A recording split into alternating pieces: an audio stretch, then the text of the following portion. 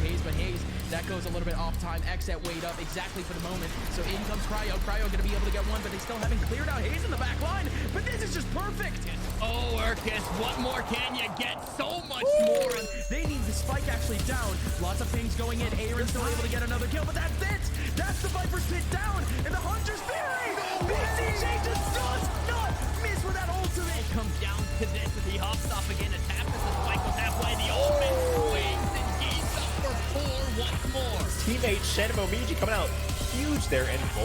Dashes, up drop forward, Shorty finds it. Mina with the clutch.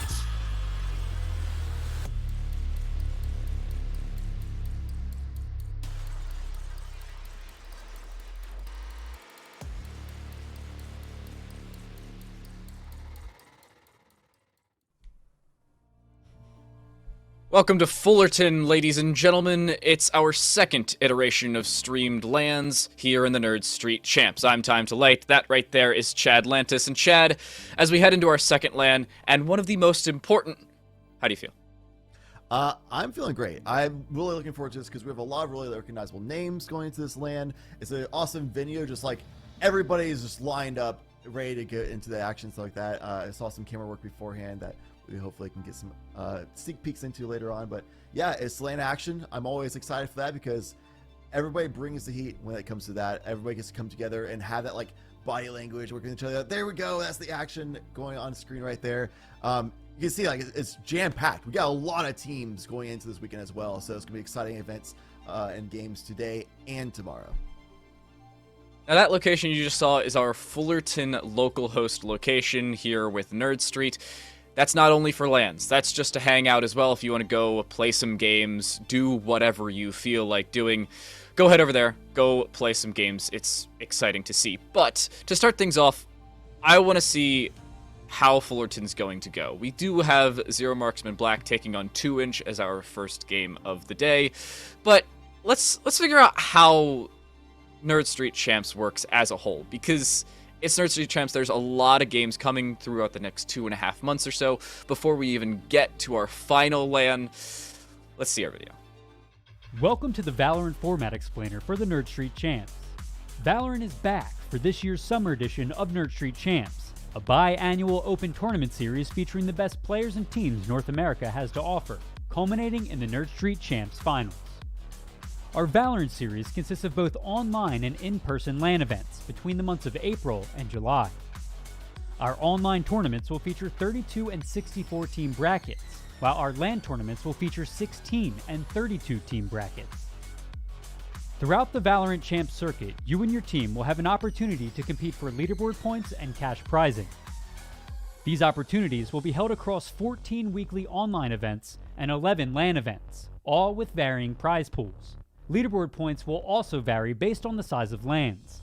LANs will be held across North America, taking place in Fullerton, California, Bakersfield, California, Denver, Colorado, Georgetown, Texas, Brentwood, Missouri, North Brunswick, New Jersey, and Philadelphia, Pennsylvania. 4 of the LANs will host a $10,000 plus prize pool. The winners of these 4 tournaments will receive direct qualification into the $50,000 Valorant Nerd Street Championship Finals, being held on LAN in Philadelphia, Pennsylvania. Our Summer Champs leaderboard will determine seeding going into the final event. In the finals, 12 additional teams will be joining those previously qualified for. These 12 teams will come from the top 12 seeds on our Valorant Champs leaderboard. The Valorant Nerd Street Champs Finals is the culmination event for the entire circuit, featuring 3 stages. Stage 1 is an open format last chance qualifier. Stage 2 and 3 will be the grand finals. Stage 1 will kick off with the last chance qualifier, where 8 teams will be awarded qualification into the next stage. Stage 2 will pit those qualified from the LCQ against seeds 9 through 16. The 8 teams to make it out of Stage 2 will then compete against seeds 1 through 8 in Stage 3. The winning team of Stage 3 will receive the lion's share of the $50,000 prize pool and the title of our Valorant Nerd Street Champs. Sign up and begin your Nerd Street Championship journey today at nerdstreet.com.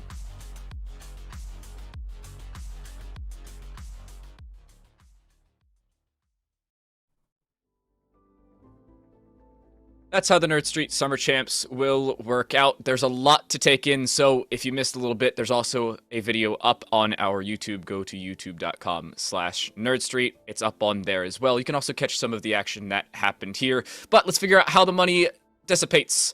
$10,000 is our prize pool. First place gets $5,500, second $2,500, and third and fourth share $1,000 each. Chad, there's a lot of cash on the line here. Yeah.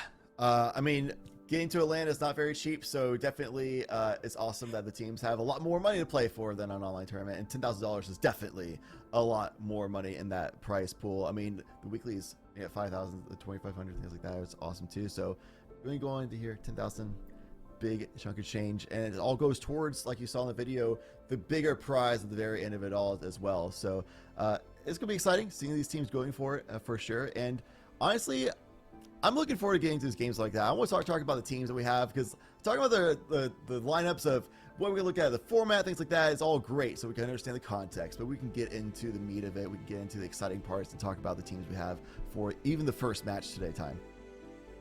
Yeah, we have 32 teams coming to the Fullerton LAN. There are 8 groups of 4 each. It's 2 teams qualifying from each. It's double elimination, so you'll have one upper bracket game feeding into the upper decider, then a lower bracket game feeding into the lower decider from that upper bracket game as well. We start off in Group A. It's Zero Marksman Black taking on the one and only 2-inch squad, and yes, these team names and roster names are what you actually see on 2-inch. It's the meme team. I love to see the names as well. Isaac Newton is my favorite name of them all. But Zero Marksman, a very well-known team. Break them down for us. Yeah, I mean, Zero Marksman is also, if you've been watching Nerd Street Champs, you should be familiar with this team by now. They are the team at this LAN that, while there's a lot of really exciting teams and some very notable players that you'll be recognizing throughout the weekend, this is the team that I would expect to set the bar and should be the favorites to go the full distance, because they're very talented players, a team that's been together for long enough that they've also developed that synergy, cohesion, things like that. And this is... it's exciting that we get to cast them the first game, because it's going to be like the bar that we get to see of like the skill and quality that of these teams on paper should be the teams that they all have to go and start shooting at to try to take out. But 2-inch, they definitely have a tough task. Meme Squad could be the case, but they don't want to be the ones to just go out 13-0 and like that in the first game of the weekend. Yeah. Again, you only make money if you're in the top 4. That's the real essence of this. You're here for fun, of course. You also make a few extra points. You get double points for this event. So it's 1,600 points for first, 800 for second, third and fourth share 400, if I remember that correctly. We do not have a third place game. It's just quarters, semis, and finals. There are, however, 16 teams making it to the bracket stage, 2 from each and every group. ZMM, I'm favoring in this game. I'm not gonna lie to you here, Chad. I have to favor ZMM. Now, we know what maps we're heading to. Let's take a look at where we are going, because map is everything, especially when it's one of the more unique ones to first-person shooters. I'd have to favor ZMM. Still, I'm going to say it probably a couple times throughout the map itself, but do you think it's going to be a blowout, or do you think the 2-inch are going to surprise us? Yeah, it's no surprise to anybody, and I think it'd basically be like friends and family of 2-inch that would be predicting that they would win it, basically. It's just that heavy of a favorite kind of situation, but that's the kind of the place where we're at, it's like open, entry, and it's group stage. Sometimes that's the case. You get the predicted best team in the groups, but hey, how cool would it be, though, if an upset happens to start off the whole weekend, right? So we might as well live it up as far as hyping up this team that on paper is the favorites, and if they get upset, then that is going to be quite the narrative to look at moving forward. But going into the maps for sure, based on the pick that we have, waiting for the graphic, I don't want to be the spoiler over here or anything, but I think it's a map that can catch some teams by surprise. It has a lot of good fast rotation things like that, and can provide a lot of unique agent picks as well. So we do have that graphic soon. I would love to go into talking about what map we have. We do not. However, we do know what the map is. It is Haven. Haven's our map. We have the graphic for best of 3s. That's how it works. Okay. We're going to Haven. The maps that were banned are relatively obvious. All of them other than Haven. That's your TLDR about it. That's ZMM. You just ban back and forth until there's one left. It's easy peasy.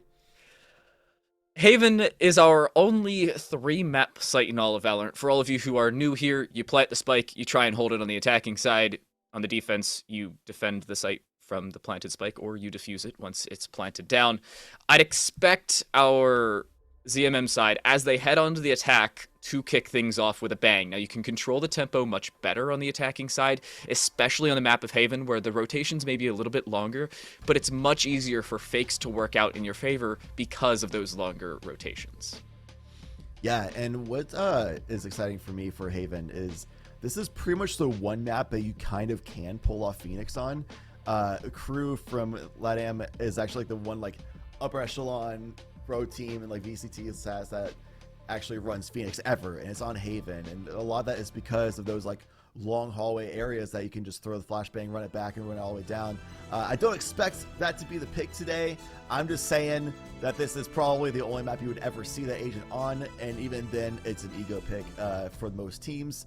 Crew is just a wild horse team that can just make it happen somehow. We're looking at pick bands, agent selection I should say right now. Breach coming through. I love the Breach pickup, especially like on defense, holding over towards A link.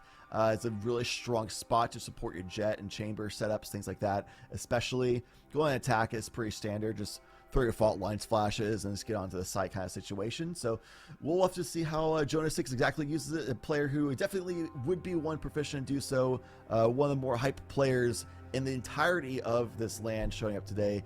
But you can probably say that about every player on the Zero Marksman lineup.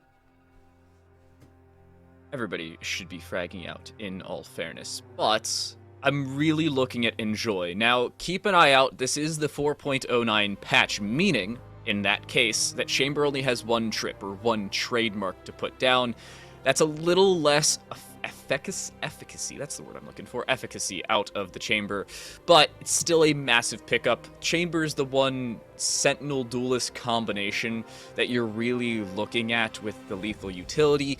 A lot of heavy impact for the Chamber. Keep an eye on them. They'll frag out.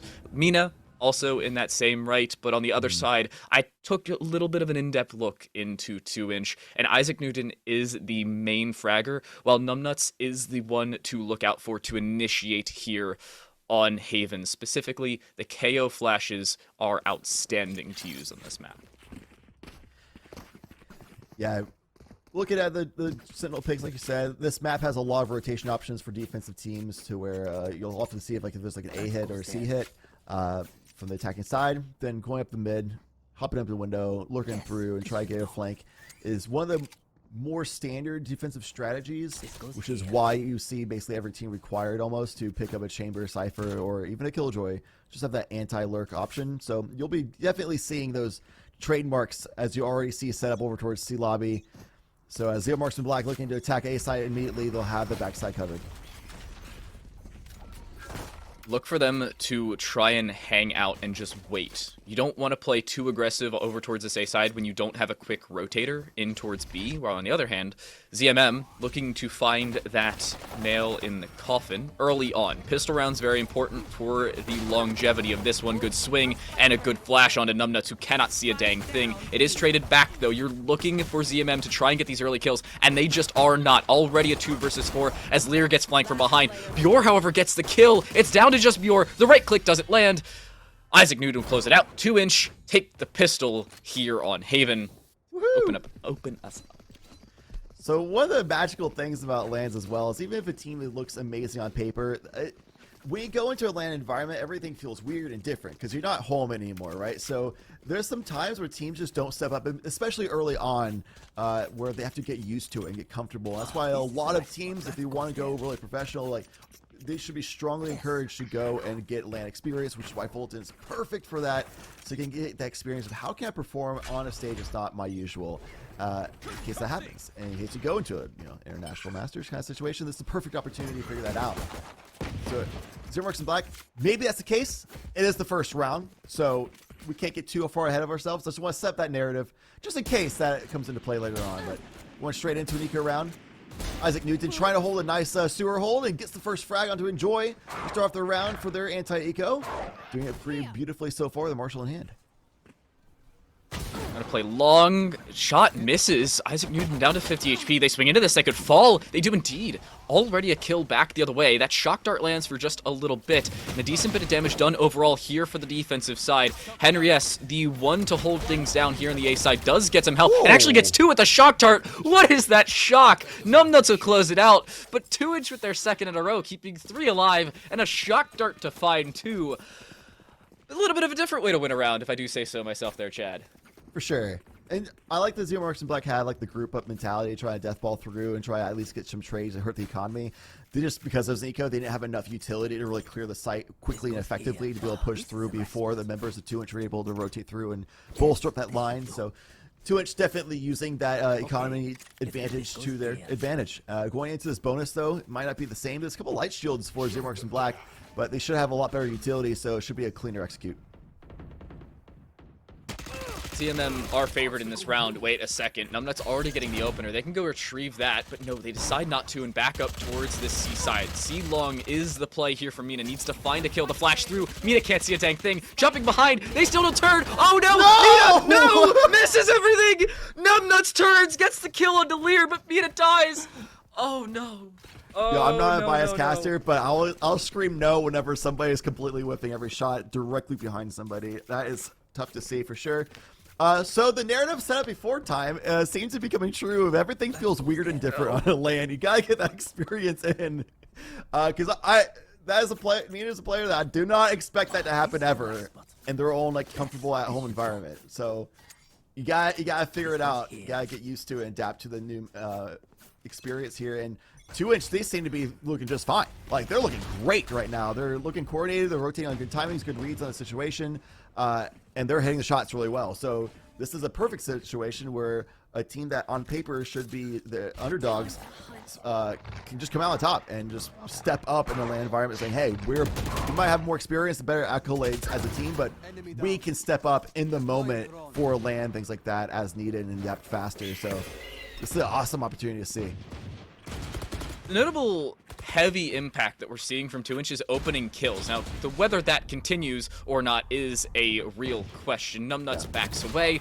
Long angles held. What is that shot? Another from Enjoy. Does not get the third. A good swing from Numbnuts, but it may not matter. ZMM not winning the round that they should, but still gaining advantages on ones they have a disadvantage naturally.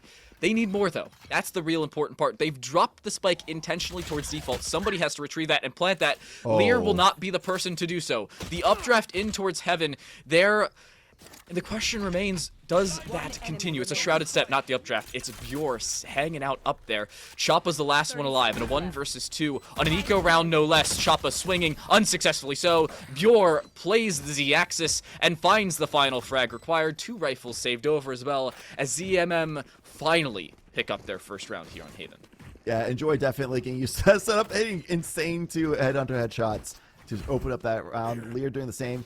A little unlucky that Lear got caught by Team Flash from Jonah 6. Might be just a little bit of miscommunication, miscoordination. But I did like that they didn't go immediately for the plant. Even though some people are like, why are they planting the spike? Well, they want to set the established control of the site, get Bjor up into heaven, and set a crossfire in case 2inch tries to get too antsy. Because the read was that 2inch is just quick on the rotation so far. So we'll see how that continues playing out moving forward.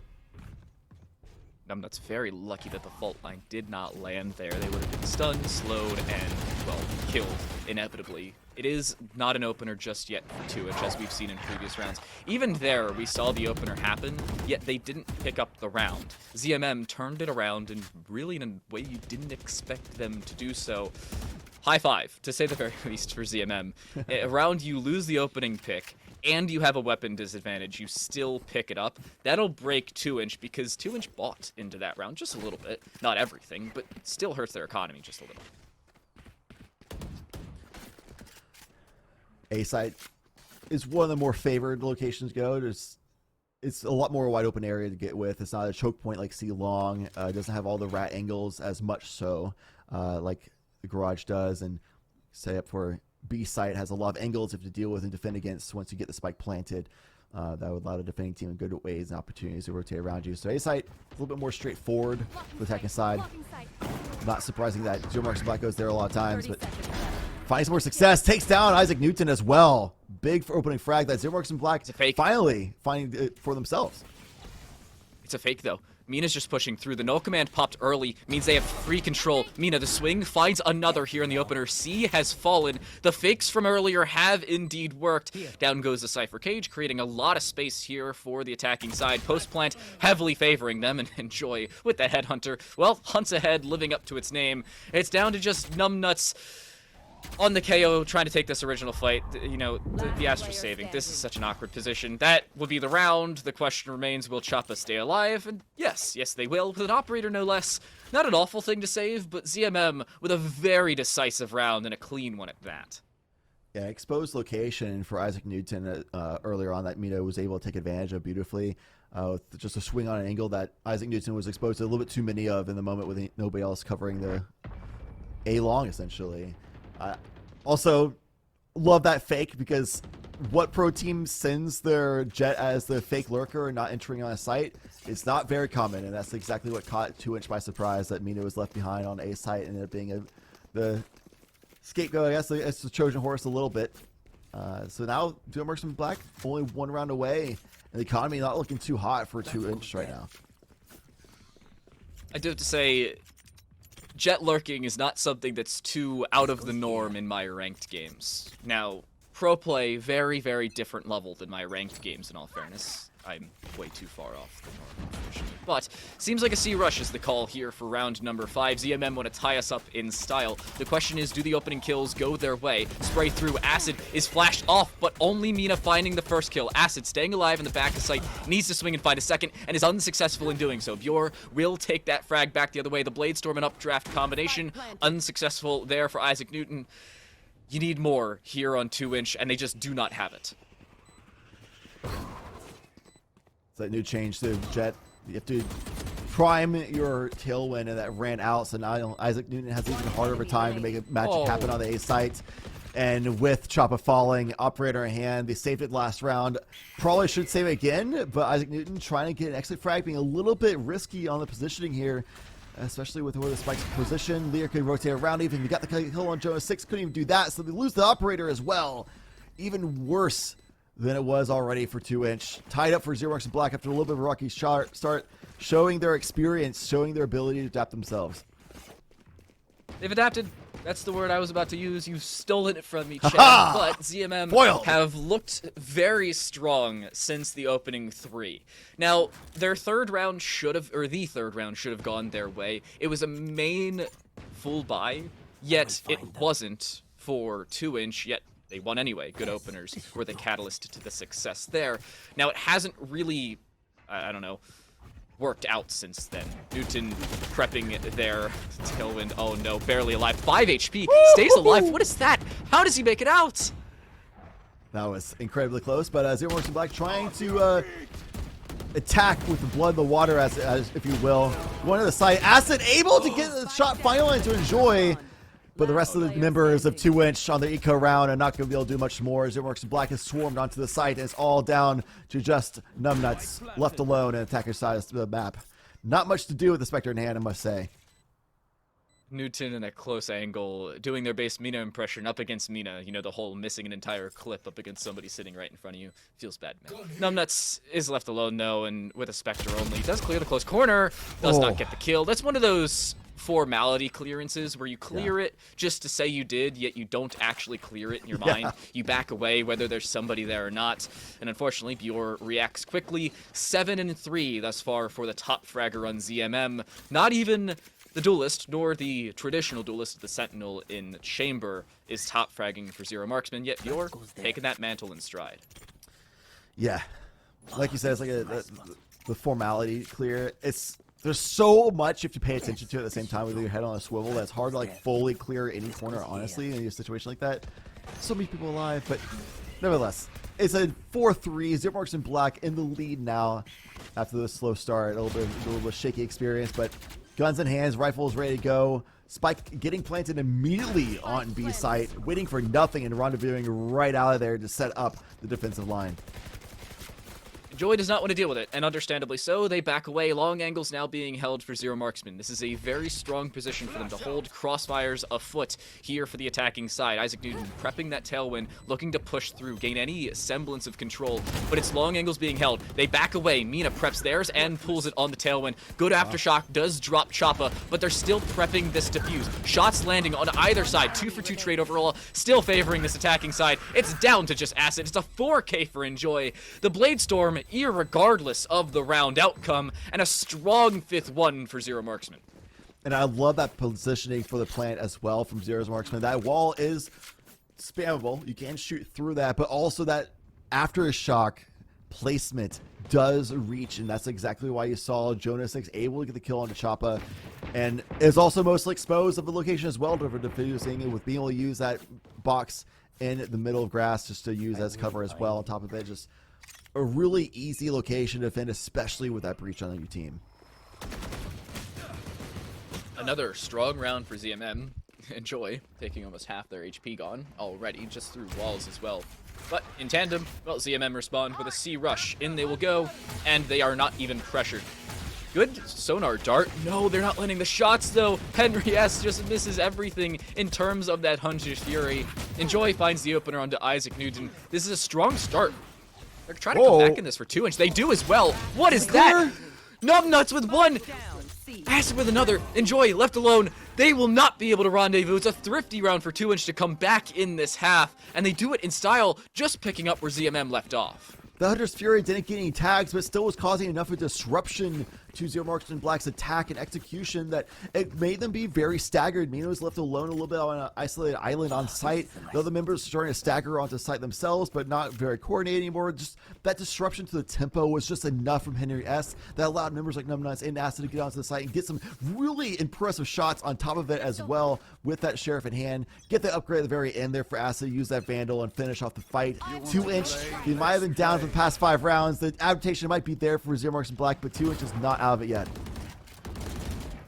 They're making their strides back into this. Seekers popped early. They're looking to just fully send themselves in on towards A. From the shadows popped. Henry S. uses the Aftershock as an smoke-esque type of play, is able to mask their own shots through, and the early fall for Bjor is not a great position for ZMM to be in. They've already popped one ultimate. The null command on the other side, along with that cosmic divide, are also utilized for the defense, but an even trade of ultimates thus far, along with the tour de force still available, is a decent position for ZMM to be in.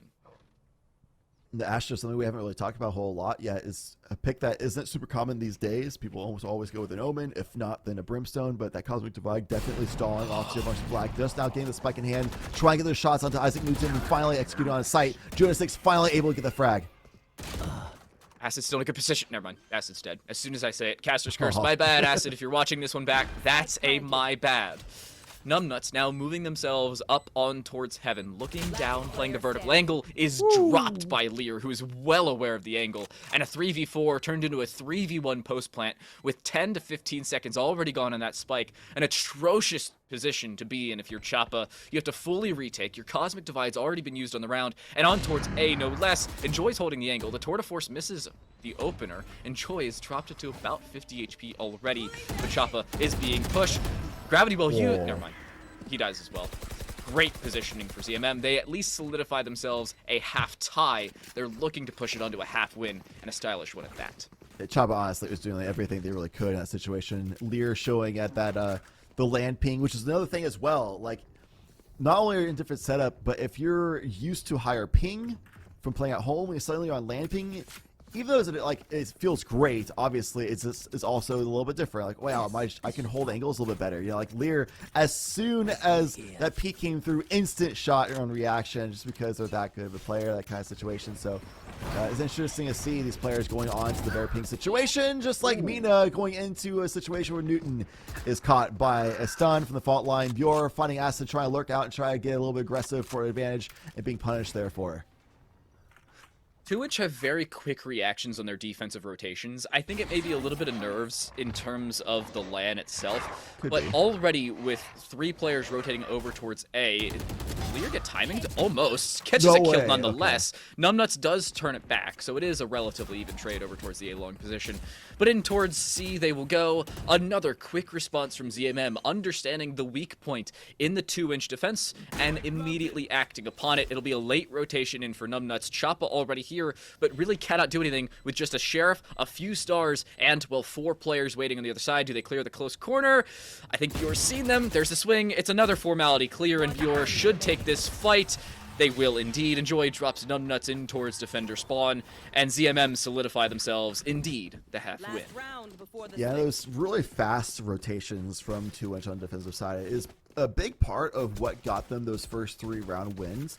And Zero Marks and Black seem to have just downloaded that. Ever since then, they started doing a lot more fakes, rotations. They've started planning around the fact that those fast rotations come through.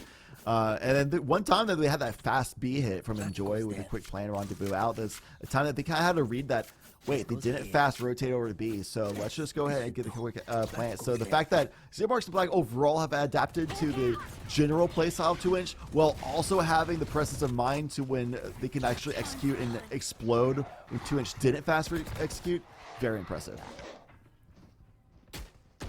Numbnuts almost catches the timing. Unfortunately, has to back away.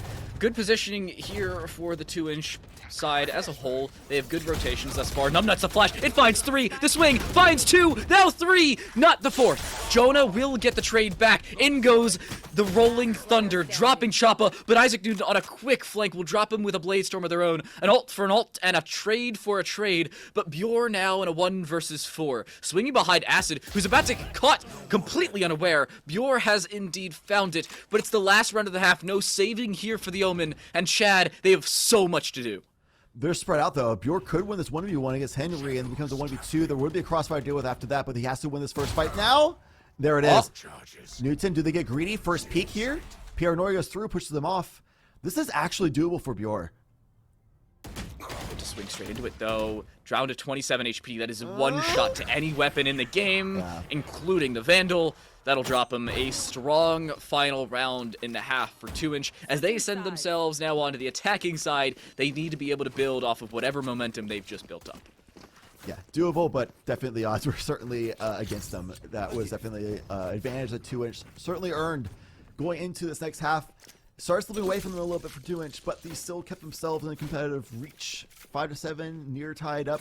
And if they have as strong a start here as they did before, with being on the attacking side, where they can dictate the tempo themselves, perhaps they could have a look to make this comeback a reality and win out this map, because this is a best of 1 for the group stage. It's double elimination at the very least, but it is still a best of 1, and honestly, in a single map of Valorant, anything could happen. This could be a chance for 2-inch to make a dream a reality here.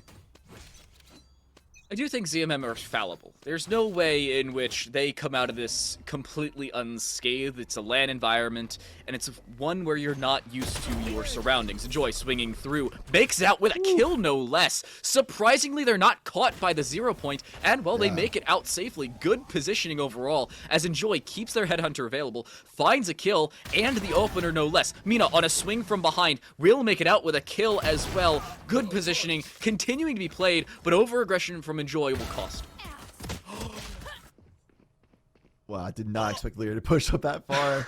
2 versus 3, though, with 1:05 on the clock. Like, this is still doable for both teams. So both Zero Marks and Black has the advantage right now, and with the swing around, they're not seeming to be ready for Bjore either. One enemy remaining. Couldn't get the kill. Bjore finds a kill there, and Choppa is aware of the Shrouded Step, finds a free kill. That's an opener, to say the least. Good fault line, though, forces Choppa into an awkward position. They're just sitting here. It is a 1 versus 2 for Choppa. They're swinging onto vertical angles that really do not exist. Jonah's playing down below. The headshot required. The headshot not found. A team ace to win the second half pistol for ZMM. They were not able to win their attacking sided pistol, but they do pick up where 2-inch left off with a defensive win. Zero Marks are definitely a team you can expect to carry momentum as well in their favor, as you saw for the most part on the first half of this map. That breach situation, setting up over towards C long a lot more than I expected. I mean, Mina does have Lear to use as far as initiator setup for that jet peak situation. Has those pop flashes, things like that. So meanwhile, Jonas 6 can work alongside Bjore to handle C long on top of things. Ooh, what a shot. Who needs C-Long? You just have C-Garage. Enjoy's just hanging out here, Headhunter in hand, looking for another, unable to find it. Third, fourth, fifth time around? Oh my Does. god. Fifth Stop time's the playing charm. with fire. That's What are you the call. doing? What is that? He finds another onto Isaac Newton. All it takes, apparently, is the Headhunter to find 3 different heads in 3 different positions, no less. Paranoia, shrouded step from behind. Well, Jonah already has the flank set up. CMM, a flawless 9th round win. And they now have a massive advantage in terms of momentum. They're on the defensive side. There's 0 marksman black. Need I say more, Chad? No. That works.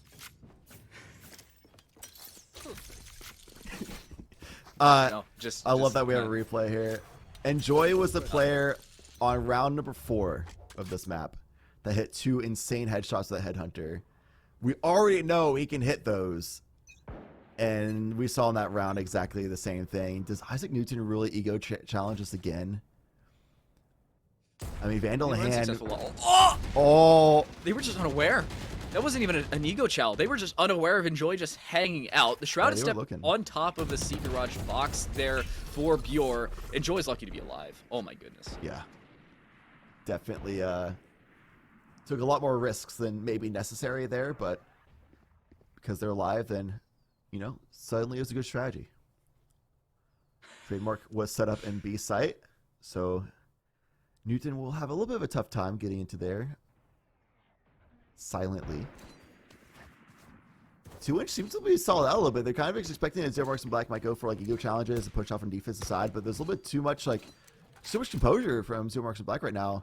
Lear finally is going to be pushing out a little bit because he had the coverage from Mina, so he'll be able to get a flash and swing from there. The timing, Numbnuts just wasn't ready for it. On the double guiding light to back away as well from Lear. Newton does find the opener back the other way. The trade is available. The fault line misses, but Jonah's still in a good position to find the kill regardless. Does reposition, but is still found out by that recon bolt. It has to be a switch up here for 2-inch. They're walking into 3 players and a 4th rotating, that being Bjor, but it does not matter. Lear with 1 and a 2nd. They're 3rd on the round. The 4th not there. Acid finds a double back the other way. It's down to a 1 versus 1. Bjor, the top fragger thus far, the one to be put through it, needs to find the plant, will not find it, and it's the Phantom Diff. Bjor is domed, but they stay alive as a Phantom headshot potential just was not there. Bjor clutches, and just barely, but Acid almost brought it back. And what an incredible read by Zero Marksman, just completely trusting the trademarks and Enjoy in general to just hold down that left side of the map towards C. And after that initial presence in Garage, knowing what Enjoy did to 2-inch the round before, just kind of expect, you know what, they stalled out here, they might just stagnate and then rotate over to A site, which is what a lot of teams typically do, and that's a good read that Zero Marksman Black had. There's so many people over there ready for crossfires and the like, so they're able to get some frags on the way in, win out the bonus round. Enjoy still just runs this Garage, man. It's the chop shop. Oh my... Spike down. What is this? He finds another onto Henry S, no less. Avoiding the flash, Jonah swinging, finds a kill into Acid. Numbnuts is already low. The swing should be unsuccessful. The Paranoia too near sight them. The flash does not matter. It's down to Choppa in a 1 versus 4. Close range position. Now 3 bullets left in the Sheriff. The swing not gonna land. Lear hits the wallbang headshot as they're jumping and is hit by the aftershock. A little bit of friendly fire there, but Zero Marksman really do not care. Yeah, they will. Lear needed to buy up no more armor anyway, so whatever at that situation. Their economy's just fine. Mina has an operator in hand, vibing. Enjoy might not even buy a gun at this point because he does have the Tour de Force and the Headhunter as well, which we already seen what we can do with that in hand. Buy it for 2-inch, though. They do have a Cosmic Divide and the Neural Theft. They can get the frag earlier on, and the Cosmic Divide set up so you just cut off the rest of the team. But they would like to get an opening pick here, and with how the setup is with Lear and Mina, operator hand, pop flashes alike, and some forward information as well, it's going to be hard for the challenge from A long, and that's exactly the difficulty that Newton is fully realizing right now. Shoot the recon bolt. Mina trying to take the fight. Still has a tailwind available should they take the peak. They will indeed. The information given over. The Trailblazer lands. The shoulder shot does as well. Numbnuts cannot catch a break. And ZMM forcing match point should they win this round. It is still a 4 versus 3 as Henry S brings 1 back the other way. But 2-inch needs something. And Choppa is actually taking control in towards C Garage. Oh, no. And look at where Enjoy is, all the way into their spawn as well. So they know, like, okay, they're definitely going to stay here. That's exactly why Mina was able to hang out alongside Lear. Bjor rotating through as well. Jonas 6 on top of it. And now it's all up to Chaba. Enjoy has so much more information to work with for the team. They know exactly where Chaba's going to be. And they're able to set up the crossfire to finish off that round perfectly. It's going to be the match point for Zero Marks and Black. How consistent they are. Not losing a round in the previous 5. They have won, as I do quick mental math, 12 of the last 14. What is that from Zero Marksman? Their attacking side opened up as lackluster, to say the best, and their defensive side looks flawless, including a flawless round or 2. Pistol, conversion, bonus denial. This is outstanding for Zero Marksman. They're really showing why they're the first seed coming into this. And they're looking to continue with it. Match point getting aggressive, maybe a little bit too much. Perhaps. Still a 3 versus 3 is the situation. But all 3 members of 2 Inch Alive have their ultimates to make that 2, but they still have ults to work with. Neural Theft could come through and give them a lot of information to work with. Choosing not to use it, though, which is very interesting. Does Bjor catch a timing here? They would have known where Bjor would end up if they used Neural Theft by that timing, I believe, but okay. Numbnuts, aware of the possibility of the flank, knowing that Bjor has not pushed out yet, is there for 2 Inch. Where do they plant? That's the real question. Timing could be caught from either side. They're looking to rotate towards C, and there's still the breach in C long. They have to clear this. If they don't, they die, they lose the spike, and all the information given over to ZMM. Bjor can rotate. This is a good position to hold down. Do they find a kill? Jonah will be able to swing out. They might get greedy and plant for long. Okay, they play the safe play, plant default, or actually behind it, but it's even safer. Little hard to defend overall, but we'll fan out and just try to find opposition. It's gonna be a lot of guesswork, honestly, from here on out. They know where Jonas 6 is coming from at the very least. Shadows traveling. They're unaware of Bjor, though, who does throw in one of those dark covers. Garage is the place it does indeed cover. Flash can be prepped here. The swing from Acid, though, finds a kill of their own. The Shrouded Step over top from Bjor lands them a 3rd on the round, but Numbnuts, with the swing of their own, will at least give 2 Inch half of the score of ZMM. They push themselves onto 6, with 6 more uninterrupted required. In all fairness, they do have all of their ultimates, but all of them have to be used at some point. Yeah, my only big criticism on that round is that Neural Theft is considered one of the weakest, if not the weakest, ultimate in the game right now. That would be probably the one time that it would feel like a really OP ultimate, because you just counter the Omen ult, basically. You just know where they went. That timing could have been perfect, but they chose not to do that. But they do use a null command now, and it's looking like a very aggressive A hit. You already see the rotation coming through for Zero Marks and Black. The tripwire is set up for Mina. Shoot it out to force them to be a little paranoid for 2 Inch, even though they don't or may not fully commit to this rotation. Null Command only gives them the A Wow, they just control, go for nothing it. more, nothing less. Cosmic Divide now off the board as the kill comes through. Henry S in a good position, finds the opener, needs to find one more, but Enjoy doesn't care with a double of their own. That's 2 for the chamber. Acid has the cam set up, but still has to find the information before they can use the information, and won't find anything. Numbnuts 1 versus 4, doesn't even find one. Zero Marksman will take Haven. They'll move on to the upper decider here in Group A. That spray transfer from Enjoy was nuts. Took out the person in sewer left side of the ramp, and then swung to find somebody cubby in A long. That's insane that they were able to transfer that at such an angle. It's like a 45-degree-ish angle that they swung that. It's pretty crazy. Interesting to see. Enjoy also being that player that I would probably give the MVP towards in that map, just because of they got the double headshot entry for round number 4 that stopped that initial momentum that 2 Inch was starting to win that eco round. That round with that headhunter was insane. That just everybody kept going back and forth through that little slit between the 2 doors. Still found the headshots, which is nuts. And then just creating map pressure on defensive side to give a lot more information and just allow Mina to just kind of hold the line and know they can still work with what they got. And then spray transfer at the end, things like that. So just the player just popped off all throughout, but the whole team really as a whole did great.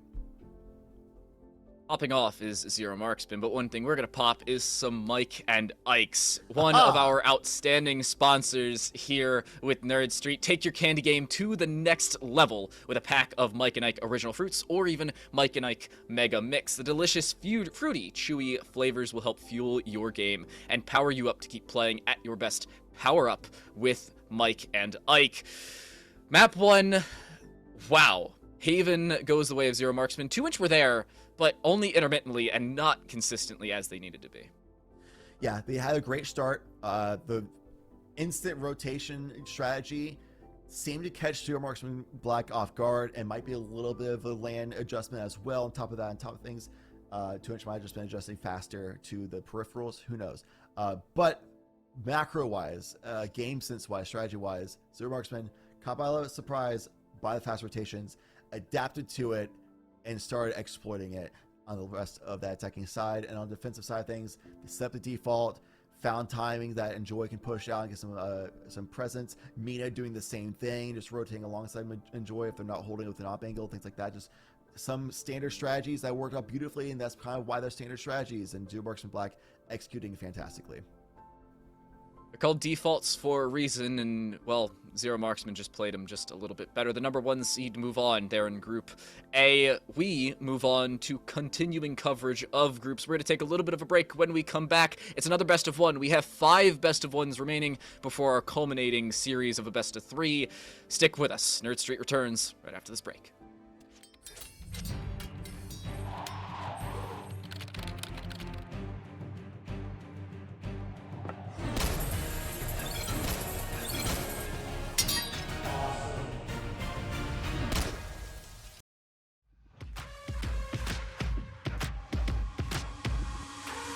Committed too early though. There's 4 players here, and his infiltrator goes in. That's a big opener, but here's the return, and a double kill from Poise.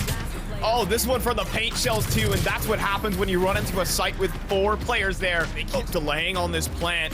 Giza's gonna get into position, and oh boy, this is going to hurt. 1 headshot, say it can work. Can work. Shen, great aggressive play. Uga finds 2 in Momiji. In a 2v2, Giza finds a second. Do they need to defuse? Mojo from the top. Hey, Momiji to hold. Oh, even though he spotted out, finds one, tries to dodge the flash, and with the help of his teammate, Shen and Momiji coming out huge there, and Shen in towards the back of sight. Spamming the top of the cloud burst will actually get Poise. Shen with 2, converts it to 3. Yeah, Kev knives out in the corner, has been spotted. He's gonna use that to try. What? And Momo's dead? Harry and, you know, Momoji, I'm sure will try to get the... Momiji does have his Omen ultimate. Oh, no. Try and reposition, but this shorty is good for 3 kills in 3 rounds. 3 peaks with the Arc Infiltrator's feeling himself right now, man. Rolling Thunder comes in, and the aggression from Infiltrator finds 1. Man. Stun finds 2. There's 2 more. Is he good? Shen finds 2. Finds a 3rd through that Cypher. Right, they've got all the info in the world, and they need to. They're not going to react because they know what's going on. Sim from the pipes finds 1, finds 2. Oh, good movement, but Icy clean with the shot there.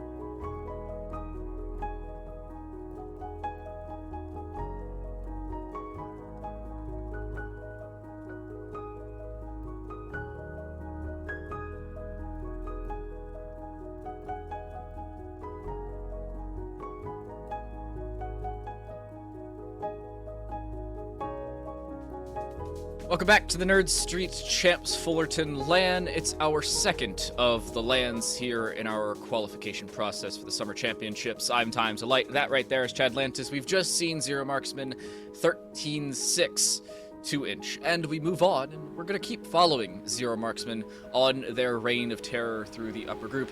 They'll take on Apollo Esports Kitten Wranglers. Yes, that's their name. Love it. Go from 2-inch with Numbnuts and Isaac Newton to Apollo Esports Kitten Wranglers. I love LANs. Time to Light is some of my favorite times to cast. And we go into another match where Zero Marksman Black is going to be favored in the matchup.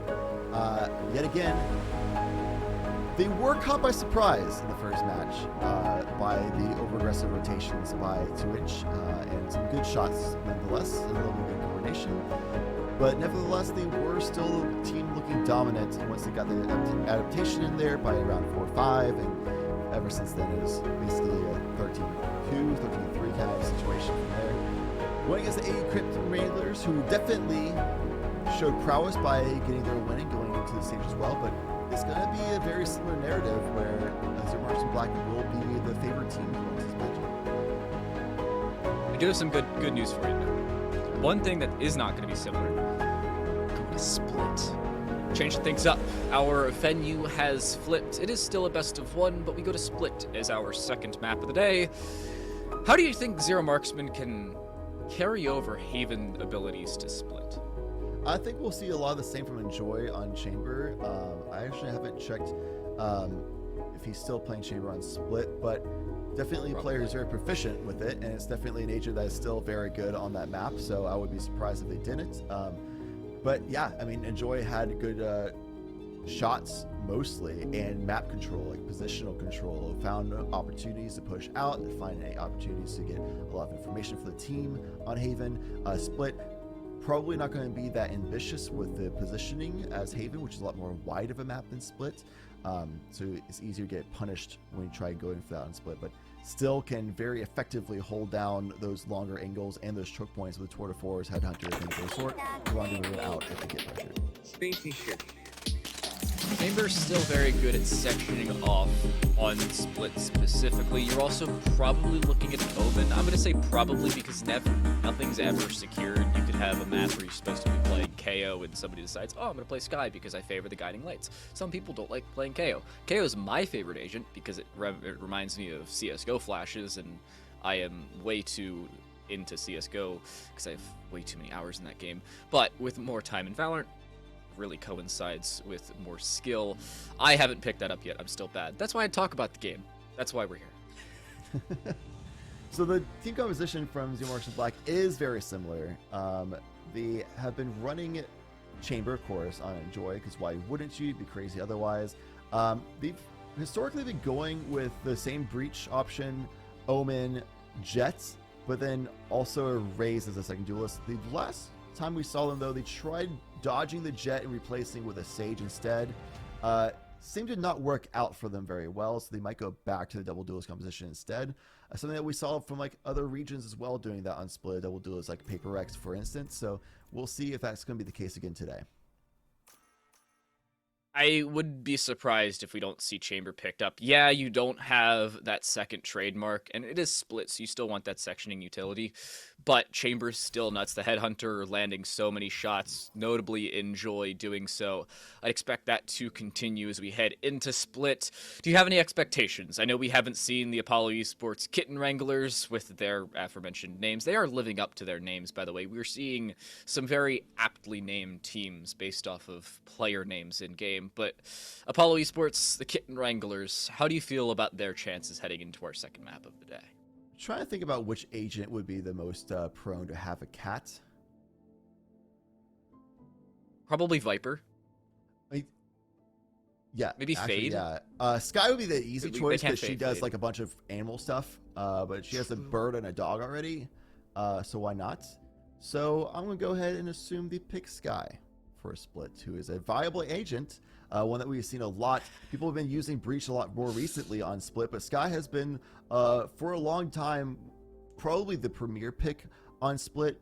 I have to give credit to Roy, aka Stronglegs, to really putting that into the map for NA especially, who has then since gone over to Sentinel. Feels bad, but he's performs that extremely well as well. But yeah, lately we've seen a lot of KO, Breach, things like that, of course. Jim Marks Black in the Breach, like we mentioned before. But yeah, why not? I'll predict that AE Kitten Wranglers brings out a Sky for this map. And a Viper. I think, actually... And a Viper. Yeah. I think that's viable. Honestly, Yeah, the composition is both living up to their name and a viable composition. It's a very awesome combination to see. When you're looking at Apollo Esports, they're the 3rd seeded team coming into this Group A. I wonder if they'll live up to that 3rd seed. They did just take down Karma 13-8. It was a very strong map from them. They had that consistency that we saw from Zero Marksman back on Haven. We'll see if that same consistency continues here. Here is the venue. We have a massive crowd showing up because, well, there are some big names here as well. Notably, Shazam, who may pop in later from the Sentinels crew, playing on, as I check my list of team names, it is not normal, so keep an eye on them in towards Group G. But into the map we go. Sentinels picked up. Notably, it's Pinoy picking up the Sage. I think Sage is viable, but no Viper and no Sky. Get Chad out of here. Get him gone. Dang it. Man, going based on lore predictions for team compositions apparently doesn't work very well. Unlucky. They're bringing in the AE clan tag, though. The Ash. I love that. Yeah, I would imagine I'd say Sage that would that have a way. cat as well. I will be honest. I think Sage was Okay. one of the leading choices, so I think they're still sticking true to form. I think a lot of the agents in Valorant have cats. Like, if you think about it, I'd have I'd see cat. a way in which Astra, maybe Chamber, he seems like a cat person. I feel like Astra, yeah, for sure. Chamber could have a cat. Everybody's viable. I think Breach could have a soft side for a cat, you know, like low key. Doesn't tell anybody he has a cat, but he just kind of does, you know. But anyway, this composition is very good from AE. Sage, long time pickup for a split. You just drop that wall in mid. I personally am not a fan of the instant wall in mid strategy, even though I know everybody does it and I understand the viability of doing so. But especially for pistol rounds, I like using it over towards a lobby just to get like that cheeky quick orb grab. I like the delayed usage to use that for either retake wall barricade just so you can cut off angles that the other team could hold on you, or if their enemy team starts suddenly trying to pressure one location, you drop the wall then. Dropping the wall instantly in mid does provide a lot of like time for getting a better reads and trying to work out where exactly the enemy is. If they try just exploiting through mid, it's a lot better to try to use that one wall to force them to have to use a lot of utility and things like that as well. And just burns the clock automatically is nice too. So I get it, but I'm personally not a big fan of it. Enjoy playing in towards and aggressive towards mid. I like this call. You want to see Zero Marksman gain control early if you are a Zero Marksman Black fan. Jonah switching on to the Rays, notably from our previous map, playing towards A. Well, they were playing in towards A, now they're dead. Artada looking for more, does not find it. Is turned back, not even damage done. That's most of A gone. Mitchell, the last one alive, playing towards elbow, the swing with the ghost. The information's there, and Zero Marksman capitalize off of it. That's the A site gone. That'll be the spike down virtually for free. Oh, maybe not. Barely makes it out alive, but still in a little bit of a precarious situation, just like Mina, but able to get that right click beautifully, taking out Darian. It's going to be 4 versus 2 on the site. They want to push in. Pinoy, well, falls. There goes Spice. Rux left alone as the breach is now gone. Enjoy. The headhunter finds yet another head. Notable changes here for the Zero Marksman Black side is they bring in a Brim for double smokes, especially starting off on the attacking side. I like the idea, but I'm still surprised we're seeing it. Switching off of the Jet, by the way, is the call there. Bjor back on that Omen, Enjoy back on that Chamber, and Lear switching from the Sky to the Breach, well, Jonah switches from the Breach to the Rays. I like the switch-ups from Zero Marksman. That's one thing I love to see, but does it work out for them? Thus far it has, with Mina going 3-0 early. Yeah, I agree. It is interesting to see a Jet main going over to Brimstone, but No. Brimstone does offer that stim beacon, quick speed up, just like AE Kitten Wranglers sped themselves through mid lane to try to get the rotation off try and catch Zero Marksman Black by surprise, but that's not going to be the case. Members are ready and waiting in this post-plant situation. Underestimated dark cover usage. Bjor putting that one through perfectly. Oh, the satchel. Will it find it? Oh, does damage. Does not find the kill. 1 HP remaining. No, it does find the kill. Rux walks right into it. Spice is on 3 HP. This is not going to be a 1 round. It'll be damage done, and specifically only HP damage done to Enjoy, who falls down to 33 HP after the classic dome, but does indeed stay alive. As Zero Marksman, they hold on for their second round. They don't make it too costly for themselves, looking strong to open things up on Split. Not similar to what we saw back on Haven, but still strong for the squad. And the squad that's still trying to figure out what composition works best for them, it seems. Because last time they mixed it up, last time we saw them was up against YFP, and they mixed it up and put media on the Sage. The rest of the composition was the same on player allocations with Source. But this time around, they dropped the Sage and got a second controller. Try to use more smokes and more pressure. See if that works out for them. Early on, well, it has. Not in this round, though. Lots of damage done already that they really cannot afford. Lear low, and they don't have the aforementioned Sage to heal anybody up. Only Bjor on 100 HP, and even they are now dead. Pinoy with a second on the round, looking for a third. Artada takes the mantle there. Jonah left alone, won't find anything whatsoever. The Aftershock forcing them out into the open. And Apollo Esports pick up a strong round. It was a round they should have won. They had a bonus, or they were on guns. It was a bonus for Zero Marksman. Now it's full weapons for both sides, minus Mina stuck on a Spectre. A gift. All set up.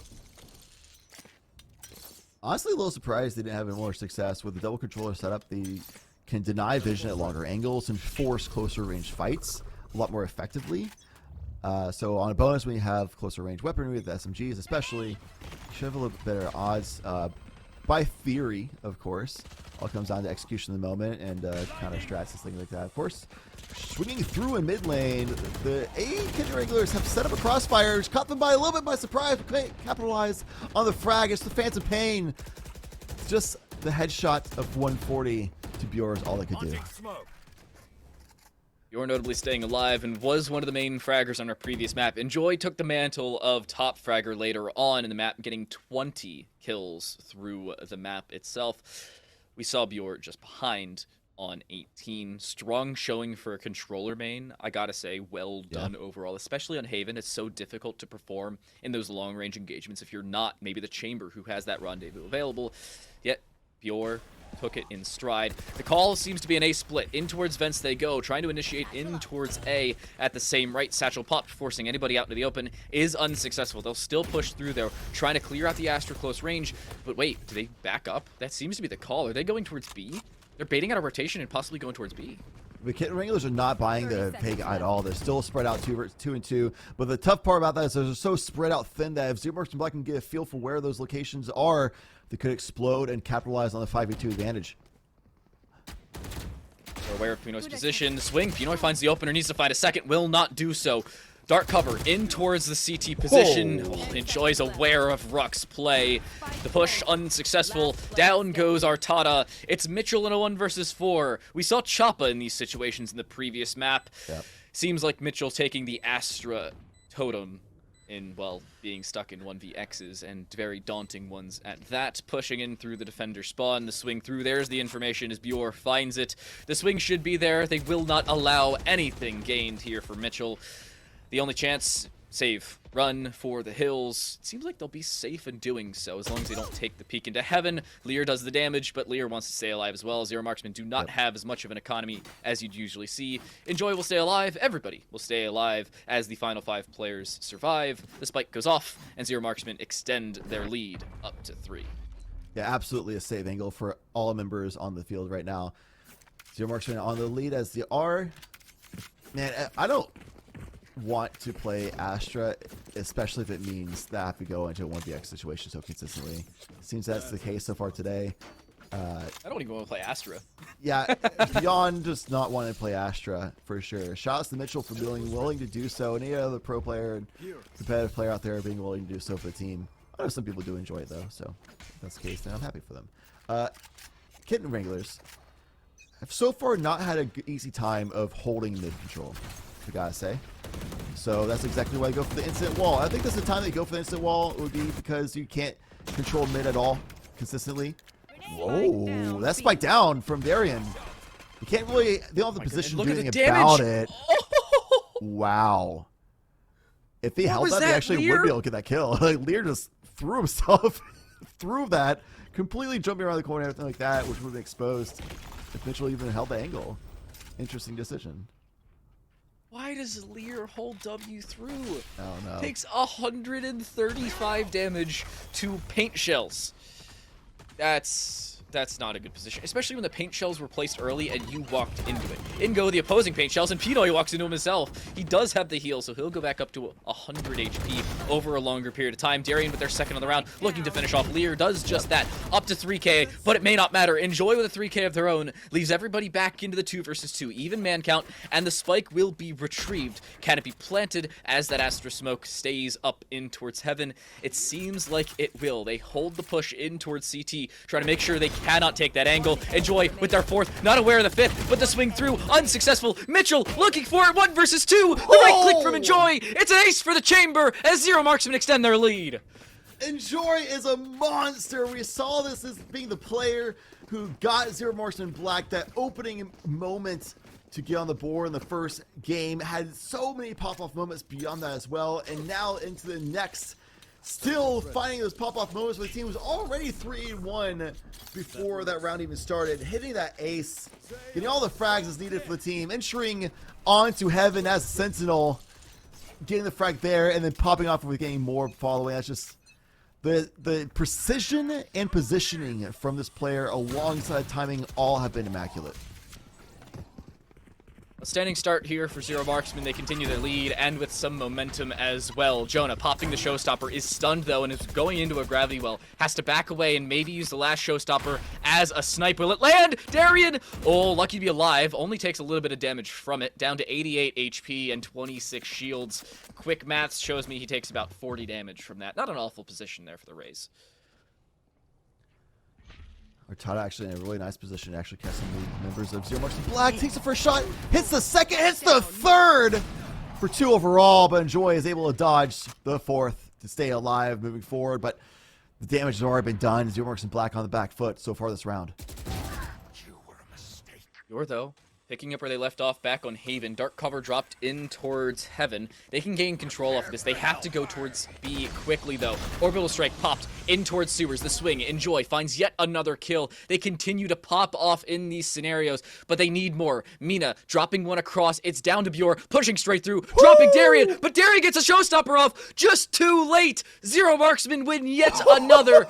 Kitten Wranglers cannot catch a break. Oh my god, it was a trade kill at the very end, but Bjorn got the kill first. So they get the credit for victory. That is wild. Showstopper pains, man.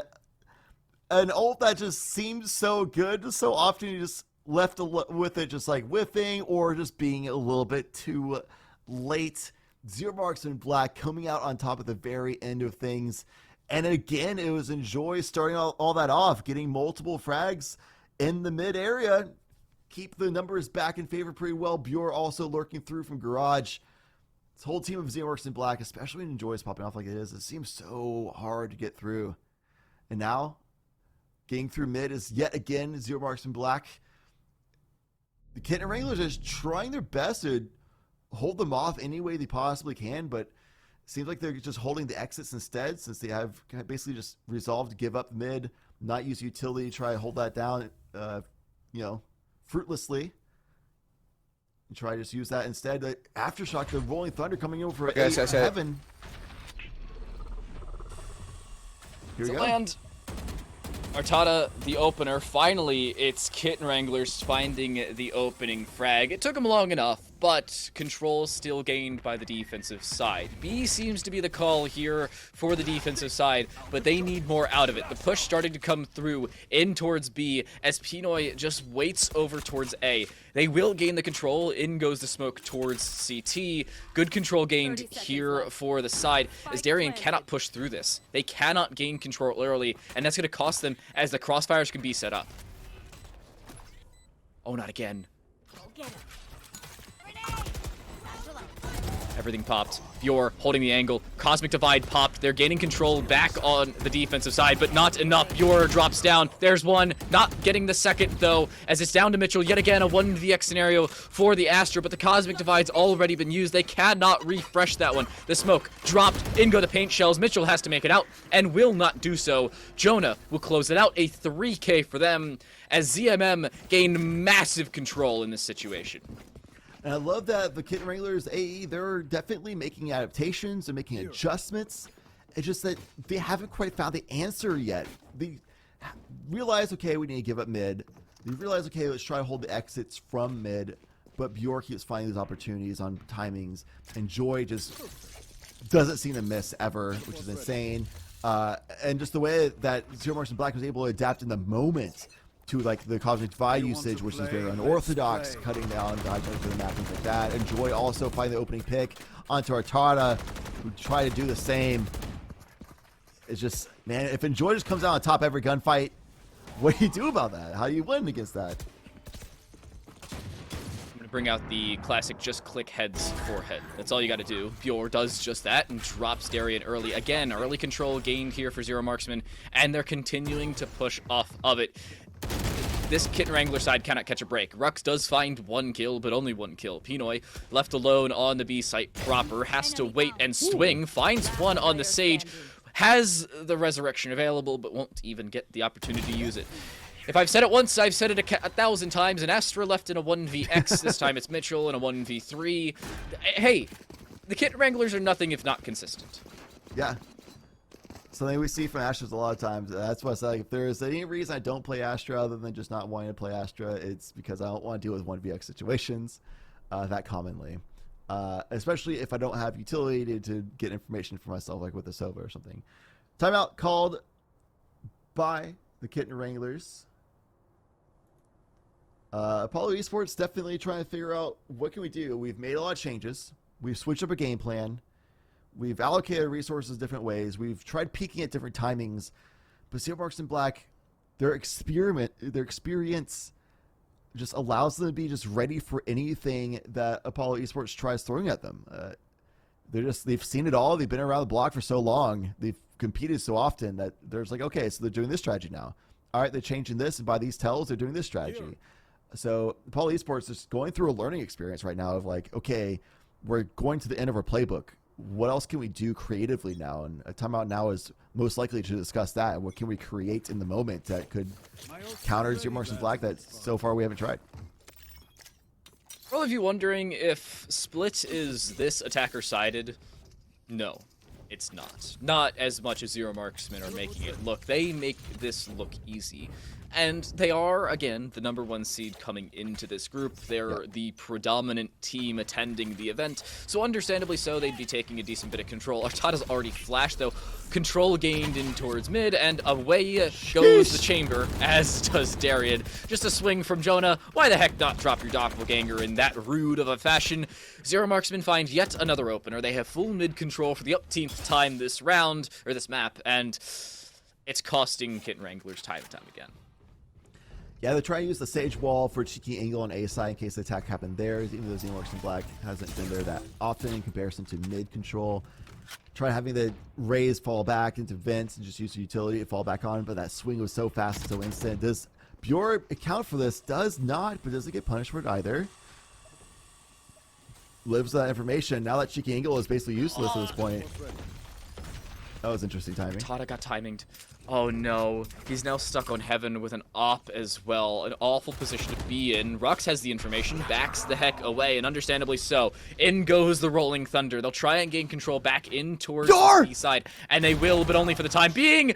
Oh my goodness, I thought Bjor was on Artada's team. I didn't even look at the bottom left corner. He will indeed fall. Took him long enough to do so.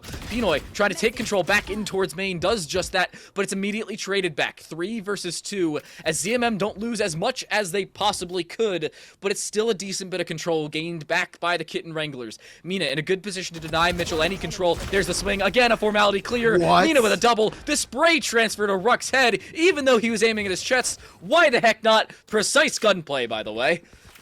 That flick from Mina was nuts.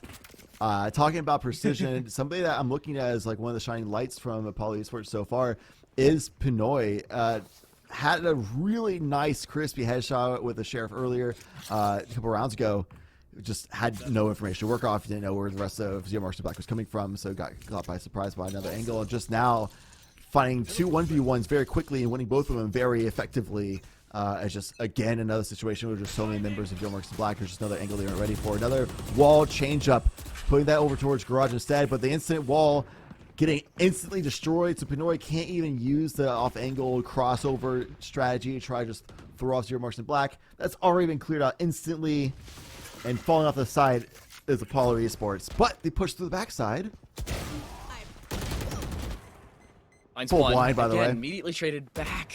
You cannot take out Zero Marksman without being traded. I'm sorry, it's just rude. They have full A control. It's down to Jonah on the B side. Basically playing a 1v4 here, looking for an ace themselves, does not find it. Artada took him a few more shots than it probably should have, but the kill was there eventually. I see a chat message at the bottom left. I don't even know what it was. Strong showing still from ZMM. It's one where, are they really gonna go for this? Kitten Wranglers are actually pushing this. In goes the Paranoia. It lands. Mina with 2, and the 3rd. Why the heck not? Taking away any rifles that could have been there for the Kitten Wranglers. Zero Marksman still looking good. Yeah, Jonah somehow living as long as they did, which was very surprising. It feels like Apollo Esports didn't know exactly how many members of Zero Marks Black were in that garage, and because they're on eco, it's a little tough to really just fully aggressively swing through. So they couldn't finish that fight and finish Jonah fast enough. Jonah's able to get a couple of with their dying breaths, and meanwhile, the spike getting planted, having crossed the entirety of Split to get to the other bomb site. It's a little tough. It takes a lot of time, and of course, you have to like swing through. Speaking about swinging through, the showstopper. He's behind you! Oh no, he backed away. Okay. I thought he'd run. I did not hear the rendezvous. Artada, no, is stuck. He dies. That's... Can I get an F in chat, please? And thank you for Artada, who could have stayed alive. Even popped the Tour de Force. There is the Resurrection available, but they have to get control in the back corner first. Pinoy looks straight down, will get killed, but will find a kill back before that happens. Bjor trying to catch a timing in on towards Mitchell, who's sitting right in front of him. The swing end up happening, but it will still be a kill regardless. 1-for-1 trade yet again, continuing to favor the Zero Marksman side. Lear closes it out. Double digits for Zero Marksman. We haven't even left the first half yet.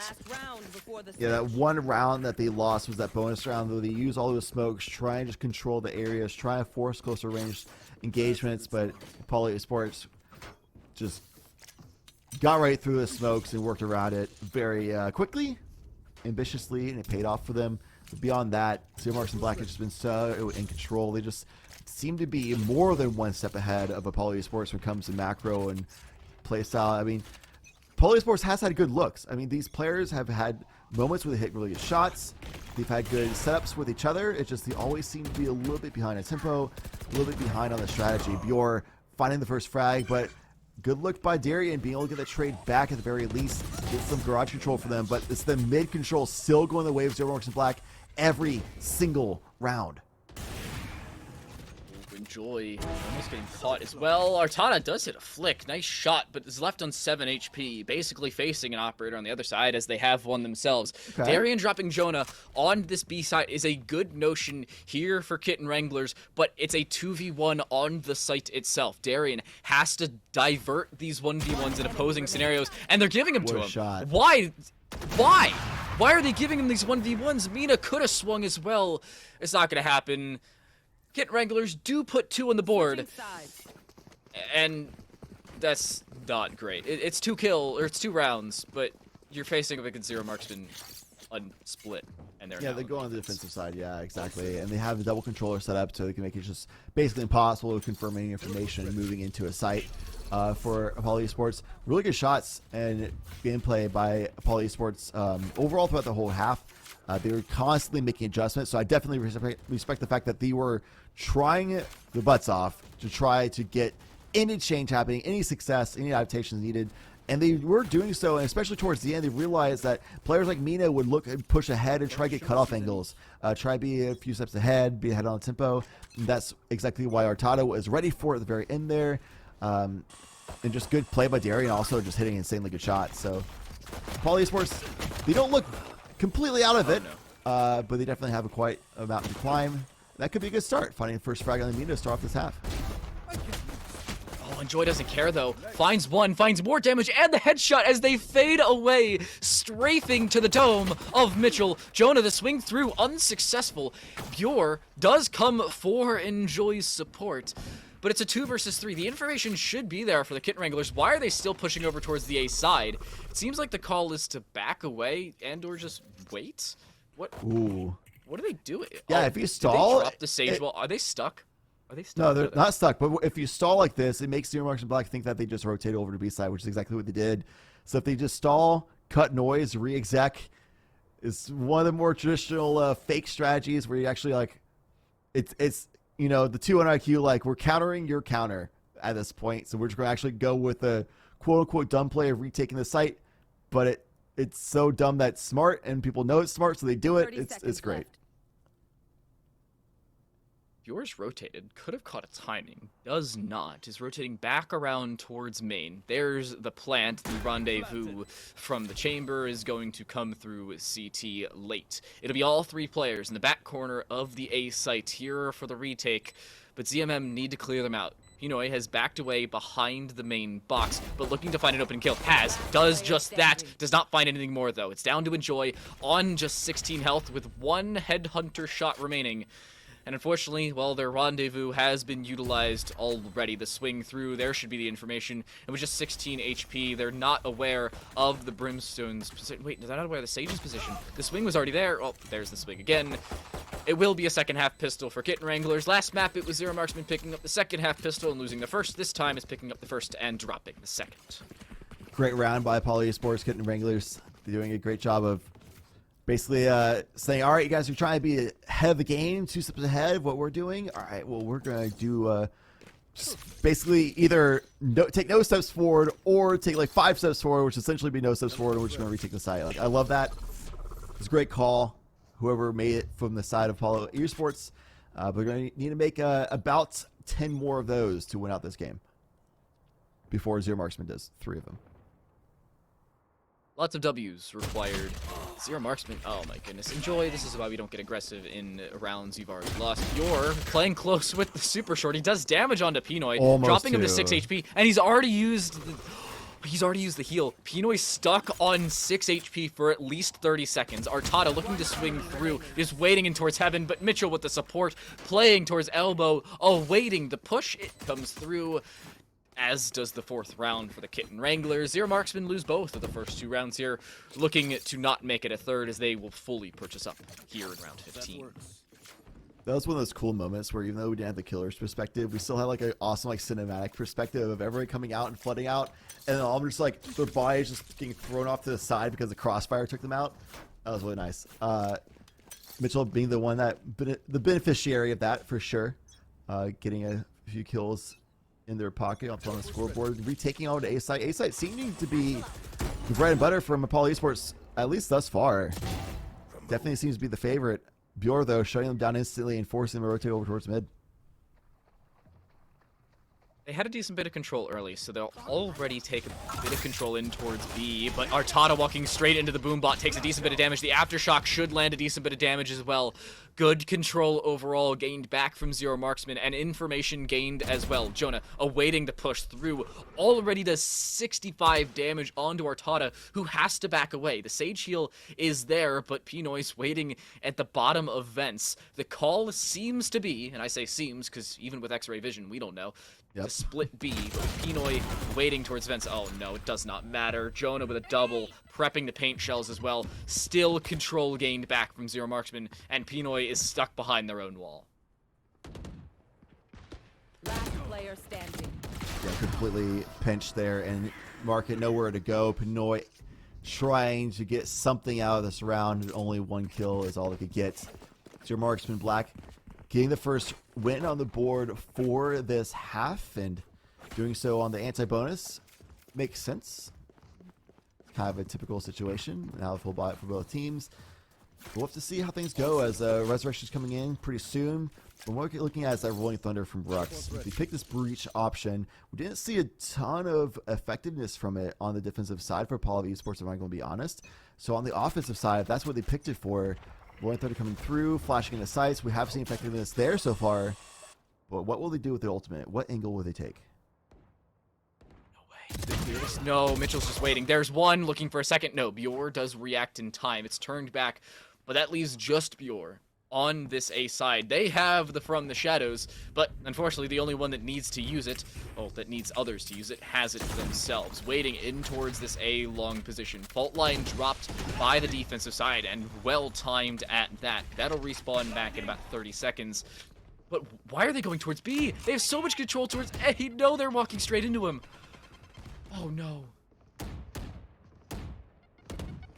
It's one of those things they expected the rotation from Jim Marks and Black, but that's not what came through. What came through is a double kill both sides of the fight. Enjoy though, here and ready, has the shots lined up, has the shots dialed in, and sends it home. Zero Marksman Black on to match point. And the best of one as well. It leaves Kitten Wranglers to, well, they lose this. They go to the lower decider. They will take on the winners, as I totally have it pulled up, of Karma versus 2inch in the lower elimination game. That's a difficult position for both of them to be in. The winner has to take on the Kitten Wranglers. Kitten Wranglers already beating out Karma 13-8. Karma, I think, would have a decent opportunity to come back in that, as could 2inch, who played relatively decently up against Zero Marksman Black, considering, well, it's Zero Marksman Black. With so many players in towards this B side, it's a lot of control gained here for the defense. Not as much as they would like, though. More favoring towards A. Yeah, this is potentially your last chance. You need to get a win here. What else to do but go to the site that's worked best for you? They've had zero success, it seems, to be on the B site. Mid-control hasn't been the greatest for them on the offensive either. Pure, shutting that down even further than before. The rest of the team of Apollo Esports rotating into mid. But Bure's already here. Lear as well. He's waiting. The flash lands, but he backs away anyway. Lear gets the shot across into Darien, immediately traded back, and timely so.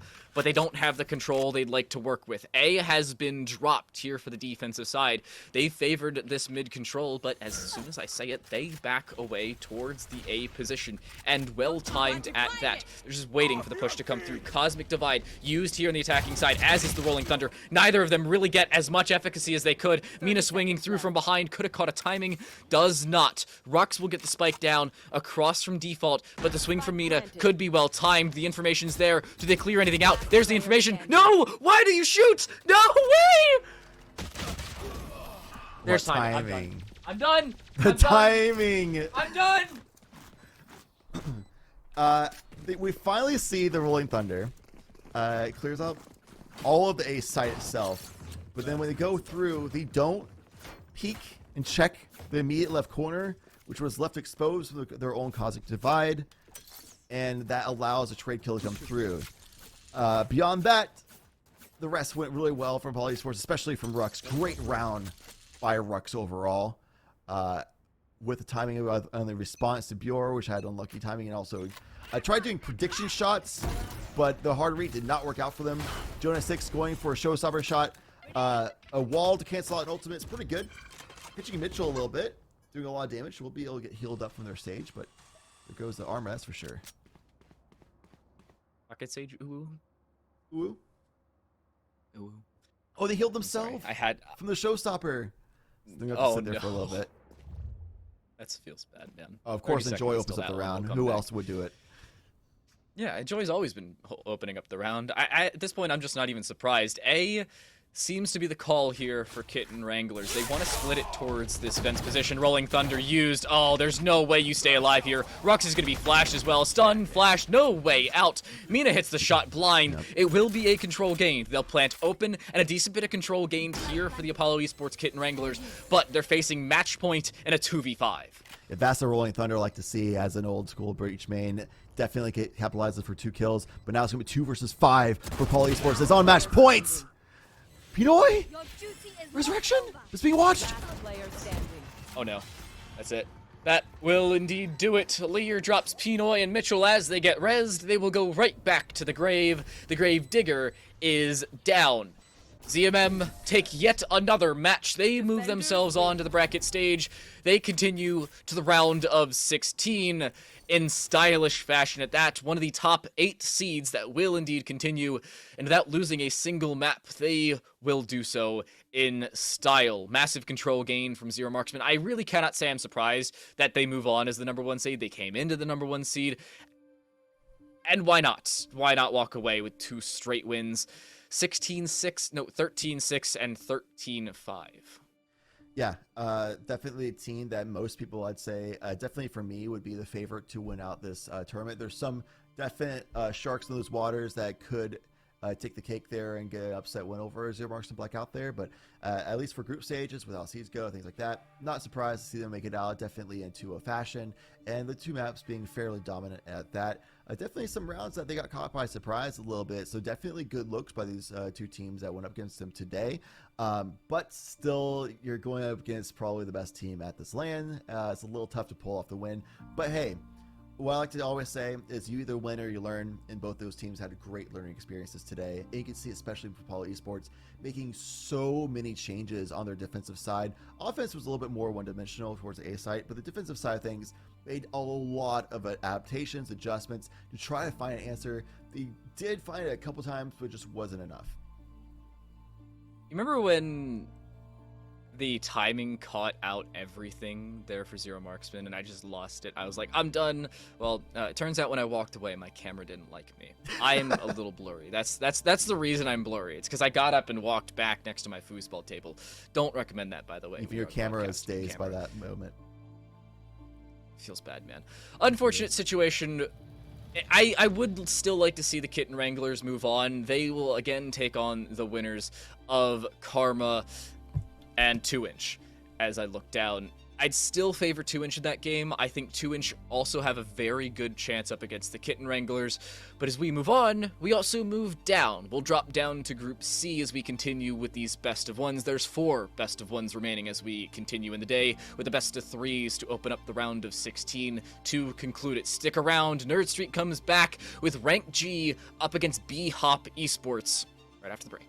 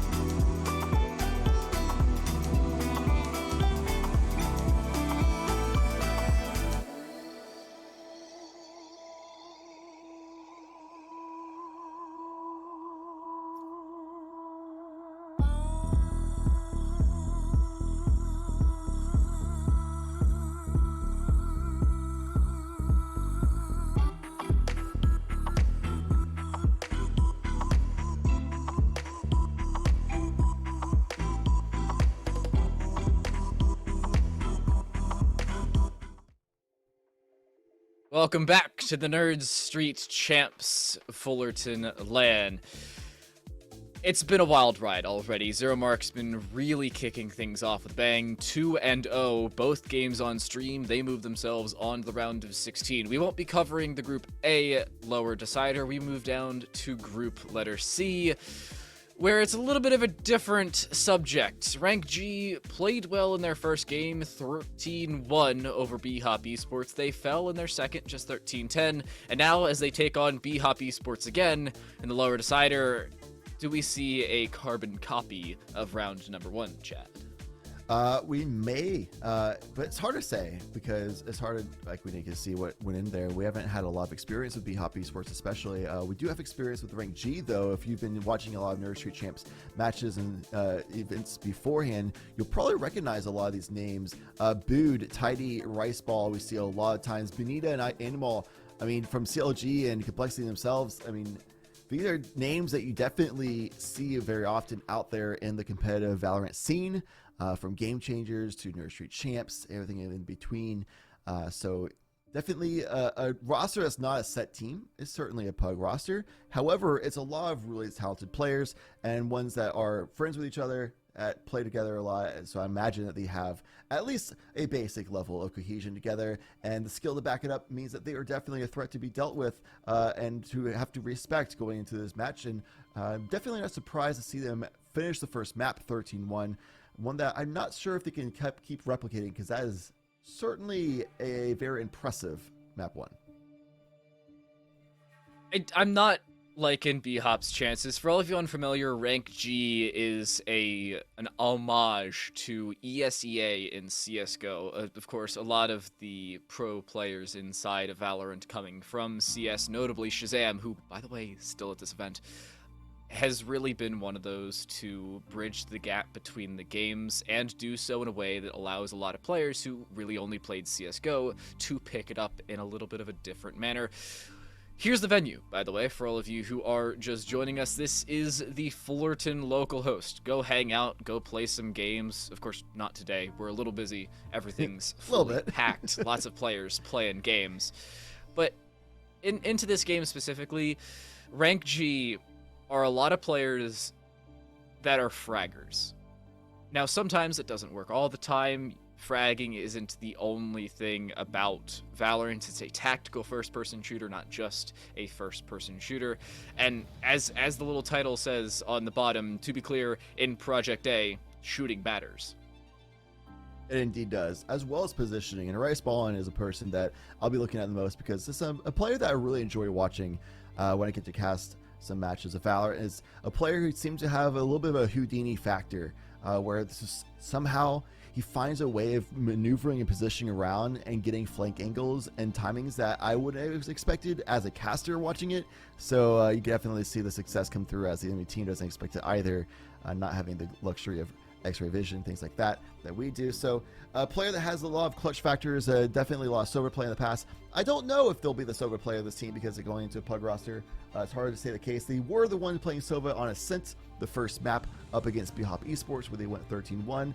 Tidy was the one playing Duelist, Animal on the controller, Booed the Sentinel, and Benita on the Initiator, playing the Breach there. All players that definitely are playing roles that make sense to them in the past. It's definitely their usual comfort picks, let's say. Animal perhaps being the one that I could see playing other options, such as Sentinels, but definitely has experience plenty on controllers as well. I'd really have to favor Rank G in this situation. I know I've said it before since we came back from the break, but I'm going to say it again, because while B-Hop Esports look like a strong squad at face value, Rank G not only are coming into this as the favored team in terms of their players in and of themselves, but if you look at the roles you just mentioned, no one's really having to off-roll, and I love to see it. It's a nice bit of a fragging squad, while in the same right, everybody's still there and working things out. Right now, you can see we're having some technical issues. That's why our Team 1 and Team 2 cameras are showing Team 1 and Team 2, but it's a login issue. Unfortunately, Valorant, no worky sometimes. Of course, playing on LAN means a lot of different players playing on the exact same local area network, hence the term LAN. But sometimes technical issues happen, so what we're going to do is we're going to send it right back to a break. When we come back, we will still have a game for you. Whether it's Rank G and B-Hop is yet to be determined, but hopefully we'll stick with this, and hopefully you'll stick with us when we come back.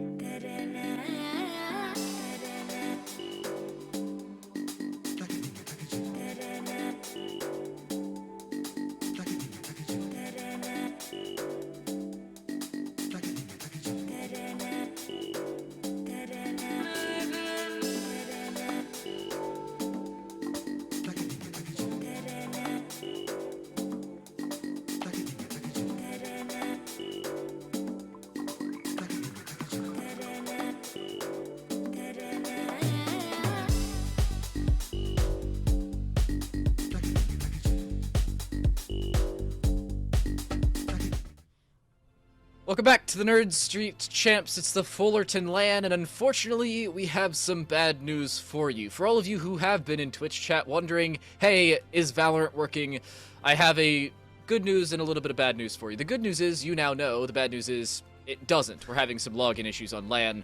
That's why we haven't gone in game yet. The good news is indeed that you now know, at least. I mean, I like to know what's up, so that's why we're here, to let you know what's up. It's unforeseen exactly how long it's going to take. We're looking to get a different game in. Might not be ranked G, even though we're just not hyped up the whole narrative of it. And I was really excited about that narrative as well. We'll try to get still the same game happening. It might be a different one. We want to get you a game. So what we're doing right now is figuring out what we can do to make that happen as quickly as possible. On today's episode of TLDR, to be announced. We're not 100% sure what's going to happen. Of course, this is LAN. There's a lot of dynamics with it. So on LAN, they're going to get some login issues sorted. We're going to get some production issues sorted as well, because we need to find a game. When we find one, we'll be right back with you. If you want to let us know how your Valorant login episodes are going in Twitch chat, please do. It may actually help us out to try and log everybody in. But we'll see you back here in just a little bit, or just a lot of bit, depending on how long the issues take. We'll see you in a bit. Looks short. We'll see you soon.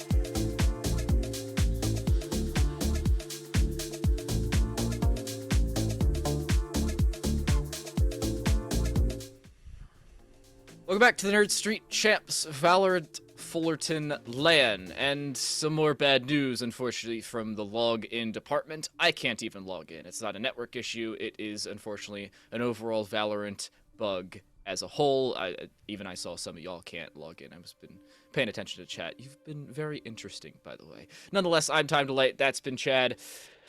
Chad, this is unfortunate. Feels bad, man. Yeah. We're thinking about maybe we can go back to Group A, see how that resolves in the lower bracket, stage 2 of that group, between 2inch and Apollo Esports, Kitten Wranglers, to at least have familiar faces to watch a game for, which would have been exciting as well. But yeah, we literally have the stance right now of just hoping that we can get enough players logged in to play a lobby of any kind in any of these groups. So we want to bring you the match as soon as we possibly can. It just sometimes you get unlucky. It is what it is. So it's a good opportunity to make sure we are staying hydrated, doing some stretches, things like that, good health, so we can watch the matches at full health. At least we can say that, right? At least we can do some form of responsibility. That's the goal. Maybe. Yeah. Unfortunately, with only 2 maps gone, we still have a lot more to play. That's actually more fortunately than unfortunately. Yeah. But with more to play, that means also a few more delays. When we get the login issue sorted, or when Valorant gets the login issue sorted, and we get logged in, we will let you know. We're going to put a timer at the bottom of the screen. The odds that timer is correct is slim to none, so just keep an eye on that. But when we come back, we'll be back. That's about where we're at. We're going to send it right back to a break, and when we do come back, hopefully we'll have a game that time around. We'll see in a little bit.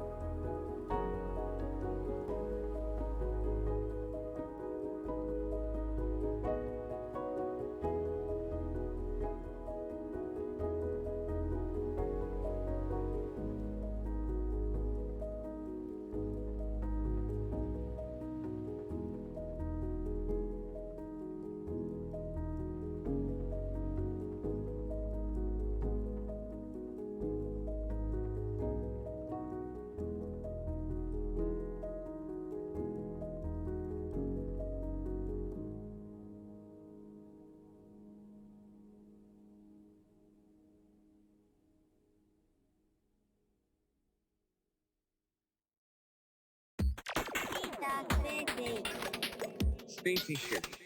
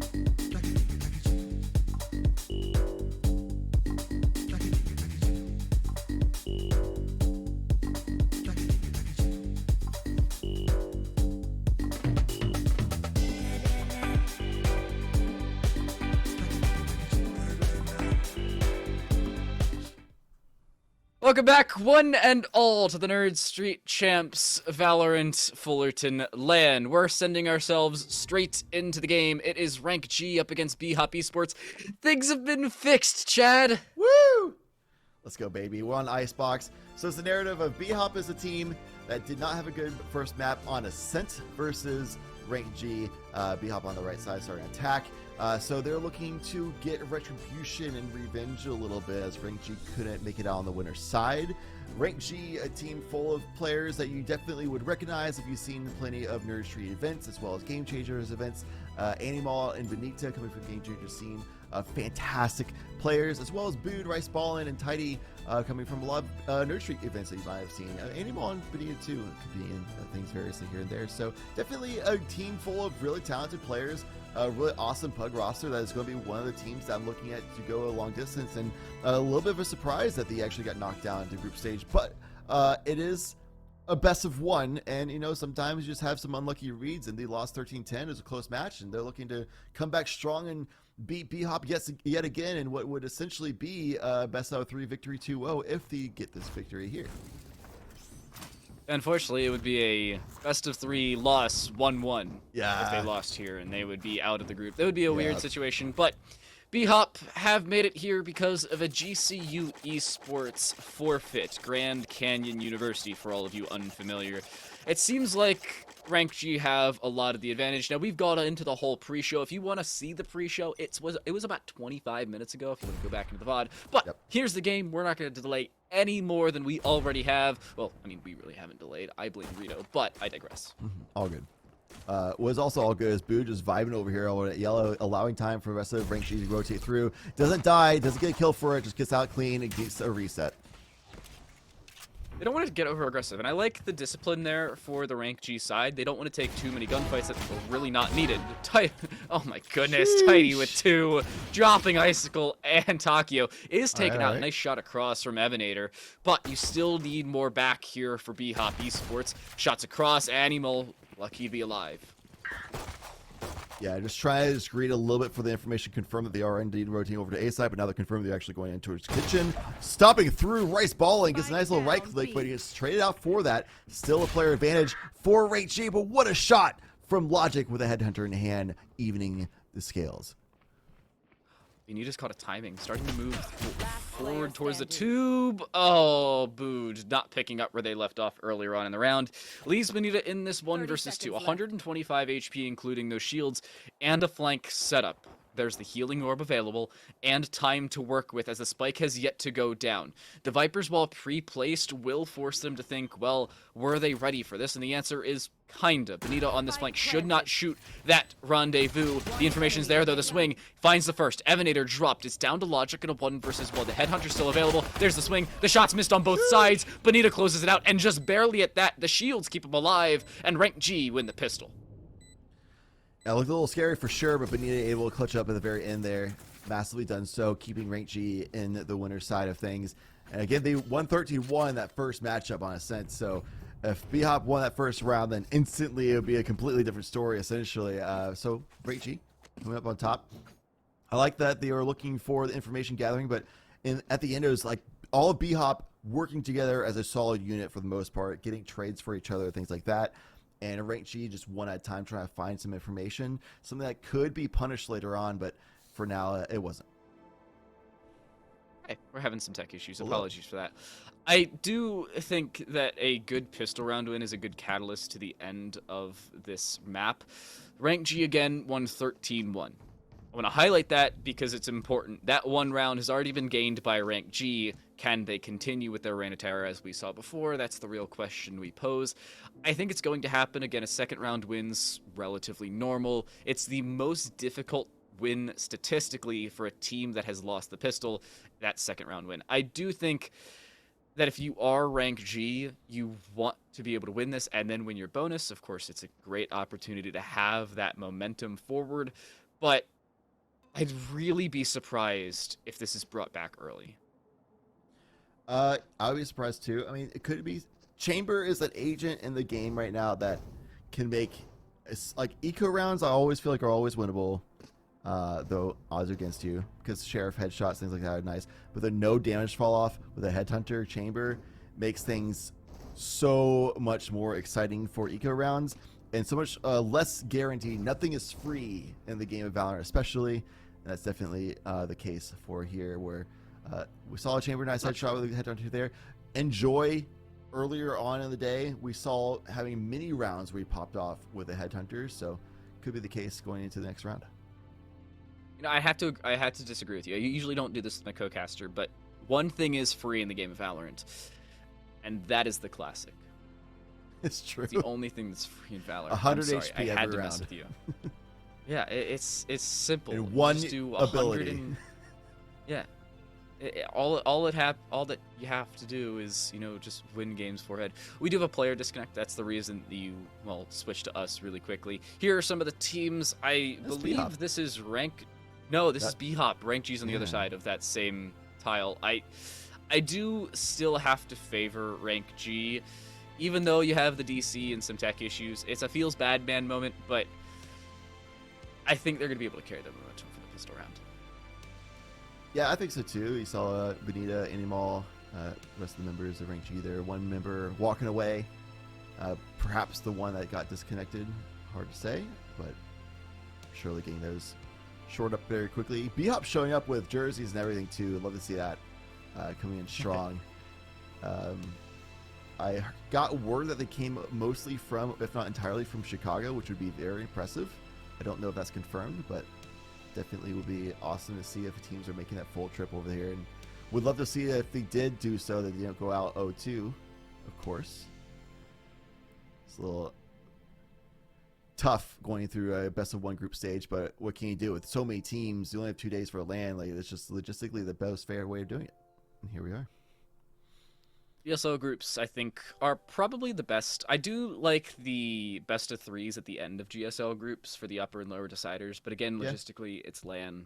It's not going to happen, especially when Limited we're streaming as setups. many games as we are, and there's as few PCs as there are inside of the local host. They don't have 19,000 PCs to work with, unfortunately.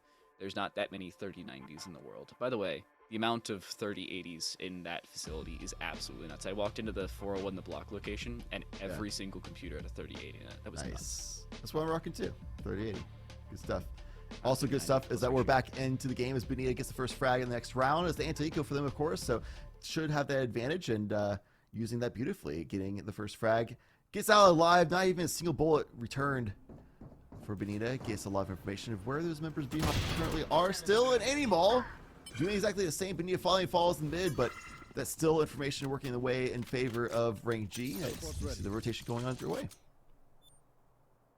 Trying to retrieve that Spectre. Oh, actually got does. Well timed on that one. Gets out with the Spectre and is now looking to push towards A. It is a 3 versus 4, but the weapon advantage still very much there for the rank G side. An attempted wallbang in towards attacker heaven. That one's a little unsuccessful, unfortunately enough, but wasted 300 credits in that situation. Animal has caught a timing, and Doc has lost their life. They were trying to get the wall down in an attempt to plant the spike. They were unsuccessful. Tidy from behind finishes off 2 as well. Rank G with their second round. Again, the statistically least likely round to win is the second round after a pistol loss.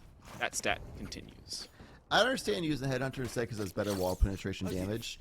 I also like, but also that's your long range option, right? So like, it's just a choice you have to make. Doc going in there with the wall out though, at least clear left first and then bring out your wall and push forward, right? Is something I would like to see there, especially if you don't have an ally swinging with you pushing forward like that. Your 2 teammates are falling back, holding the flank for the time. So a little bit of a disconnect there from B-Hop. It appears the other round there didn't really have a good answer for how to finish off the fight. What is a good answer, though, for Evan is getting Vandal in the hand and finding a fight over towards Tidy, getting a kill. Tidy trying to eagerly challenge under tube. Gives away a little bit of an advantage to the attacker's side if they're launching for it, and that's one that Evan used beautifully. Rifles out here for B-Hop is something they can work with. Rank G, if they win this, they have such a massive advantage, but losing the opening pick is a massive disadvantage, especially with that weapon disadvantage. Yep. So this is a way for B-Hop to build back into this. Of course, this is one of the rounds I'm pretty sure they won back on Ascent when they played earlier. Of course, that was on stream, so we don't have that information to work off of. But oh my goodness, Icy and Logic both finding kills of their own. Evanator swinging around. It's a flawless third round win here for B-Hop. They pick up their first on the map, and they do so in an amazing economic fashion for themselves. That's exactly what you need if you're going to win your first round. Not losing anybody. Yeah, and that's what you said for the first map. 13-1. The one round that they did win on the side of B-Hop was that anti-bonus, which is what they just outdid here. So far, everything is going exactly the same way as the first time. But for B-Hop's sake, you have to hope that they are able to continue getting some dubs in that column for round results. They still have all their rifles, everything like that in hand, and doing it in a flawless fashion. What they just did is a fantastic opportunity moving forward. Operator in the hands of Tidy, though. They will get out alive, prime that dash, and used it. Gone now, unless they get 2 more kills, and it's a little bit of a default situation for B-Hop as Logic's trying to inch their way forward and might catch Animal on an interesting timing. Oh, saw the head. Seen the head. Animal hasn't. Logic swinging back around. The timing back the other way. Animal, look! Bring out your weapon! This is why you don't whip around the RGX butterfly, ladies and gentlemen. It looks so cool, nice. but not from 6 feet under. That's a free spike plant on A. An awful position now for Rank G to be in. Evanator takes out Riceball, and no flank for you, says the Jets. And now Rank G on a 3v5 retake. Viper Wall dropped over for his B site from B-Hop as well, but pulling over towards A, which is exactly where all of Rank G are, but they're not expecting Icy to be here. Doesn't get the frag on it, but it's a Phantom. They didn't hear the shots. Teddy's still looking forward, now pinged out. They're swinging through from Benita, able to get the headshot, but it's probably going to be a safe situation. This is definitely a safe angle. Both players very weak. Doubling it, the player count is B-Hop, and Operator still in hand from Tidy. You definitely want to save that one. This is an awful position to be in if you're Rank G. You've now lost 2 in a row. The economy's not in your favor whatsoever now, as you've lost a weapon, or a gun round, and, well, lost a lot of your weapons. Does the Sage stay alive? Yes, just barely. Tidy left alone on so low HP as well. The question now remains, does Rank G buy here? And I think the answer is probably yes, just a little bit, but you don't want to over-invest in a situation that you really cannot fully invest. Yeah, they're just buying for the next, basically, that 1,400. If they lose the round, they get 3,000. If they lose the round, they get 2,900. If they win the round, they get 3,000. So either way, they'll be able to fully buy up next round. Benita going a little bit extra there, buying up a Marshall as well for an ally. So they won't be able to fully buy next round if they lose this one, but should still be a good one nonetheless. 2 players stacked up towards yellow. Something they haven't done yet from Rank G, and a good read so far as so many members of B-Hop are here. The swing. Dude, with 2, Animal doesn't find anything. Evanator gets 2 back the other way. Down goes the B site, and, well, down goes the spike. And in the intentional way, not the way of dying. Benita already here, ready for the retake. Riceball ends on the flank. Because of the now dead chamber, that means the trademark is not shot, nor is it removed, and it doesn't go off either. This is a great position to swing on. Benita finds the opener back the other way, on towards Doc. Their doppelganger now dead. Cloudburst drop. Benita also gets the res. The swing around from Evanator, straight inside of the Viper's snakebite. Oh no, he's got a timing from behind. The audio cue's not there. He's trying to catch this kill. He's continuing to swing with the Sage Wall going down. He's in a great position to do so, but runs out of time and, well, runs out of his life. Rank G pick up the lead right back from where it was. Dude, honestly, like, Phantoms have a little bit of a LAN buff. If you're in a LAN environment like that, like Fullerton LAN has so many people show up. That place gets packed. People are shouting and hollering, hooting, and with that audio like it is, it can be hard to hear the silenced weapons, especially. Even a Vandal being shot sometimes is just completely missed. So audio issues sometimes are a thing. So the audio cue not being there, like, fair enough, man. That's just a LAN issue that you have to figure out a way around. You figure out a little bit more presence of mind, keep your head on a swivel better, comms louder from what you guys are shouting to each other, things like that. But great job by Rank G. Benita especially just popping off some big frags on the sites. And Rice Ballin, you saw that Ships of the Night situation. That's just that Houdini factor that Rice Ballin has. Just always has like this crazy sense of timing. Exactly what Tidy just did as well. Oh, Tidy! Try to tailwind out. Actually, Garage, tailwind in. Easy to cut with the timing. Oh, no. Yeah. Icicle gets the free kill and is now in a great position. They still have Animal waiting with the Viper's Pit, but... Unlucky, dude. I don't know if anybody knew that. If you get res with a Sage Wall in front of you, you actually go over top of that Sage Wall, and they shut down as Evanator drops Animal. Again, a good position for VHop to be in. That's another free spike plant as the A site yet again has fallen. Rank G forced into another retake. You're seeing Rank G be a little bit slower to sites because VHop has been so successful with these crazy flank movements and the lurk options. But Benita, with an insane spray transfer, getting 2. Evan couldn't find the shots in time. Logic, though, evens the playing field on Rice Ball, and it's 2 versus 2 on the retake. They have the information. They just have to swing on him. No! Food has no info to work with. Benita gets the kill, but it's too late. A 4K for Benita is just not enough there for Rank G. Of course, 6 players to find, technically, would have been an ace with 5 kills, but this does not happen. B-Hop get yet another and tie us right back up. That's a good spot. Definitely can see why Benita was signed salary pro player. She's definitely been popping off. Rank G overall needs to figure out a way of dealing with these lurk options. A lot of what I'm going to look at for that, though, is going to be Bood with his trademarks. Definitely commonly see that set up in the kitchen, which we might need to see one set up towards mid or B main, something of that sort, if they're going to go ahead and allocate a lot of resources towards the A site as far as bodies goes. So spending a lot of time trying to physically clear out flank possibilities is definitely making it harder to hold sites and make the retake happen in a timely manner, which forces their hand a little bit to be a little bit more aggressive and reckless with angles they check, which has definitely caused them to find some losses so far. Oh my goodness. What a Benita, shot. Even though they take the peak, Evanator takes the shot and the gunfight. Rank G lose yet another opening duel, and they really are not in a good position when they lose those opening duels. It's always a bad spot for them to be in, and they continue to be put in that spot. 5 players prepping in towards B, with 2 here on the defensive side. There is the Tour de Force available, and you have the rotating Sova there for the support. There's also the Jet in towards mid at the same time. Food has to make it out of there. Is detected by that recon bolt. The shot misses. The rendezvous comes through, but even so, it will not matter. The spike goes down, and B-Hop opened things up. Down goes the Viper's Pit as well. This is almost certainly a save. Why is the knife out again? Oh no. I thought it makes sense for fast rotate, but you're getting close enough to the enemy's no location. You should probably have it out at that time, but regardless, Rice Ballin trying to get some frags. That's a VIP kill. The Viper's Pit gets dropped, but it's a 1 versus 3. Rice Ballin has Houdini factor, but I don't know if it's going to be enough for this. The time's getting really low. Shock dart. Oh, it didn't bounce. Oh no, it doesn't bounce. It didn't bounce. Logic stays alive because of it. Rice Ball in there, aware of his position. The recon bolt lands. That should be the round. The information to work off here for B-Hop is indeed enough. Duck gets the final kill and is blessed with just a little bit of timing as B-Hop take their first lead here on Icebox, and they do so in a fashion that puts Rank G in yet another precarious position considering their economy. Yeah, they're going to have to go down to the Sheriff's, Spectre perhaps, but it's definitely going to be a rough look. They do have a Resurrection to work with, so they can get a trade kill at the very least.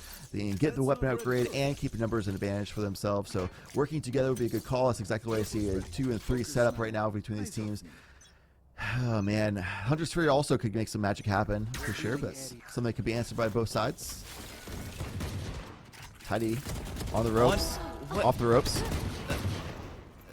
Not in the way they would have liked either. Rice Ballin does actually get a kill across. It is traded back. Doc, Evanator?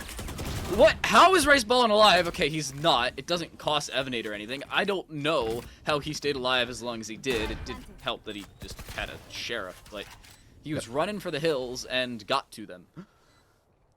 Yeah, Animal and Bood don't have a whole lot of options here. Just need to be incredibly accurate and try to find some 1v1s, 2v1s, things of the sort. Collarbone isn't close enough to the head to be counted. The snake bite vulnerability could help things, though. Animal shot to the wall, though. Icicle swings around. Down goes Animal. An amazing position again for this B-Hop side. Oh! He just popped Hunter's Fury after the round ended. I smell a fat finger. Well, it happens, man, I guess. Sometimes it's about sending a message. Time. Just gotta let them know we're in the just lead. Ego Hunter's Fury. We're so confident we're gonna get the revenge win over you that we don't even need this Hunter's Fury to do it. In we go. I like it. That's some top tier trash talk from Icy Kill right there. They don't even have to reach over the LAN environment to trash talk. They just pop the Hunter's Fury. Pop It's like they're Hunter's back Fury. online. Going to round 9. Doc finds the opener. The shot over top. Tidy doesn't aim for the hair. Does aim for the head. But hits the body. Nonetheless, it's still the operator. Finds another onto Evanator, looking for a third. Is unsuccessful in doing so. Icicle does bring it back. Again, the B-side has fallen. But in this situation, you're still in a good spot. The Hunter's Fury tags two. useful. Finds a kill onto one as well. There's that Hunter's Fury back the other way. That's why you don't waste it post-round. Yeah, turns out Hunter's Furies during the rounds are really useful. It's a good job that they were able to use that. Rice ballin, funny frag, got some stinks, and that tag as well on the Viper means the spike did not go down. Takio down to 36 HP. And 2 versus 3. 50 seconds on the clock, so they have a lot of time to work with. They can make a rotation happen, but Beyond deciding to commit to the site and rank G, not budging a single inch. The angle, though, always peek right side. It helps you immensely. Logic will take out their doppelganger, but as does Animal. Down to Logic in a 1 versus 2, having to remove both the Viper and the Sova. The Owl drone's being used, but has found absolutely no information. Logic peeking around, now finds the information. The sonar dart from behind. It'll detect him. Doesn't find the kill. No, it does not. Logic with the 1v2. It's a clutch there for B-Hop as they double the round count of rank G and are showing like they're a completely different team back from Ascent. They woke up. Land Jitter's gone. They've adapted. They've overcome. How with a very strong start for this, and it could be that unfortunate situation you talked about in this virtual reality of best of 3 situation. They win in a 1-1 scoreline. That would be crazy. This could be the case. Rank J though, they're having a hard time working more cohesively. I'd say they're taking a lot of things individually, doing a lot of solo playing overall. I would love to see them set better crossfire options for each other, play a little bit safer on the initial peaks to allow time for the rest of the team to come in and provide some aid. Things like that could be great, but now that they're on eco round, things are looking a little tough for them, for sure. Rice ball falls as well, and it's a nice, clean execution of the A side. And right now, B-Hop overall is a lot more coordinated. This looks like a completely different team than a 13-1 that was apparently happening an hour and a half ago. I feel like somebody told us the wrong score. That's how dominant B-Hop have been shown. Even though I know for a fact they are playing the exact same way and with the exact same players. Yep. With Icicle now on a 3K in that round, and as dominant as they've looked in this series, well, this map, it is only a best of 1. It's like B-Hop are a completely different squad, and they're calling the timeout. Interesting. This is a momentum timeout. They love the momentum, but they want to calm down. Understandable. Could be. Sometimes it's like a mouse died, need new batteries, or need to go to the bathroom real quick things. Sometimes for remote stuff. But LANs, typically, like, that's not the case. Oftentimes, it's more just what you said. We're getting so hyped, the comms are getting cluttered kind of deal, you know? Like, we lost 13-1, but we're making a big comeback right now happen that we're getting too excited. Let's just keep our focus. Could be the case. But yeah, it also could have been a map thing too. Even though it's a system where they go back and forth on bans, it's whatever map is remaining is the one that they play for the best of 1. Maybe they just felt like Ascent isn't their map. They just came in a little bit weaker than expected, and Rank G was stronger than they expected. Icebox could be a different tale, and just happens that they're more comfortable than Rank G. It could be the case. Here are some of our replays from the map. This seems like an amazing opportunity to shout out our production staff. They are the unsung heroes of this bracket and, well, of this entire tournament. They're the reason you can see the game, see the replays, and see so many different angles. We have 2 different observers running things. We have our producer and replay operator as well. Go say hi to them in Twitch chat. I'm sure some of them are watching, mainly just Will. He's awesome. They're all awesome. Sappho, Raven for Sam running the replays and observing. Tidy running the operator in hand on this map right now. Getting a first blood, which is something that we haven't seen Rank G get very often this map so far, but we did see on Ascent earlier on. Tidy shot does not land. The res does come through, so it's not an awful position. Yes, okay, I was so confused. I looked away for 4 seconds and was like, what? But no, Rank G, yeah, that happens sometimes. You ever look away and you're like, what? I know. Like, Takio just hanging out behind them, sitting inside where's the of trademark, the B box. Like, how did this happen? Where did the trademark go from? Oh, remember, only 1 trip for any chamber remaining, so now Takio's found at timing. The chamber has no idea. There's a free kill. Down goes Bood early. Great positioning from Takio. Taking a lot of position, but is immediately traded back. Down goes the Viper, but immediately the Snake Bite to follow up. Evanator trying to hold the long angle, as is Logic. Both of them with their lethal ultimates out, and the opposing res comes through just the same. Oh, I see it actually now. It's kind of hard to see on the minimap, but there was a Poison Cloud dropped that was used to block the trademark in mid. Oh, wow. It's such a smart play, and now it may give them a massive advantage, but it hasn't given them enough. That's the main issue. Logic holding down behind yellow box, finds the kill, rendezvous away. Icicle taking a fight of their own. They still need to get on this spike, and Benita getting that kill could do just that. The swing around is... if it goes... Logic with a 4K and a clutch at that. B-Hop on to 8 rounds. Last round in the wow. Wow, indeed. Logic, the player who was playing on the Sova on Ascent before. It was Takio on the chamber. Looks like maybe they just needed a change up of the player, like what agents they play. I mean, this could be just their normal strats. They played that on Ascent and they play this on Icebox as the norm. But Logic definitely looking good. Tour de Force in hand, Vandal as well, things like that. Multiple clutch opportunities and wins them out. 17-6 fragging out from this map. Last round of the half as well, as B-Hop has been so commanding on this offensive side. RNG looks very discoordinated. It is a good opener there for Rank G. Benita swinging through is in a good position to deal with this. Swings through. No, does not find the kill. Oh no, this is such an awkward position for Rank G to be in now. Rice Ballin's on 30 HP, not under 27 as they walk straight into the Viper's wall. In goes a Snake Bite to deny the plant. It does not land, but it does leave them vulnerable, so double damage on that Shock Dart. Evanator, swing across onto Tidy, who falls early. Rank G need this retake. They need to not let it be a 9-3 half, because as much as the curse exists, as does the advantage in that shot. Evanator dropping Rice Ballin, now looking to put them through. In goes the Hunter's Fury, trying to gain whatever control they can. None of those shots land. Animal with a double. It's down to just that Silva, who's used the Hunter's Fury already. Away goes Icicle. In goes the Viper's Pit, but the information's there. Icicle just drops down. It's a free kill across. B-Hop Esports, a 9-3 attacking half, look absolutely nothing like they did on Ascent. Yeah, completely different. And it's additionally surprising because that 11-1 first half that the Rank G won on Ascent was them starting on defense as well.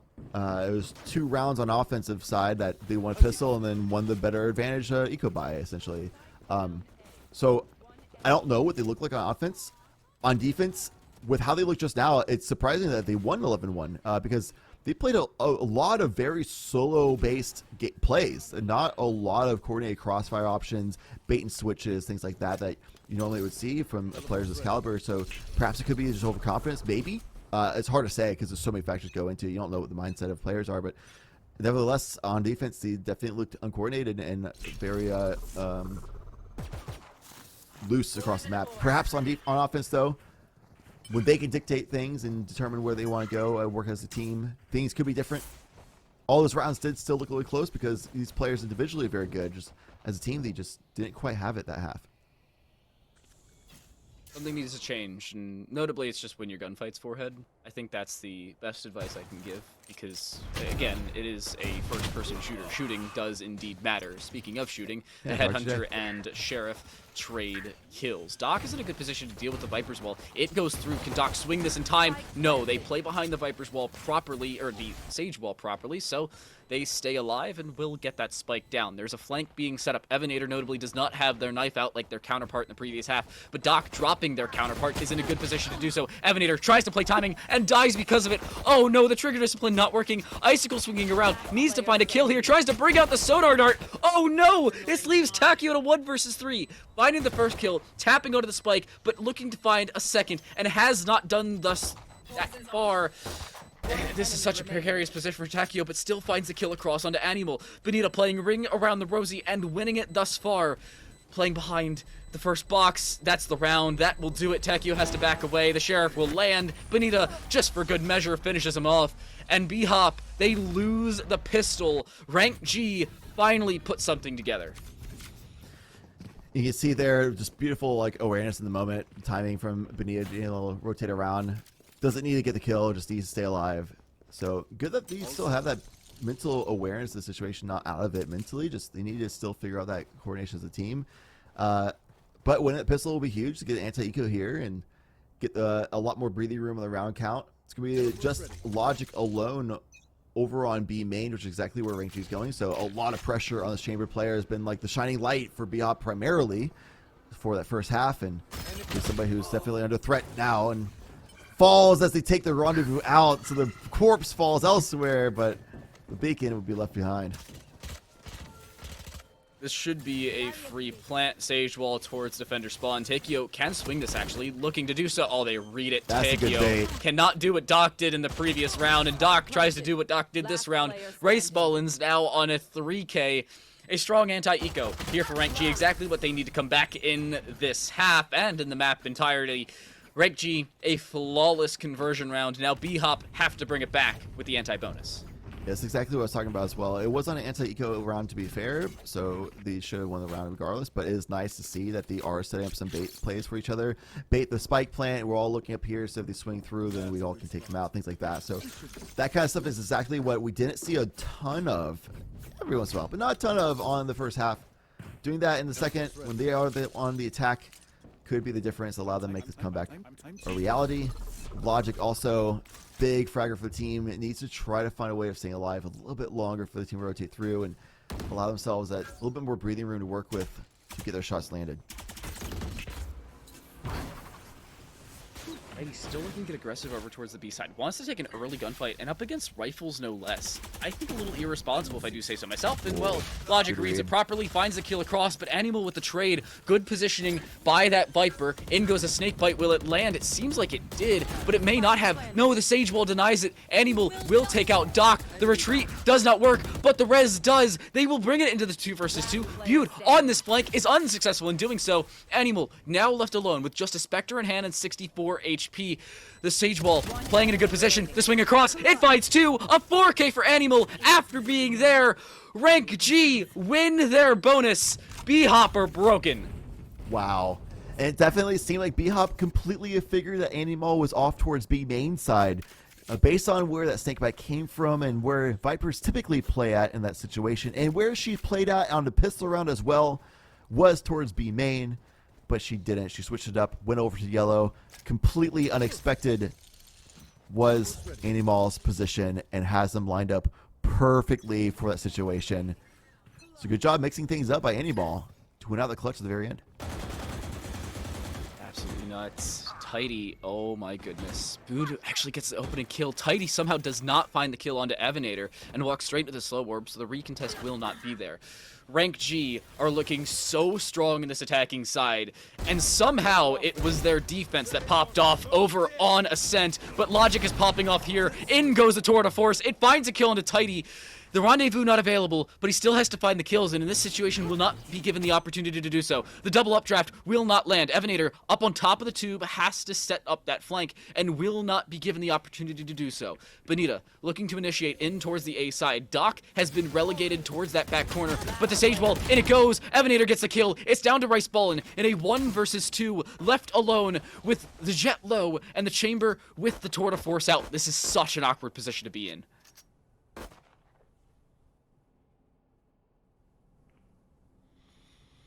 Tough spot, but this is where Rice Ballin works well.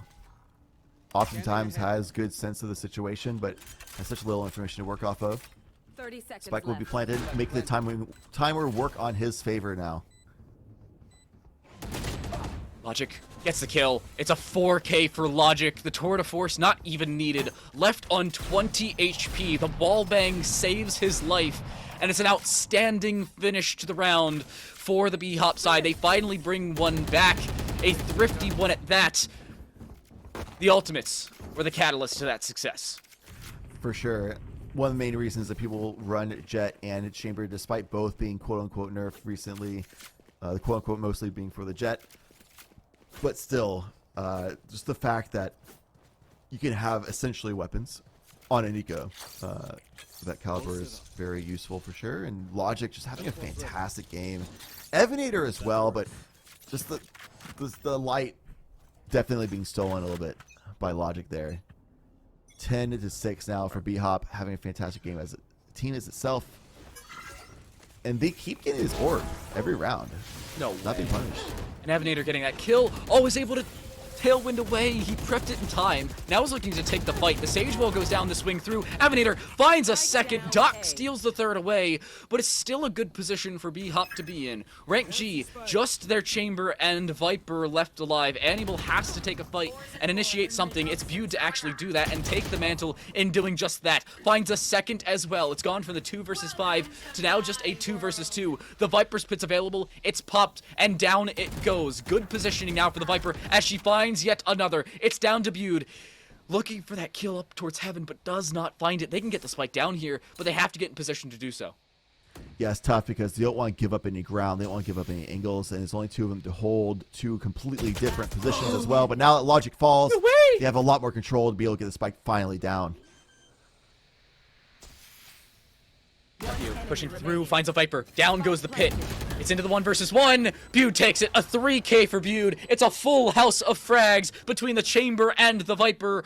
Rank G bring a round back. They show that a loss in a gun round is not the end of them on the attacking side. A wonderful round by both Animal and Bude. Bude getting those first 2 opening kills on the site. Animal with the Viper's Pit and just locking it down towards screen as well. Winning out the gunfight up against Doc as on top of it all from there. So great job. Basically a 2v4, 2v5 situation. A fantastic job overall. They have a Hunter's Fury yet again. The Rice Ballin had success with before, but B-Hop still has a very significant lead, still getting this orb every round for free. See, you said nothing was free in Valorant. That's just not true. Bude, about to die, somehow finds the opening. What is that? If the other Heck team gives it to them, down sure. early. And Benito, hold up, has found a timing. Wait a second, looking to play behind him, should find a free kill. See?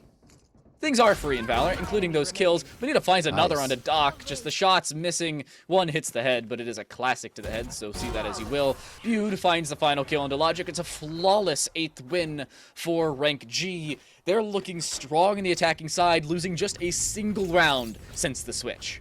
You definitely look like a completely different team now. So what we said about B-Hop before on the first half versus the first game, and now we're saying that about Rank G. It is a natural thing that if you're having a hard time on defense being coordinated, I'd say being coordinated on defense is a little bit tougher than on offense, because offense you're naturally all starting together. You all go to one side together, that kind of stuff. So the weakness they had in the first half isn't as prevalent as on this side. Ultimates are still all available, but the Viper's Pit though. No. Who put the wrench in the plan? Unfortunately, Icicle Whoa. falls, and so does Evenator. The Hunter's Fury already off the board. Tidy sitting on top of Tube trying to find a kill across. They think it's an A play. With that opening kill, they do, but it is turned back around. Logic not looking towards the top of Tube. Where's the communication? How is Tidy still alive? How has Logic not found him? He finally does. But he's now in a 1 versus 4, and he's running away. There's no reason to take these fights. Save the op, says Logic.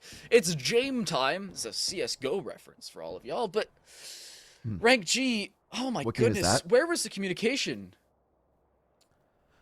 Yeah, I don't know. Could be the case of icebox things, perhaps. Because you do get pretty spread out across the map on this map naturally, as you do on most defensive side maps. So, I don't know. It's just, I don't have an answer. It's literally like just figure it out, get coordinated, call out, fall off sites more gracefully, those kinds of things. A lot of players, especially like in a LAN environment, there's all that ambient noise of people cheering and shouting and getting hyped, and you want to make this hype play as well because you just feel that like antsiness a little bit. So you're more willing, perhaps, to go and take those early fights than you would on remote play. But you gotta still be composed and have that self-control to fall at the site, realize, okay, this is a disadvantaged position.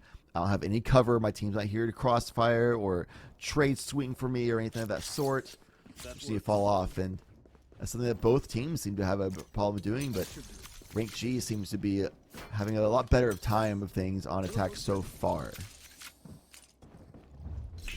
Still seeing good positioning from Rank G. That's one of the main reasons they're winning a lot of these rounds. The other reason, well, they're kind of nuts at aiming. It usually helps in a first-person shooter. I'm no expert, of course. I just like talk about video games all the time. But I've heard clicking heads is a functional way of winning. We do have a tech pause. We're just getting some things fixed. Of course, you know, LAN environment brings a few tech issues, unfortunate reality of things, but an outstanding shout out to our Nerd Street team as well. They're the reason that we're still able to do this. The admin team in the background, I know One Green Tea along with Reno running things. Our production director Boone is also helping out massively on site as well. They're all awesome. They're all cool. Give them props in Twitch chat because if anything, they definitely deserve it. I'd clap, but it doesn't really come through the microphone very well, so I'm just going to not. I know, right? But just imagine me clapping right now. Timer's starting again, so thank God we don't have to fill because we're going to not be on tech pause anymore. Woo! 10-9, nearly a tied score line. And these three members of Rank G still have the ultimates as they have for the past few rounds. But the ultimates on the side of B-Hop are being built up. That Viper's Pit not being dropped. Finally, there it goes. That orb being taken for free so far. Finally, Rank G is challenging for it because they're already up there on belt, looking straight down. But the Viper's Pit will make it so they can't quite cover it perfectly. They'll still be able to spam it if they ever hear that chime, though. Bude should have heard that. Should be aware of Evanator's general positioning. Bude looking to swing. Headshot angle knows about it. That's the audio cue. Everything gives an audio cue in the game of Valorant other than operator scopes for some unknown reason, but I digress. Tekio has this aforementioned Viper's Pit popped towards A main, needing to wait inside of it, and they should be able to stay alive. The Owl Drone finds absolutely nothing other than a few sound cues. Takio takes a bit of damage across. In goes that sonar. It does not land. Takio, however, peeking around. Benita gets the kill. It is traded back, though, as Doc gets one back the other way. 4 versus 3. They're still looking to initiate onto A, but they don't have as much of an advantage as they could have had. They are going to want to stay on A, though, because Doc has that resurrection. They don't want to give up this body for free and let it be a 4 versus 4. They want to keep the advantage they had, stay on the site. But that means B-Hop knows that they're going to be coming from here. They know that they just need to set this crossfire, look left, look right, and that's exactly what they're doing. Oh my goodness, good night. Icicle dropped as they stand. Doc cannot take a gunfight here or they'd be dropped. Logic gets caught with a timing, could have found Animal, but Animal does not swing. Doc does, and does find one kill, but again leaves Logic in a 1vx. Last time it was a 1v4 with a kill already found. This time it's a 1v3 without one. An awful position here for the B-Hop Esports Chamber, and Logic takes the logical decision, living up to their name, and backs the heck away. The unfortunate thing is, even though this is the proper call, this is a logical decision. One, they got pinged out, and there's going to be enough time that Rank G might be able to hunt them down, having to save this operator. But it's going to be another time they're trying to save this operator, and this lead has dwindled. It is gone. It is a tied game, and the operator isn't even saved. On top of it all, Bude with another perfect little jiggle peek shot around a corner. start off the round, end the round, and the timeout comes through for B-Hop. This time for B-Hop, it's not a momentum timeout where they want to calm themselves down and just take a breath, not get too energetic. They want to get energetic. They need a second. They've been losing, and a lot for all of you who are just joining us. It's 7 of 8 rounds won here for Rank G. Yep. They've been looking very strong. They have the economy in their favor. They have the ultimate economy in their favor. The only ult they're missing is the Viper's Pit, and that's well on its way to being prepped and ready. Here's the TLDR of our match so far, courtesy of First Night of Me, our replay operator. This is how things have gone. It's been a lot of first half winning for this B-Hop esports side, and a lot of second half losing. Whole lot of losing. It does come down to them just not accounting for angles properly. But a lot of it too is like Bood had that perfect jiggle peek shot onto Evan, and then players just hitting some really good shots. I mean, Logic has as well. It's not just Rank G. It has good gun skill, obviously. It just seems that whenever Rank G has the tempo in their favor, it works out really well. There he is, and this is live. This is not replay. Wait, it is a replay. Oh my god. It's a replay. Oh my god, dude. Well, Logic, that threw me off a little bit. I'm gonna be honest, but Logic has been good enough because I thought like my mental timer was like, it's been a minute. The timeout should be over by now, right? It was, but we still had by-phase timer, whatever. Anyway, Logic is clearly hitting a lot of good shots, as you can see in the replays. This is a big factor of how B-Hop could get back in the game.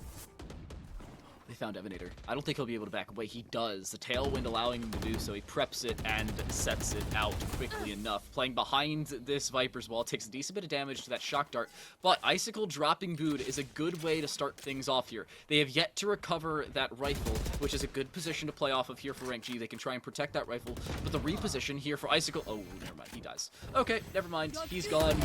The res is available. It's basically null and void. It's the Uno reverse card slapped down there for Rank G. Yeah, and Rank G still has the same 3 ultimates. Vibing. Haven't needed it. 2 of them are basically eco ultimates, to be fair, and they've just kept winning, so why do they need to use it? They don't. Hunter's Fury would be the other one for Preston, who was Plant. They haven't really needed to use that either, because they've largely had the player advantage every single round, so why use it? So here we are again in a 4 versus 3 situation. It was a trade-off. You lose Benita, but Hunter's Fury is still alive. The other ultimate's still online. The respawn or resurrection is there for Doc, but can't even get to a body to be able to use it. Would he even want to on a safe round? Not. In this situation, I didn't think so, but it's down to a 2 versus 2, so it's from a save to a possible thrifty. Down goes 1. It's down to Bood. 1 versus 2. The Tour de Force available, but they can just swing into this. Looking to swing through the Viper's wall. They swing. They find the head. Down goes Takio. It was close, but not quite. The damage is done in terms of economy to Rank G, but with now 8 of 9 straight won, their economy's still relatively clean. There you go. Yeah. Definitely relatively clean. Maxing was tidy. They have a Viper Spit now as well for Animal, so they have been very successfully getting onto sites for post plants. We saw what Animal and Bood could do together in a 2v4, 2v5 kind of situation. Win it out anyway, so rinse and repeat. Coming back into a Hunter's Fury is available now for B-Hop, and this time I can guarantee IC will not be using that as a challenge piece. Drop the Hunter's Fury. Icicle trying to find something with it. Finds no tabs. absolutely nothing. And Tidy dropping Takio is an awful position for them. Logic looking to swing through, misses and dies. The Rendezvous not available there for the Chamber, playing aggressive above the yellow box, is unsuccessful in doing so. Icicle close range, just trying to break the wall, but not quickly enough. Down goes the Spike. They have the Hunter's Fury available here on the attacking side. The Viper's Pit should they want to use it, and an outstanding man advantage, a 2-man advantage at that, along with damage even further done. Viewed down to 30 HP. Is dropped by the shock dart. The swing from Tidy doesn't find anything. No, it just finds damage. Icicle finds their second. The Hunter's Fury is still available, and it's popped. It's thrown in. It finds 1 kill, but it may not matter. It's down to Rice Ball, and in the 1 versus 2, time is not on their side. The Viper's Pit is not used in this round, and it'll cost them the round. They were able to circumvent the Sage Wall. They were able to defuse the Spike, and they're able to tie us up as B-Hop bring us right back to even. After a very ambitious positioning from a couple of members of B-Hop, including Logic himself, they definitely were able to rally together these members, Dog, Icy, Evan, being able to pull it out in a post-plant situation like that so quickly too, clearing out these corners, finding the fights, winning them all. Even a rotation through that was completely expected by a member of Rank G over towards B main as well from all that smoke usage. So B-Hop able to tie it back up, get another W there. Teleport's ready. Even though the one-way Let's play. Poison Cloud wasn't properly set up, but working with it still on the ground. Whoa! Imagine.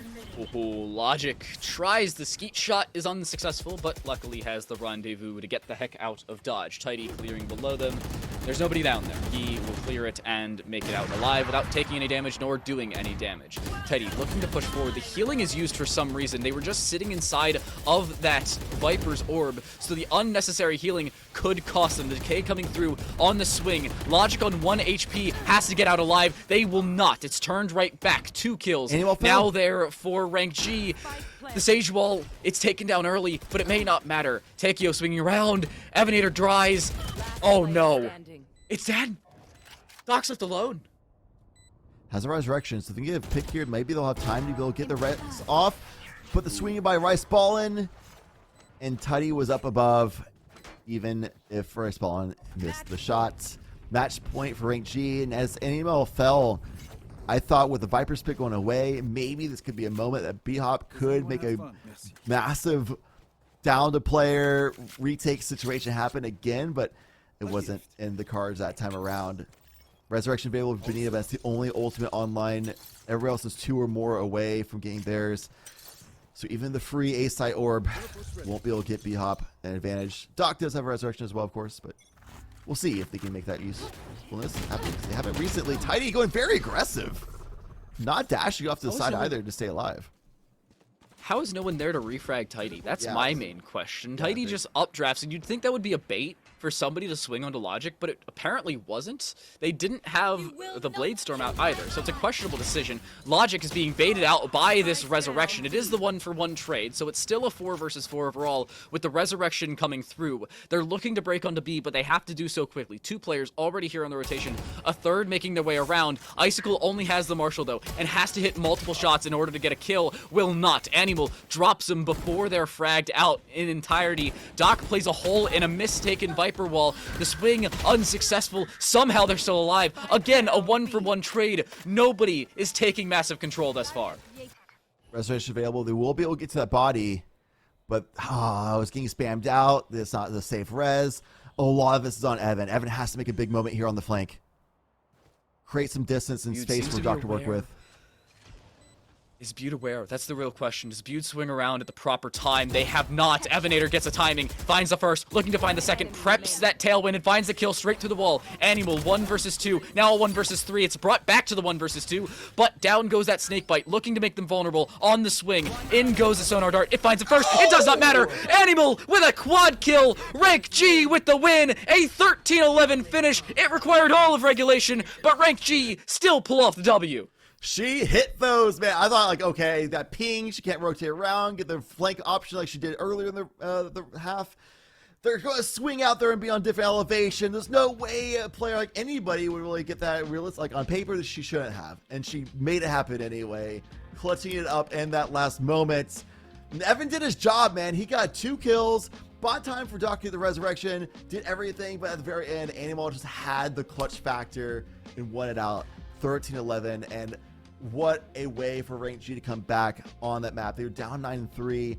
They able to make it such a dominant attacking side. When things go on their terms, they dictate where the fights happen. They work together as a unit.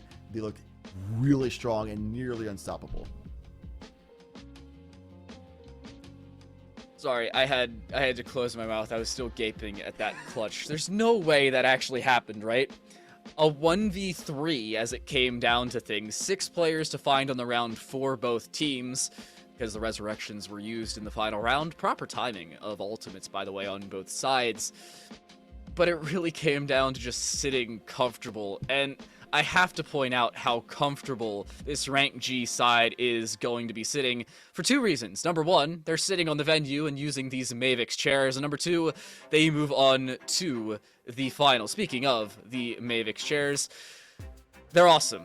Experience Mavix gaming chairs. the exclusive chair partner of Nerd Street Gamers and local host where the venue itself is. All Mavix gaming chairs feature the Future 9 functions of critical ergonomics to support gamers everywhere. Get yours today for as little as $22.22 a month, or use code NSG55 to save $55. Shop at mavix.com/nerdstreetgamers. Speaking of these chairs, look at the venue. Look how clean they look. There's so many. Look how comfortable the players must be. It's like they're back at home. Man, I'm a big fan of ergonomic support, man. So definitely all about the big 9 from Avix. Yeah, definitely check them out 100%. Just like we're going to be checking out a lot more games throughout the day. Those were just the first 3 groups A through C, that just now concluded. We still have all the way through Group H to work with. Of course, we're going to be doing multiple groups at the same time, obviously. But yeah, definitely a lot more action going through. So we're seeing Zero Marksman Black, Leets, and Tone Gaming getting through on the winner side of these groups. We just saw Rank G going through on Group C from the lower side. We're still waiting on the results of Apollo Esports versus 2inch. 2 teams we got to cast earlier, and would have been awesome to cast as well. But everything's happening at the same time. There's so many teams to capture, so we already captured them. We want to see some new ones. And then also Nixie's Breath versus University of California, San Diego. That'll be really cool to see a collegiate team make it out, to be honest. So we'll see if that could be the case, though they did lose previously to Nixie's Breath 39 earlier in the day. So we'll have to see if they make their rematch happen and their side of things this time around. Who knows? Lower deciders still going on. It's one of the English is hard. One of the main reasons that we've had a lot of these games delayed is because of the login issue we had earlier. All of the teams were having a login issue. That's why we were so delayed. Luckily for us, that has been remedied, as have we. We move on past groups A through C into groups D through F. Stick with us. We'll be right back with some more best of ones here at the Nerd Street Champs Fullerton LAN.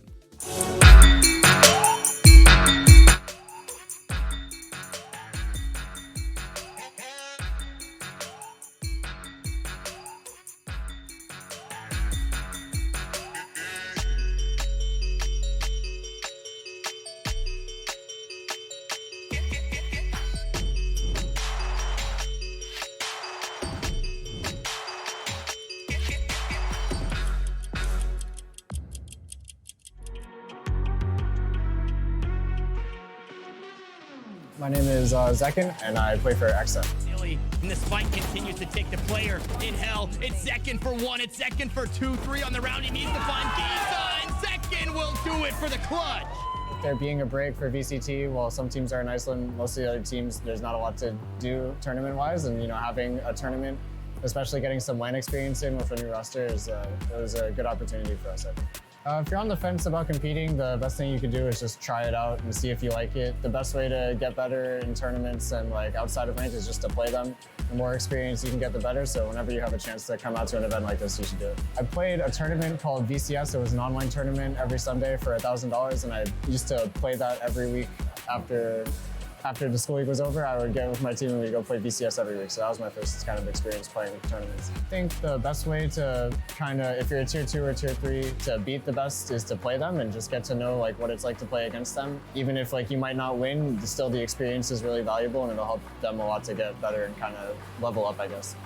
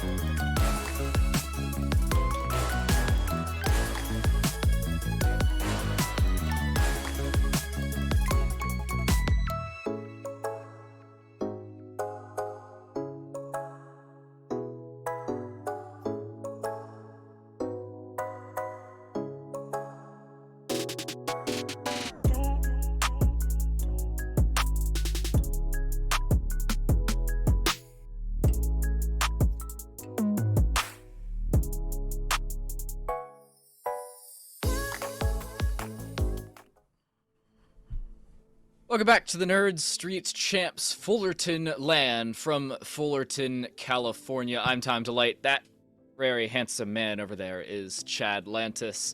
And as we head into our now fourth series of the day, Chad, it's two teams that are a little less known in the T3 world of Valorant.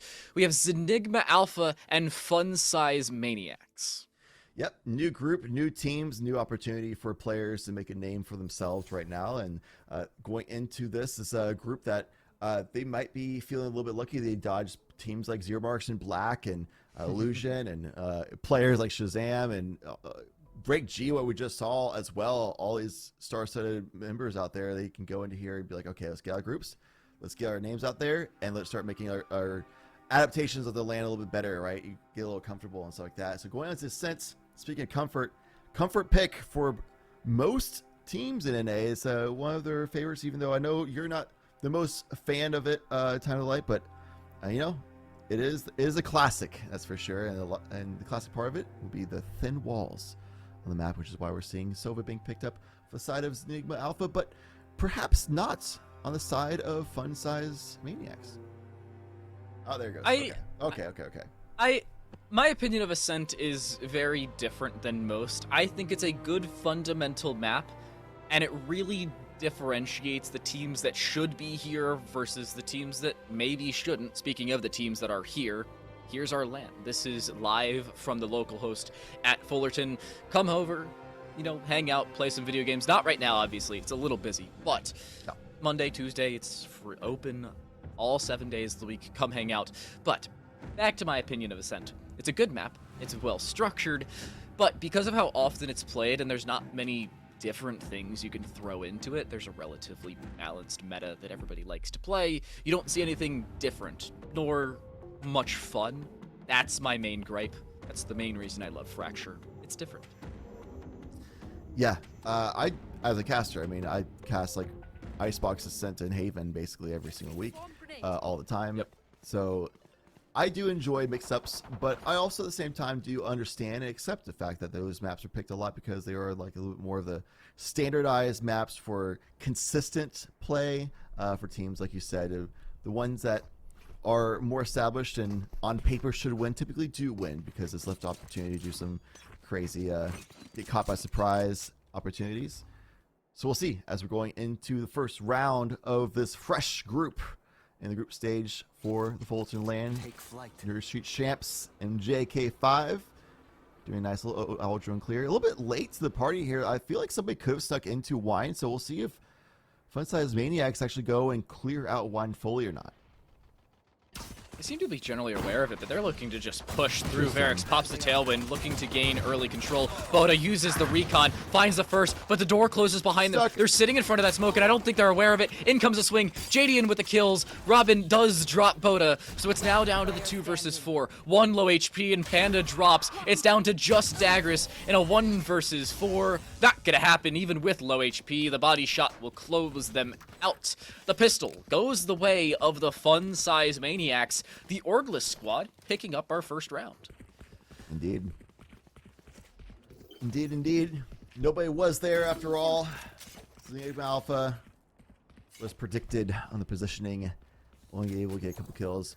Do they go for the Marshall? I don't agree with it, but they could. If this was Breeze, 100%, which is one of those things like, you know, other maps, Breeze, go with Marshall all the time. You know, like mix it up. Since Sheriffs are in the hands. Speaking of maps, though, I will say that it's been nice that we've had a different map every time so far, Time of Light, so I'm knocking on wood that it continues on, and we'll eventually get Breeze and Fracture, but we'll see as the day goes on. Return fragment. Oh no! They have to be forced out. JDN and MJK5 both finding a kill. Robin's just holding W. The door is closed. He's sitting in front of it. He swings and finds absolutely nothing. Anticlimactic, to say the very least. I'm a little upset he found nothing. That would have been really funny. Yeah, the swing was a little bit too strong. When he came out of the smoke, didn't expect him to keep on strafing full speed off to the side. Just couldn't track it well enough. Kenny now alongside Out of charges. Boda. Can't do much here. Don was a little bit aware of them, but the trademark off towards B main. He stuck through mid instead. Don not ready for it. Kenny gets the surprise factor. 9 HP. This is Omen stuck over towards Wine, and this is an opportunity that Sigma Alpha could do some good damage here. There goes that shock dart. Got an upgrade on the weaponry there as well. This is again damage being done. MJK5 has the knife out. It will not be retrieved. The Spectre, not the knife. Unfortunately, you can't pick up other teams' knives. Then I would have a cool knife every single round. Awesome. But it doesn't happen. Fun Size Maniacs do indeed pick up their second round. It costs them a little bit, so it's going to be an eco-ish kind of round for the squad. It's a bonus, but it's one of those where you still have to purchase a little bit. It's one of those odd situations in the terms of Valorant economics. What would be cool so the floor isn't littered? I literally just thought about the logistics of how this could happen, so I could have missed something. But if you go up and just push the button for swapping, you swap whoever is there, and that's like the highest upgrade weapon, like the gun would be. Or if you hold the swap button, then it gives you a little scroll wheel thing, and you can like select it kind of like you see like Apex Legends or something like that. And you just like grab their pistol change or the knife change instead. You know, swap those out instead. That'd be cool, because if you have the floor littered with like knives and stuff all the time, that gets kind of crazy. Especially if you try to do the hot swap for a spike. Speaking of hot swaps, JDN off the hot swap of the bait and switch from the teammate, able to catch them by surprise, gets the first frag over to Zenigma Alpha, forcing Panda back. But they're able to get a spike kill. Answers back again for 2. Money needs to find the kill there. Varix doesn't find the frag across, finally does, and picks up the Vandal, looking for a second, finds just that. Kenny, now 1 versus 2, not gonna happen. The Headhunter finds the head. Looks like they've been finding what they've hunted for. Fun Size Maniacs pick up their bonus and now have a massive economic advantage over a, to be honest, broke Zenigma Alpha. Definitely did. Bonus win was massive there for Fun Size Maniacs. And also perhaps a comms issue. Varix got the kill behind Ginny, and those other two members of Zenigma Alpha appeared to be completely unaware of that fact and continued not even paying attention at all. And Varix kind of swung around and was like, all right, I guess I'll get another free kill. And that could be something that would be a major factor moving forward, but perhaps not if Kenny keeps hitting insane martial headshots. Agrius looking to hit insane hot shots of their own. Doesn't. Dies. The tailwind apparently does not land. Bo doesn't swing around. Finds a kill of their own, though. The sonar dart lands, as does the trademark. That's information. JD and Psalm. Oh, no. JD and Psalm, I don't think they're aware of it. The swing in through mid. Robin looking for the kill down long, but they have to clear them out in this close position, and they don't. Away goes the Omen, saving themselves in that situation. But A now seems to be the call for full... Do they get it?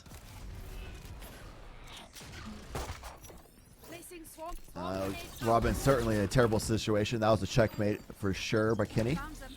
Now it's a 2 versus 4 situation. Kenny just dominating with his martial, at least getting good damage off. Money finishing off the kill onto JDN, who's weakened from the body shot from Kenny. It's all down to Don, who will be able to get this spike, and there's those hot swaps I was talking about before. And 1v4 though, on an anti-eco round, a little unlucky to be honest, but does have 30 seconds to work with. This whole lineup from Zenigma Alpha, I'm going to struggle with that word. I just can't English it.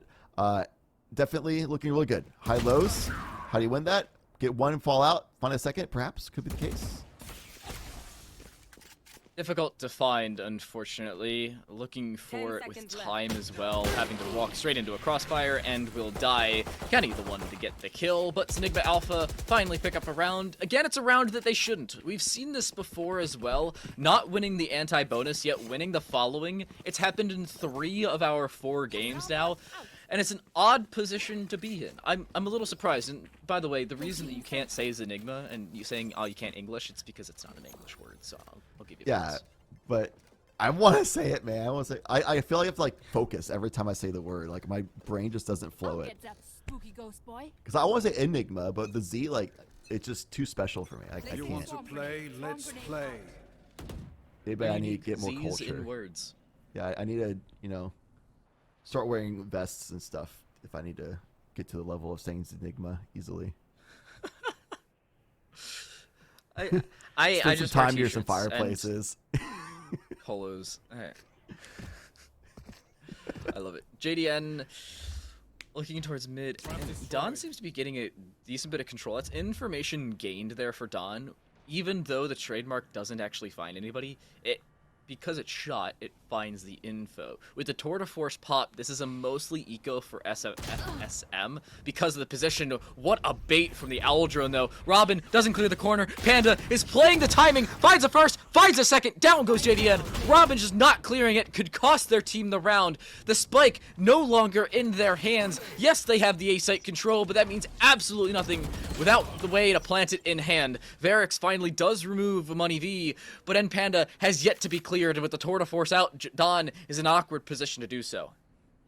That weakness we saw early on the first pistol round, not properly clearing corners, might be an issue that caused them this round here. FSM do answer back, but Bodo doing the same, and the nice hold from Panda on land ping will shut down Varix. Nice job there. Is Enigma Alpha able to get another round on the board? This is a round where FSM will bring it back. That's the issue that we see here for Zenigma Alpha. You can see 2 players buying. Varix will pop the Blade Storm, and Don's going to use a lot of Headhunter shots. That's the situation here for the Fun Size Maniacs, looking to make it Family Size Maniacs if they can go huge enough. I like that one. That was a good one. I've been waiting for that one. I'm not going to lie. I respect it. And hey, man, if they win the whole tournament, Fantasy Size Maniacs. I like it, yeah. Yeah. A little hey, grandiose. Twitch, find us adjectives that start with F. There you go. For shocking. For shocking.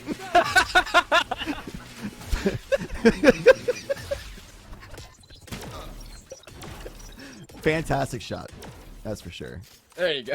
There you go. Lockdown is available for Zigma as well as that from the shadows. They have a fast rotation and a full hold if the B site is the way that FSM wants to go, which seems to be the case. So they can have them stalled out with a lockdown, get the rotation fast, and fully bolster the line from Zenigma. Here it comes. They're just gonna hold W in towards B. MJK5 is prepping the sonar dart to find the information. They will remove that turret eventually. In comes the null command for the attacking side, making Kenny, well, null and void. Nice fragment, does a decent bit of damage in towards defender spawn. MJK5 holding down that flank though, finds the kill across that was indeed needed. Money V dies to the Blade Storm. A good position now for the Fun Size Maniacs. On the B side, does have the spike down, but does not have as much control as they would like. It's still this 3 versus 3. Headhunter is out, can play the long angle across from the logs. Do they clear this? That's the real question. No, they don't have to. The rendezvous's used. Away goes Don. Varix still waiting in tow across that far position. Will indeed die, but Don, do they clear this? That's the question posed. Wow. It may not matter. Robin with a double on just a single spray, and Don with the headshot does indeed land the frag. Panda will die. Fun Size Maniacs do indeed go family size. They do indeed. And the problem there for Zenigma is that they had gotten suppressed. Kenny couldn't get the lockdown dropped, was pushed back through the defending archway there and forced in the back alley. So they couldn't actually get in position to drop that lockdown, stall out FSM. So Robin, honestly, with that tactical timing of utility usage, pushing on the site the way they did, getting the big frags at the end, things like that, definitely looks to be the MVP of that round. Nice little rat opportunity from them as well, cutting off rotation from Zenigma. So keeping that round lead beautifully. Daggery, unsuccessful in landing the opening 2 blades in the Blade Storm. The cold front has passed. Now it's time for the tail end of that one with the tailwind still available. That one I've been holding on to for a while as well, in all fairness. Yeah, that's good. FSM still need a massive bit of control because the ultimate economy just is not in their favor. Plain and simple, it is not. There are now 4 ultimates available here for the defensive side. Daggery prepping that tailwind, finds a first, does not find the second, but still finds a little bit of damage. And Panda dropping the Shrouded Step, getting the heck out of dodge, and mid-control gained back by Zenigma Alpha. Even with that opening pick, it won't kill them, quite literally. What doesn't kill you makes you stronger, though, so perhaps the comeback could be happening here, you know? Kenny hears it. Judge though in hand, has to wait it out. Gets checked close. The distraction is there, but only good for 1. Daggery is only able to buy them that much. Access to the site is gained from FSN. 30 seconds left. Some damage being done. Tanda finds a frag. Suddenly it's all down to 1 from FSM. Daggery is stuck on a classic, yet won at least a 75 HP duel, and apparently does not care. Don, now in a 1 versus 3, doesn't have the spike, doesn't have the time. It's a save. Phantom will be saved over along with the 8 Headhunter bullets. But an outstanding round, an unlikely one at that from Zenigma Alpha. There's a decent bit of control gained using the Blade Storm, but I don't think it was a situation that they should have won as convincingly as they did. Of the 5 ultimates they had coming into the round, they use 1. It finds a kill, lots of damage, and lots of control. And even then, you still see Daggery find a kill with the classic after it expires. I'm seeing a lot of really good jabs, a lot of good crosses from FSM so far, but I haven't really seen the like 1-2 punch, you know, the combinations, right? Like sitting in the flash, pop and swing in as Varix is going in with a tailwind, going with the cloudburst. That's exactly when Robin drops a flash or JDN drops a paranoia, you know, like these like 1-2 punches to execute explode on site. I haven't really seen that from FSM a whole lot so far. It's been a lot of just like really good shots. That's why they're in the lead for sure, but it's not consistent, and they're not continuing to grow that lead largely because of that. They clear logs. Panda just waiting. There's 1. There's 2. Looking for a 3rd. Will line them all up. Knock them all down. A 4th as well to boot is shut down. The ace will not happen. The shock dart to deny. But a 4K and a round win for Zenigma Alpha will tie us right back up.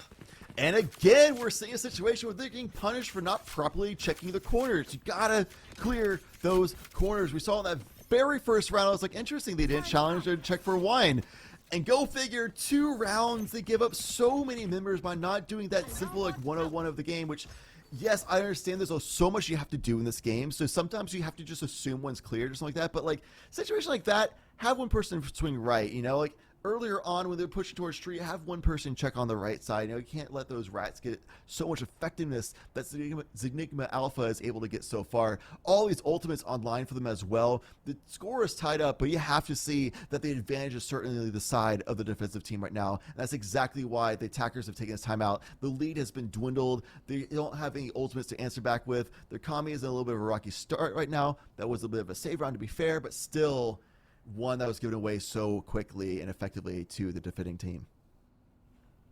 There's a lot of control gained by Zenigma Alpha that they really shouldn't have as much of. Yes, control is nice, but it's being given to them by the fun-sized maniacs, and it's in situations you really don't expect. For instance, in Panda, not being cleared towards logs. Clear your corners, kids. It has an exponentially higher chance of you living throughout the encounter. Daggery looking to find more kills. I have to say I'm a little disappointed with Daggery early on in this game, but Panda really hasn't been giving the rest of the team an opportunity to frag out in the situations where they have won rounds, and Panda is the catalyst to it on a consistent basis. Daggery prepping the tailwind. There's a swing. Shot misses. They take a decent bit of damage as well. And the operator out has to back away as in goes the 0 point. In goes a lot of control. It does not find Boda, though, in the close corner, and in tandem, they just won't clear it. Here. Yeah, as far as they know, it's just the jet that's holding the angle, and it was pushed out to the doorway, so they could have pushed in. But I like that they, after that timeout, have a little bit more composure. Realize, you know, we didn't fully check this corner, and this is being held by an operator. This would be a good spot to push. This full killjoy setup is for Tree, so FSM, they're finding the one position in the whole map that they actually could have an advantage on this rotation. They go for the greed on the overgrab. Something I would do in a ranked game it's all the time, but obviously would not be a good call here because it gives away to the defending Killjoy of Kenny. This looks away. Side is accessible. Explosion about to happen. There it goes. Wow. And he doesn't care, apparently. Just shooting JDN straight through the dark cover. Who cares, right? Barracks has to back away as the fragment does a little bit of damage to themselves. Kenny finding the open to those an outstanding position for Zenigma Alpha to be in. They will prep a full utility retake. In goes the Hunter's Fury, finding Dawn in the back corner of main. What is that opening shot? The lockdown on the other side, they've been saving up these ultimates. Why not use them? The null command as well. The only one they've yet to use is from the shadows, and there's no real reason to put it through. Robin, still in a good position, backs away. Barracks with the frag across. A Hunter's Fury finding damage as well, but it's down to this 1 versus 4. MJK5 prepping in that shock dart. Does it find the damage? That's the real question. The shots, they do. There's 1, there's 2. He does not find the 3rd. It may not matter. Is time there? It is indeed, with 5.7 seconds left. Kenny finds the defuse. Zenigma Alpha, by the hair of their chinny chins, take the lead. Yeah, I would have lost it. I was like starting to lose it because I got the first 2 kills and lined up, but that spray transfer almost got the kill. 32 HP was all that was left. That was so close. That was crazy. Boda having that Hunter's Fury mostly cleared Hell, which I believe that might be why they got caught by surprise by Varix for a little bit there on that retake situation. Oh wait, somebody's actually in Hell, but still, Zenigma Alpha doing a great job overall. A lot of ultimates used that time around though. Just the front shadows remaining good. Oh man, that was such a close end to that round. I can't believe I can't believe he almost won it. I can't believe he lost it, and I can't believe he almost won it again. Yeah. I think my takeaway from that round is my takeaway from that round is wow. I think that's all I have to say. That's how that round went is wow. Boda's no way. Kenny gets the kill because Dawn was shooting the turret. And now Money's in a good position, is flashed out, has to back away. Shooting down, the 0 point doesn't land. Money is flashed out, flashes themselves back in, but nobody there to receive, as it isn't even intercepted. It's just Gonna go the greed of this? incomplete. Money Don't greed for does it. this cost him? That's the real question. The 0 point, it detects the Omen. He finds the first. I don't know if he's going to clear the close right corner. That's the issue he's going to run into. They have to make sure they don't take this fight if they don't have to. And in this situation, they really do not have to. It is a 5 versus 3, so you'd like to get an opener back the other way. MJK5 is in a good position, but takes a fight way too early. Robin brings one back, but only one back. It is down to Varix, who's no longer. A strong round from Zenigma Alpha. In a round they should have won. It was, in all fairness, an eco for the fun-size Maniacs, but they've gone even smaller as they've lost the lead. And though they were the one person to have fallen that round, I do really like the composure from Money in that moment. Just like, I really want to go. You saw that inching forward, like, I really want to get in here and clear these angles, but there could be a crossfire, and that's exactly why they didn't push through, waiting for the rest of the team to position JDN get there to help out for the angles as well, things like that. So it's good to see that they'll have that composure and self-control to keep the cleanliness on these anti-eco rounds. They are supposed to win the round. They win that round for sure, but it's more of a question of how clean can they do that, keep their economy alive. This worked last time for FSN. Oh, Kenny long range? No way. Do they get the res, though? They should be able to reignite the core. They'll attempt it. Dawn finds the tracers and finds the kills. Robin's right back into this. The null command works out perfectly. It baits out the Odin, baits out the shots the second time around, and well, the tour de force, even with that just single shot, lands as it needs to. Dawn's now holding the long angle. They need to take this fight, and they really cannot afford to. A good shock dart, that's a nice bit of geometry, finds a decent bit of damage. They're trying to clear this close corner, and they do. Dawn, they're aware of his position. The paranoia doesn't land, though. Daggery peeking through, finds the shot as soon as the dart cover lands. Robin's still in a good position to deal with this, though. Plays in front. They should be aware of his general position. The spray lands as well. Flashbang looking for the frag. It'll find it. It's down to Panda. 1 versus 3 has to break onto a site with all 3 players waiting. And the Odin straight to the wall. Why the heck not, right? The fun-size Maniacs having fun with it and bringing us back to within 1. What a shot by Dawn there. Through the smoke, taking out Kenny, just tracing the bullets a little bit there. And that was a massive moment because from there on, all that killjoy utility gone from the site. Nothing stopping FSM from flooding onto it. And a little surprised, honestly, that last flash didn't even like get the half flash on the Panda, like didn't register at all. Just barely was around the corner, perhaps. But yeah, last round, the half. It's been a little back and forth as far as momentum goes. Overall, though, Enigma Alpha has looked better, but FSM may have figured things out. That's what Enigma Alpha's trying to account for. They're stacking so many people over B's site, but it's going to be an A-hit at the very end. At least position for one. They're fully clearing the site as well. In goes a 0 point. It does not land on anybody, but still finds the kill. Kenny finds the frag using the Nano Swarm onto Dawn, and it's still a 4 versus 3. Even though they vacated the site, they still find the control they need. The spike will be able to go down. No, it doesn't! Kenny gets the kill again! Somehow through the smoke, no less. There's no way he finds even more. Bode is going to clear out Hell. Does find one, but is yet to find the second. That's the issue he's going to run into. Playing a little bit of geometry should find the damage, and does, but not as much as they would like. Daggery does get out. JDN vacates the position, but not far enough. It's Varix in a 1 versus 4. No. Not even close. It's Enigma Alpha win the half. Switching sides. Yeah, outside of that pistol round, the anti-eco therefore, majority of it was definitely in favor of Enigma Alpha. I mean, they did lose that anti-bonus, so I was thinking, oh man, is this going to be one of those things where it's like the first game of a group stage and just FSM is just going to run away with it? No, Enigma Alpha figured it out, realized that, okay, these corners aren't being completely checked, we can get away with rat angles. Kenny holding the spray down on prediction angles as well, having off angles like right there, so the spray wasn't very easy, it wasn't accomplished. Good adjustments overall by Enigma Alpha to come out on top from the first half, but this is still a very close game nonetheless, and we'll have to see how these teams perform on the other side of things. It's the second half of play here in game number 1 for Group F. We've moved all the way down the group tables, by the way, for all of you who are just joining us. It finds a lot of information, and they can now work off of that. Dawn has to back away. That's the most important part about it, but now that the 0 point has expired, I'm surprised that they haven't found as much ground as I would have liked on the fun-size Maniac side.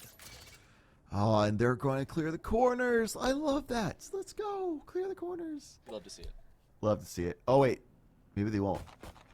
No way. Don't bait me into hyping you up and you just don't clear it. At least people are watching it in case somebody swings. But it's fun size having Maniacs on the site, finding the kills. At least so far. Don doesn't find a kill, actually has to back away. They're suppressed as well. The headhunter shots will not be used for the time being. It is still a 4 versus 3. Fun size Maniacs have the man advantage, not particularly the HP advantage. Both KOs are extremely low. The sonar lands, but Don still has to clear out that door, and finally does. Robin, using that fragment, will take out their counterpart as money drops, as does Panda. It's down to just one. Not gonna happen. Don will get the defuse, stealing it away from their Omen as JDN is ousted from the position. Fun size Maniacs win the pistol yet again. They cannot be stopped on pistol rounds. We'll have to say that they do have a little bit of advantage in pistol rounds because of the chamber. They have a headhunter, which just beats sheriff, so you just have the best gun in the lobby for pistols. So a little bit of a favoritism there, but obviously a lot more factors go into how they've been winning pistols for sure. We'll have to see. I mean, we saw Enigma Alpha figure things out and make the big comeback and end up on top for the first half. No reason to assume they can't do it again. However, obviously, good look for FSM for being consistent on pistols. Very consistently gets you a lot of round wins, which is all that really matters at the end of the day. JDN looking for even more round wins here for the defensive side. MJK5, the shock dart doesn't land. The nanoswarm, oh, it does not either. It's a 4K for JDN. What is that? Fun size Maniacs make it a clean second round win here on the defensive side. They're continuing with their reign of terror. The question now remains, do they win their bonus round for the second half running?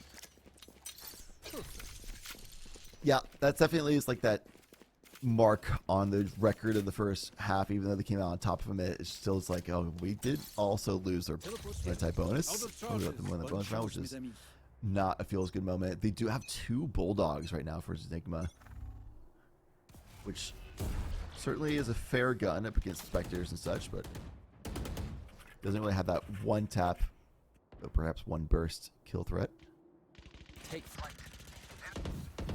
I think the issue they're running into, the reason they have to buy those bulldogs, is because of the fact that they sent a little bit too much into the previous round. Don finds the information and rendezvous away. That should be the sound cue as to his general position. Barracks playing in towards main, does not hit the shot, is rather damaged themselves. It's still mid-control here for Enigma Alpha, but fun-sized Maniacs are more than happy to give that away. They want to play on the site proper and deny control early. They're taking the opposing approach than we saw from the Enigma Alpha side. It's play on site rather than just give it away for free and play retake, and with this weapon disadvantage, I understand. So a nice tempo shot by Mundy there, and a frag on the person just trying to swing in. Spike has been planted, 5v4 on the site. Alodrone's going to give him so much information to work with. That's at least 2. They've seen the presence of 3. There is confirmed. You know exactly what they're working with now. They're about to find the 4th as well. Robin flashes, it lands, just not the kills, and this should be a relatively clean finish to the round for Enigma Alpha. Dropping Boda, nothing more. The Valkyrie will fall from the sky as the skin gives us a very indicative finish of the round. Enigma Alpha will win their anti-bonus this time around, and some information from around the Fullerton LAN for y'all who are just joining us. We do have 6 defined qualified teams. The number 1 seeds from groups A, B, and C respectively, Zero Marksman Black, Leet or 1337, and Tone Gaming. The second from A, B, and C respectively are 2-inch, Nixie's Breath, and what we saw just last game, Rank G. Oh, so 2-inch came out on top, huh? Yeah. Interesting. Well, congrats to them. Hate to see Apollo Esports go, but it's the nature of tournaments is you're going to see a lot of really awesome teams and players have to just bow out sometimes early on. Barracks finding 2 on this round. This is the moment FSM gets the big buy up themselves. Mid-control being fought for so like passionately between these 2 teams. That fragment's going to make things tough for Daggerist. Able to get out, jet things. Finds the frag as well. Don, what? Evens playing field 2 for 2. Last player standing.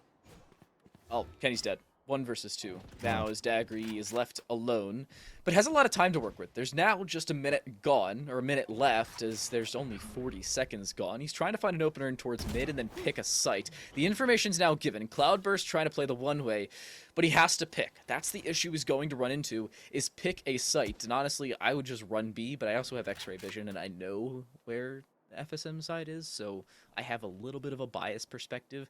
Dagry does not, and is just playing this blindly. Seemingly clearing the corners he has to, but he's about to get caught with timing. Does indeed. As soon as he looks away from Robin, Robin swings him and finds the kill. Fun size, tie us right back. That was close. You can kind of see that possibility happening, developing, where like the timing could have been perfect, where Robin was looking out towards B's site, finds the back of MJK5, and then instantly swings a 180, takes out Robin as well before Robin can realize what exactly is happening. You know, like, I can see that happening, but unlucky, and FSM earned that advantage and used that to win the round. 8-8 now. A lot of that was thanks to Varix getting a big double kill over towards mid and maintaining mid control, which is so important in this map to go translate into B control, essentially. And that's what Enigma Alpha is going to try to go for again, with Kenny pushing up over towards Fridge, which I'm still not sure why it's called Fridge. Oh! Nice jump Look at out with the Don. coordination. Take flight. Don not only finds the kill there, but is flashed in by the KO in heaven. Yeah, that was a good lineup. That's outstanding. I love coordination like that. Pop flashes are outstanding, especially when they're Counter-Strike-esque pop flashes. The old classic ones where you send them from long distance and they land at the perfect time, where there's very little time to turn around, if any at all. Yeah. Kenny's gaining a decent bit of mid control, though, through Market. Has to go in towards Market itself in order to gain as much as they would like. Already pushing in towards the defender main position. Does he get cleared? I think MJK5 is aware of his general position. There's the swing. Kenny gets the kill. In goes the null command. They want to push on towards this A position. Again, a 1-for-1 trade. This time Kenny coming out on top as he finds 2 on the round. It's the A site fallen. Lots of control gained in this general area. The null command will expire. That's the final suppression that will be sent out. Severix can send themselves in, but has to find the kill in order to prep up the tailwind, and just does not. Good flash over, but it does not help whatsoever. It leaves Panda in a 1 versus 2. Playing in towards Wine, fakes that shrouded step. Does it work? That's the real question. I think they're going to try and clear it. The swing, unsuccessful. Robin's still in a good position to look for the kill. Does not find it. Panda clutches it out somehow, some way, with just 3 HP. Enigma Alpha take the lead. Great composure there by Panda. Sets up the one-way so the defuse is nowhere near a safe play. Predicts that they're going to be swinging for it instead. So falls back. Shots going, lines them up. It is almost entirely prediction work there by Panda. Little information to go off of. Continues the shots on Don, just predicting that they're going to swing through. 3 HP living there at the very end of things, too. That's nuts. I cannot fathom how nuts that is. Varix finds the opener, getting aggressive towards A main. That's the first time that's happened this far. Aggression towards A main itself rather than just Wine Cellar. And in response, Enigma Alpha are holding W in through mid. JDN in a good position to deal with this. Does not. It is dropped. That should be the B site gone, but they don't know it. That's the issue they're running into.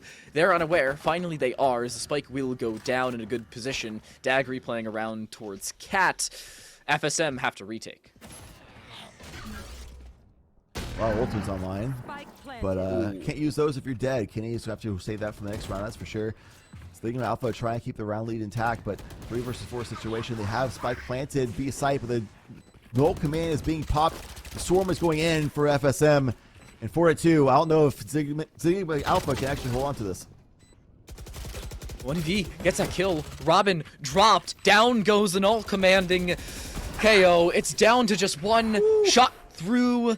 Panda closes it out, dropping Don through the wall. A 3K for the Omen. Enigma Alpha on to double digits. Wow. It is actually amazing that they were able to win that out. Like, it's 2v4. They have no command. They're popping flashes, throwing themselves on site, swinging on different angles, and still somehow Panda not only lives through all that with that forward positioning, but also gets a tro kill amidst all of it too. And they got to save all of those ultimates. It's insane. They still have that 100 Sphere to work with. The lockdown, no 100 Sphere on FSM to be able to counter lockdown either, so they can use that to get essentially free access to a site.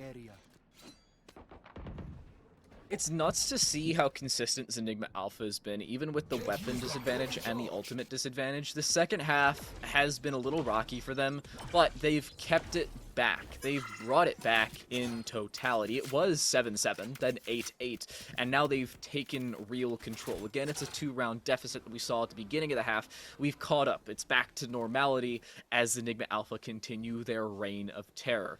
0 point prepped as the lineup towards the back right corner of Heaven can be brought through.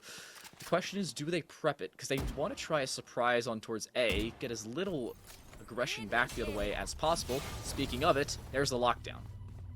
And that lockdown positioning is really hard to do any kind of like... It's a fake. Shit. Yeah, it is a fake. We could talk maybe about... not? It's a double fake. No, it's a fake fake. It's a fake. Oh, they're fake-faking it. In goes this play in towards A. The fake with the shroud, or the from the shadows popped. The Hunter's Fury from a main. They'll get a free plant as the lockdown forced everybody back. I will say though that they used all this utility to get on the site. FSM still has a lot of their own, but they are a player down at this point. Swing through. JDN brings one, but Barracks is dropped. They don't clear the close corner. Again, they fall victim to it, even on the attacking side. Well, they can still hold corners that FSM refused to clear. So Enigma Alpha win 3 in a row, back to back to back. They extend their lead 2-3. And I was going to say that spike, the plant, not spike plant, but the lockdown plant location there, so tough to get a shock bolt over there. I don't even know fully if it's really possible. I haven't seen anybody do lineups for it at least, so that's a tricky spot for sure. And FSM, we've now seen at least 3 rounds that maybe they didn't lose the entire round from it, but at the very least they lost a significant amount of people due to just not checking a corner. It's at least 3 rounds now they lost a multi-kill to a rat. That they just didn't swing, they didn't clear it. Something they definitely need to shore up that weakness moving forward on the day. Ideally in this game for them, but at the very least, if they lose this game in the lower bracket. Fighting themselves now. Fighting success. He's gained a Vandal. He swings toward Daggery, who's completely unaware. Where's the communication?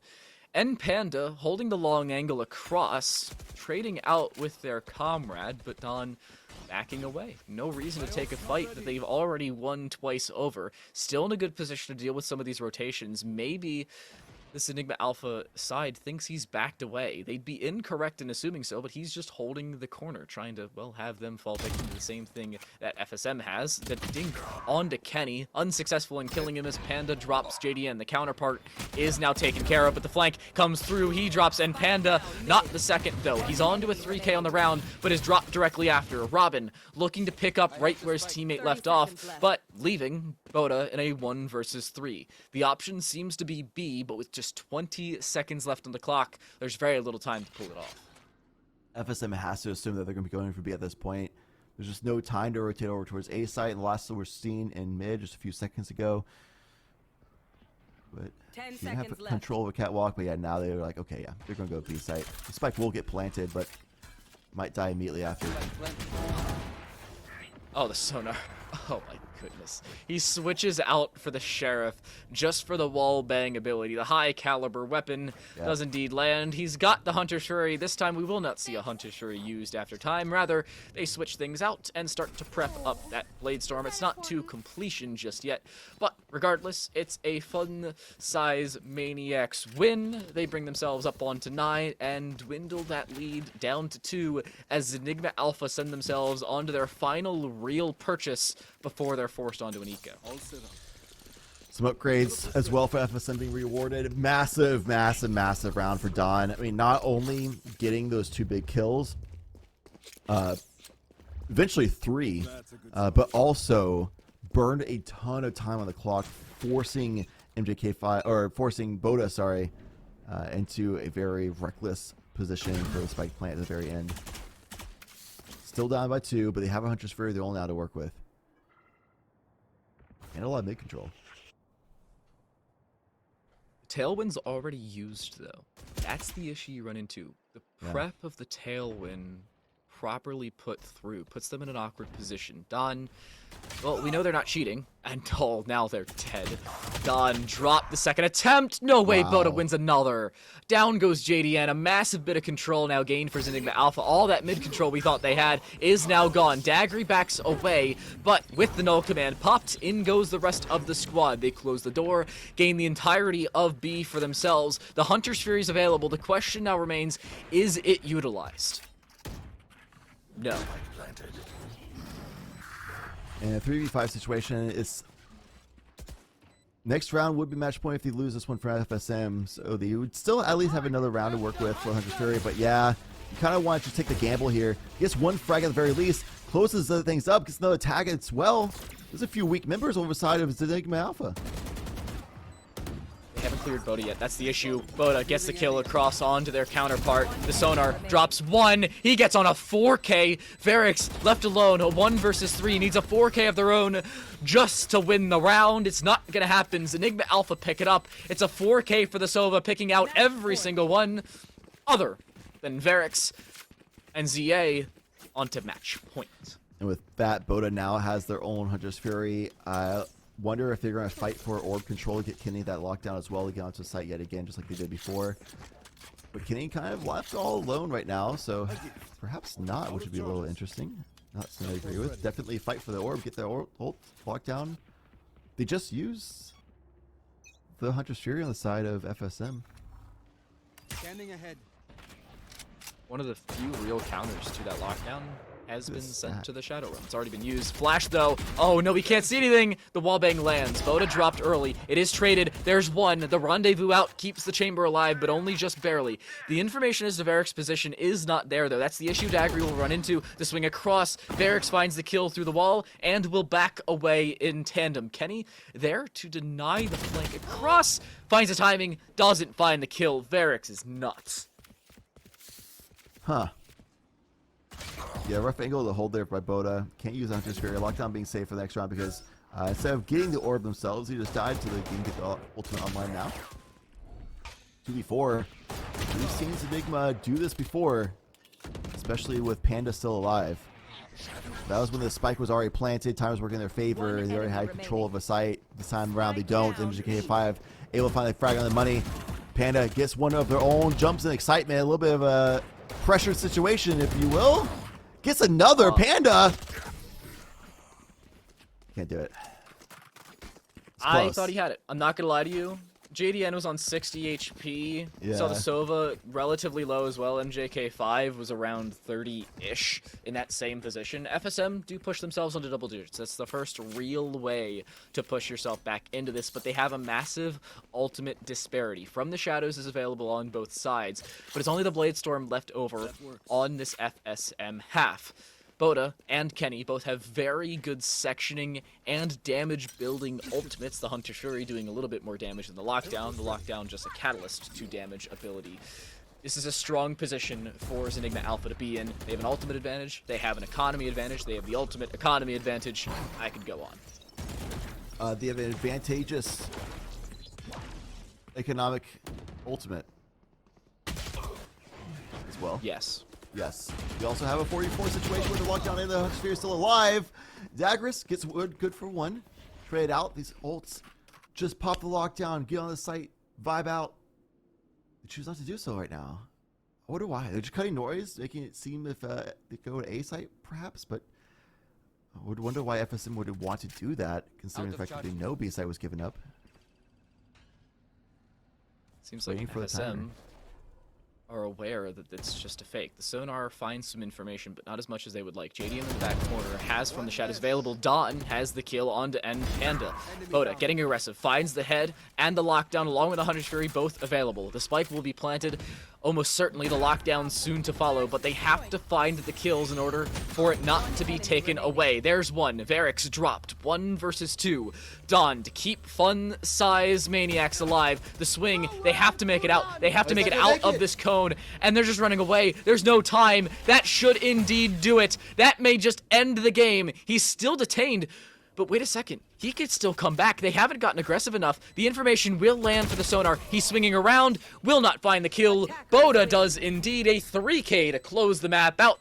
Zenigma Alpha take ascent. They move themselves on to the upper decider in Group F. The last round went a little bit slower than I would expect and potentially hope to happen, but they still used the ultimates extremely well. Traced that last player was running out to the garage at the very end there with a Hunter's Fury. Lockdown basically sealed the deal. Those technically possible in, but the little bit of staggered firing squad coming around the swing made it so be virtually impossible at the very end there. Though we did see Animal clutch up in the very last game in that situation, so it was all possible, but it didn't happen. I do like that Zenigma Alpha won in the end, personally, just because the fact that they looked to be a little more cleaner, and the fact that just didn't want FSM get away with the fact that they just never cleared corners effectively. They just kept doing it. They started doing it a little bit better and better, but still seems to be a weakness that they need to work on and shore up moving forward.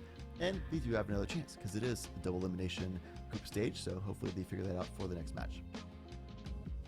It's an issue that you really can't afford if you're the Fun Size Maniacs. You've come to the LAN, yet you've dropped map 1. That's the issue with best of 1 groups, but as we said, logistically, it makes the most sense in a 2-day event. We don't have forever, and I'd like to have forever, but forever just is not a reality. It's a feels bad man moment, but one thing that feels good is when you eat Mike and Ike. Speaking of which, I highly recommend it. Take your candy game to the next level with a pack of Mike and Ike original fruits or Mike and Ike Mega Mix. The delicious, fruity, chewy flavors will help you fuel your game and power you up to keep playing at your best. Power up with Mike and Ike.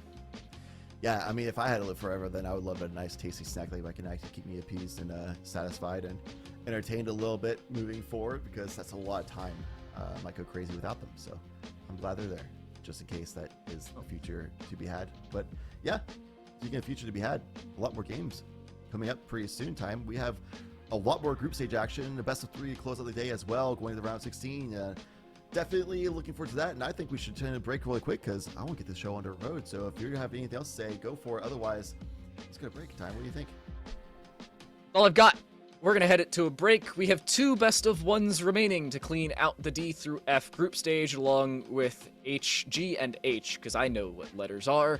We're going to set it to a break. When we come back, it's game number 2 between a couple of these groups. We haven't quite decided what game we're going to head to, so we're not going to spoil the fun for you. We'll be surprised, just as you will, on the other side of this break.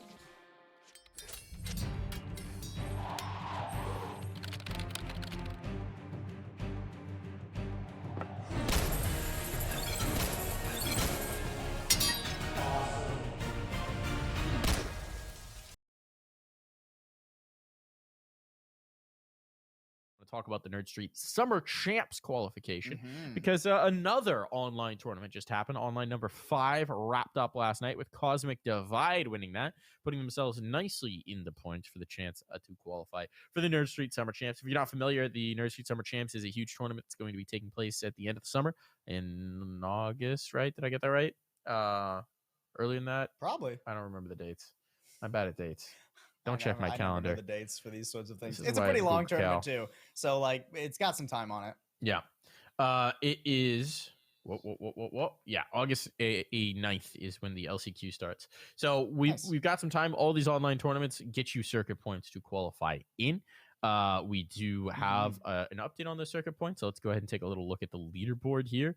Except top of it, Cosmic Divide putting themselves in a really good spot into that 3rd spot. C9 Academy, Oxygen Academy, like these are teams that we would expect to be earning their spot.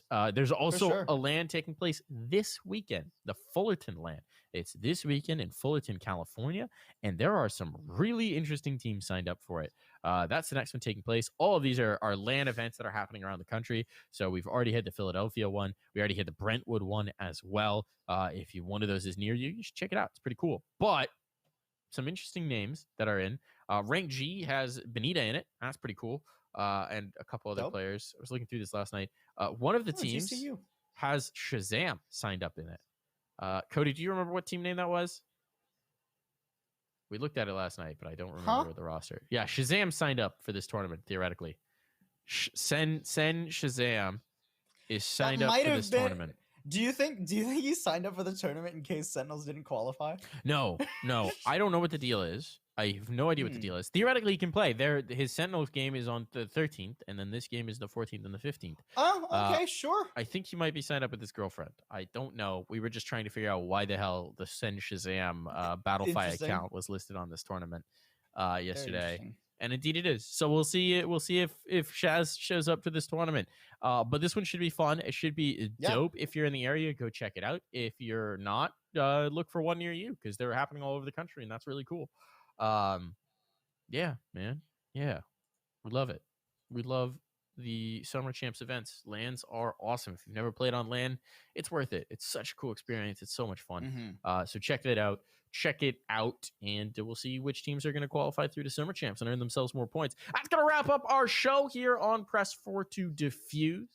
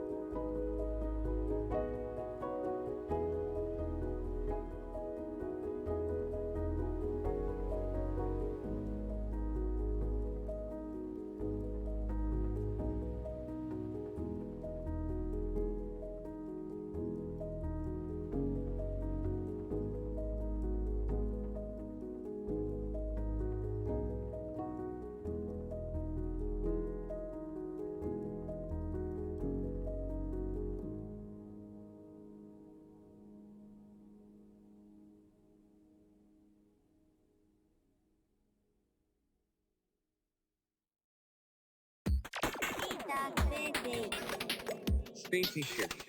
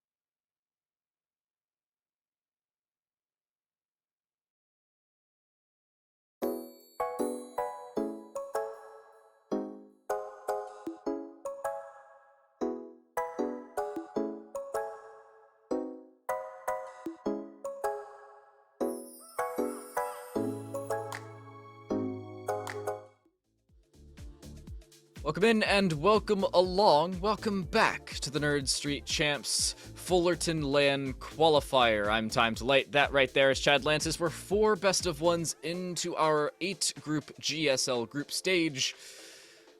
6 teams have already moved on. Chad, we move down to group letter D, because there's a lot of groups to go through. Yep. It's 2 different teams, and we do have our first replicated map on the day. Yeah, we do, and we also get to host another team that will be very familiar with a lot of people who are familiar with the scene, checked into Nerd Street Champs. That team is Illusion, consisting of Foon, Churro, Alvarez, Reno, and Dens.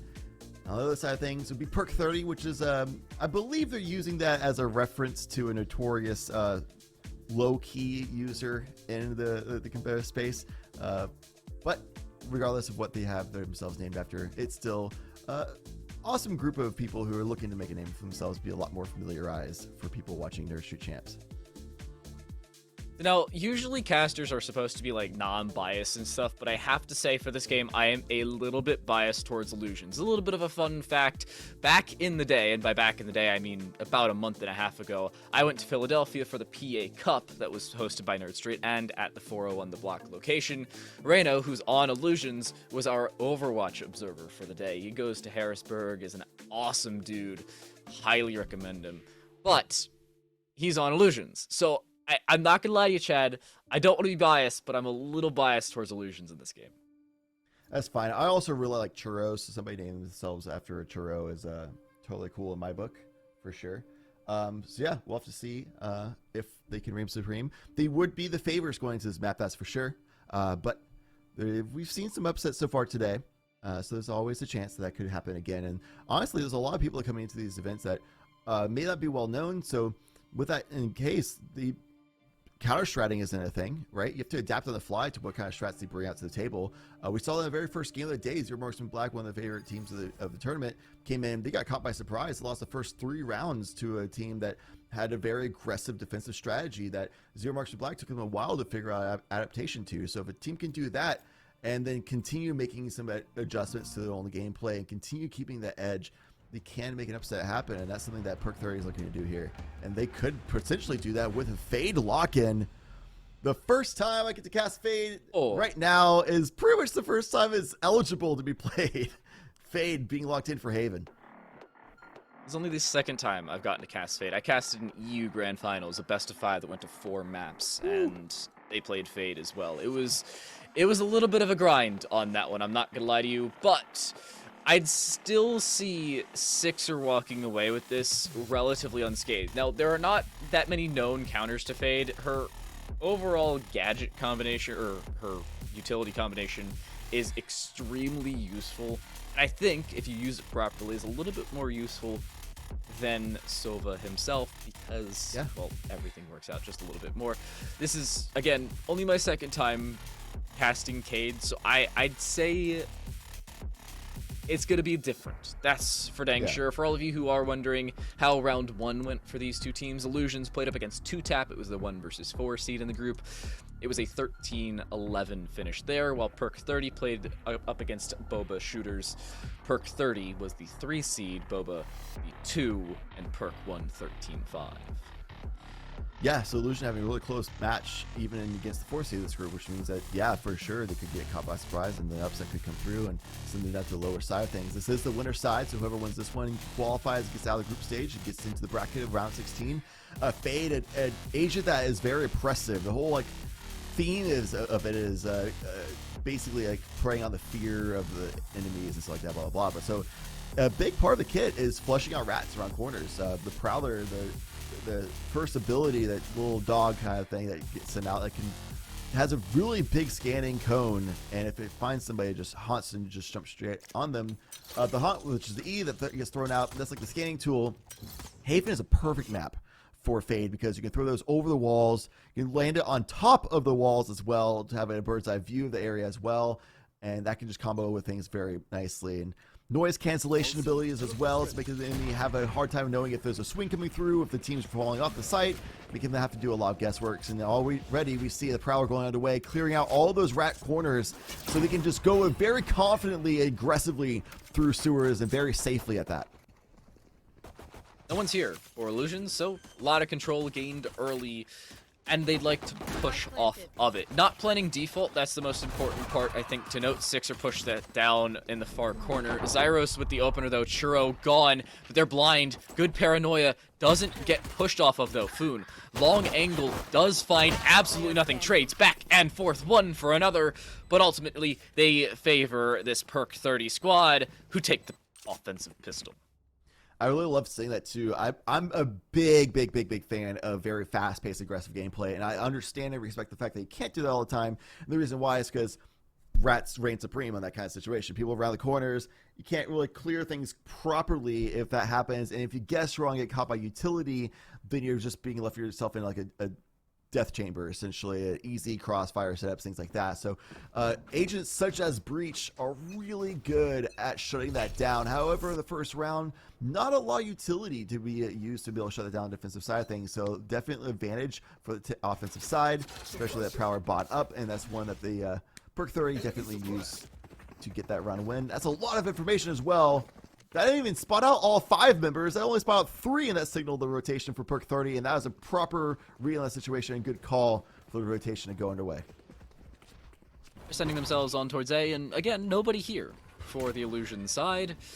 Not much to do, unfortunately, for them. Again, it's a retake, this time 4 players through A main rather than just 1. There is the trademark there to hold it down, and you're in a great position if you are on this Perk 30 side. Scythen just waiting in this close corner. You Quack walking through the sewers position. This is an outstanding round again for Perk 30. Scythen is stunned. It does eventually get taken away, but it's down to just Churro, who falls for Stay Alive for Perk 30 in their second round. They convert off of that pistol and move themselves into the bonus with a lot of weapons to work with, at least SMGs. And I'm loving this confidence coming out of Perk 30 as well. The instant read and rotation call that they immediately acted upon as soon as that 0 point caught out 3 people.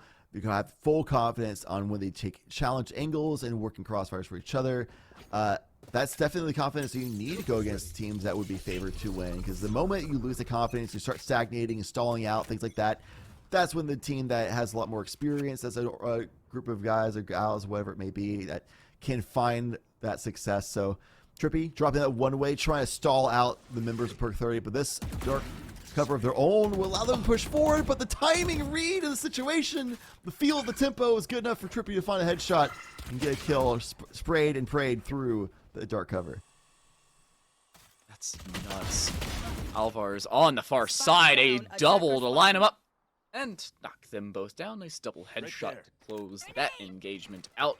Great positioning here for Illusion. They need to be able to get more, though. That's the issue you're going to run into.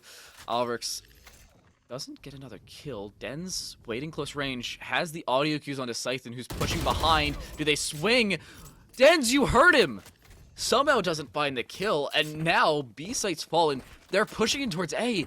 This is a free A site. If they plant this late enough or early enough, it could be a false sound cue as to the B plant. It's not. Illusion are well aware of the A play. Scythen has a big responsibility here. Paranoia is not being used. Gets the first frag. Repeats greedily, though, and Churro punishes him for doing so. Is all down just the one remaining member. Perk 30, the swing around as well. Churro shuts that down on top of things and gets the round win for Illusion. It was the advantage round for them. They lose 2 on the meantime, and the spike was planted for Perk 30. So overall, considering paper, they should lose that round. Not a bad one for Perk 30, but still, if the timing read was there for the Paranoia, I think that could have been a completely different situation for Scythen. It was close, but unfortunately for them, not quite. Finding one kill early is a good omen, but you have to back away if you want to remain an alive omen. Perk 30, I think, playing a little bit too over-aggressive in that situation. The call was good to go towards A. They just decide not to stick with it as to backing away and trying to play crossfires. Instead, it's really giving 1v1s, and it goes the way of Illusion side. Churro found out, has to get the heck out of dodge. Zyros gets the opener onto Trippy, though. Again, a good start for this Perk 30 side. Churro brings it back, though. That's a good way back into things. Indeed it is. Members of Illusion are here strong, though. Perk 30 not able to do much, but Zyros trying to fight back. Gets 1 so far, but needs to do 3 more on top of that. Flicks the flash, gets the kill, and it's going to be 1 versus 2. They have the spike in hand, but they don't know both heroes are going to be here. They get the heads! They get the ace! Zyros wins it out for Perk 30. What is that from Zyros, picking up both of the flankers, even with the boombot going down? He's not baited out by it, finds both heads, flicks 1, then 2, combining them and dropping both. Churro, in response in the opposing chamber, will bring out the tour de force as Illusion are broke. They win their purchase round, they lose the full gun round in the following, and now don't have all that much to work with. Churro is gonna buy armor, use the tour de force, and hope that Illusion can bring this one back, but it's a full A rush for Perk 30. Again, they're reading the fact that Illusion nowhere to be found on this A side. Yeah, so far, honestly, Perk 30's been a little bit ahead of things as far as the reads, especially when it comes to the A site, as you said. Yet again, it's left wide open. Illusion trying to go for this massive swing as 5. Full speed ahead, but Sixer and the rest are able to answer right back and hold them down. Until now, Churro opening up a window of opportunity. They need more, though. That's the issue you're going to run into. You cannot get that much more through these situations. Retin playing close range. Super Shorty out. Churro finds yet another. The Super Shorty does indeed find 1. Scythen swings around. Retin doesn't care, though. The Blade Storm popped later on, subbing that one out for the Shorty. Perk 30 pick up their 4th. Illusion don't have a response. Well, they try to response there, just being really aggressive through the flank. I mean, it is a read. There's only 1 trademark nowadays for a chamber, so they're not going to be able to, like, hyper slow them down, just to shoot the 1 bot and keep pushing forward. But they just, it's too much ground to cover. They couldn't catch those members of Perk 30 by surprise. And here we get this insane playback. Zyros, I honestly don't think they expected both members to be there, but even if they did, that's a very ambitious position to hold with spike in hand as well. Usually they go and start the setup, but maybe that's what worked out in their favor. That's what caught by the Illusion members by surprise, that they would be in that position. Nevertheless, it's one round that they won by Zyros, and now Trippy doing everything they can to slow down the site on C. There goes the Fade ultimate, forcing the Illusion members to face the fear if they're still on site, but Trippy falls off as well as the rest. Nightfall utilization, good for sectioning, not particularly for damage, at least not directly. The Rolling Thunder to return. A decent bit of rolling back the other way. The swing, Foon finds 1, Scythe with 2 of their own. It's frags back and forth, 1 and again the other. Leaves Sixer in just this 1 versus 3. Not gonna happen. Quack was already downed inside of that null command. And Illusion, they pick up 1 back the other way. Took them a decent bit of time to pull it off, but they pull it off indeed. I gotta give credit to Trippy. I mean, A site's been left like pretty much wide open many of these rounds by Illusion, but C site when Perk 30 tries taking C site, Trippy's there, not having a lot of frags, but still doing a lot of work for stalling out and delaying the attack intake from Perk 30 with those one-ways, paranoid timings, things like that. And it's a name that you might not recognize as a player, but somebody you might recognize from the team they used to be part of. They were the former head coach of FaZe, VCT team, things like that. So they actually said and announced that he wanted to retire from coaching because he wants to go and compete and be a gamer himself, play in these tournaments himself. And here he is on Illusion, coming as the highest seed in the group stage and doing a lot of work so far on the defensive side. While they may not be on the lead, still keeping themselves in contention. In all fairness to them, this is an attacker-sided map. Now, how extreme that becomes is really up to the squads, but if you're looking at an 8-4 or a 7-5 split on the defensive side, you're not too worried. We saw a 9-3 brought back earlier on, and that wasn't too surprising, of course. I'd be a little surprised if Illusion drop it to 9-3, but they still have a lot of control. Yeah, they dropped the opening pick, but Churro still in a good position here, has the Guardian out, has to take some economic downfalls in their own right. 0.5 and some information, but not as much as they would like to work with. A good haunt in the back line, finds information, but Foon still waiting, awaiting the push. There's one, looking for a second, will not find it. Churro finds one of their own. It's traded back and forth. A 3-4-2, though, still favors this Perk 30 side. Dens pushing forward, a good flash, forces him to see absolutely nothing. 5 for Perk 30. I'm liking what I'm seeing from Perk 30 here. Just like even right there, just a pop flash, and they both swing out the same exact timing, very coordinated. So no matter where the last main member would be located, they can still have a good timing and have the advantage, using it effectively as well. Reno calling it the timeout right now because Illusion, they are down 3-1 on these rifle rounds when everybody's buying up equivalently. Perk 30 winning out the pistol, the anti-eco, Illusion winning the anti-bonus. So ever since then, from that 2-1, it's been a 3-1. Definitely seems to be in the favor overall for Perk 30 through and through. For all of you wondering where the heck Reno is, by the way, who I was talking about earlier, the reason I have bias in the squad, Reno is the coach for the squad, so that's why he's just hanging out. You can see Reno call the timeout. That's why his name's popping up in the middle. We are having a few lagging issues. Are you getting this as well? Oh, okay. It seems like we're back into things. Apologies for that. These are some of your highlights for the game thus far through our first 7 rounds of play. Again, you're still seeing a lot of control taken by Perk 30. Zyros with that ace. It's looked strong for the squad. It definitely has.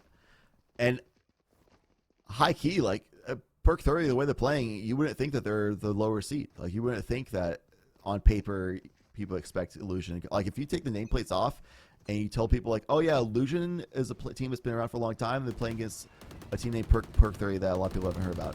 You didn't think that Illusion started on offense just because of how well Perk 30 is playing right now. They're very coordinated, things like that. It takes Trippy hitting an insane headshot with the Sheriff in hand and a very ambitious 2v1 pop out with the Sky usage of utility to be able to pull off a pick early on, but still one that works very well for Illusion coming off of that timeout of their own.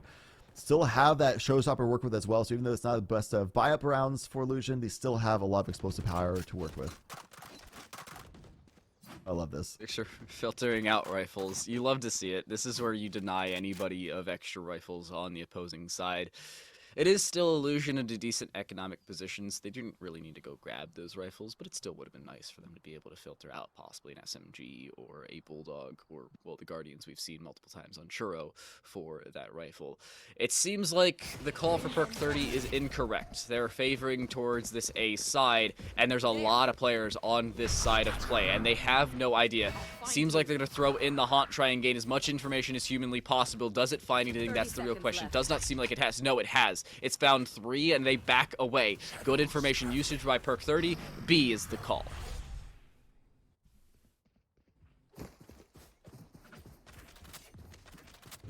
B will be the opening window of opportunity that they can find, but they don't really have any control over the lobbies. Gav Garage, A lobby, window control. They have that trademark. They can TP back, but they have to deal with Trippy here right away.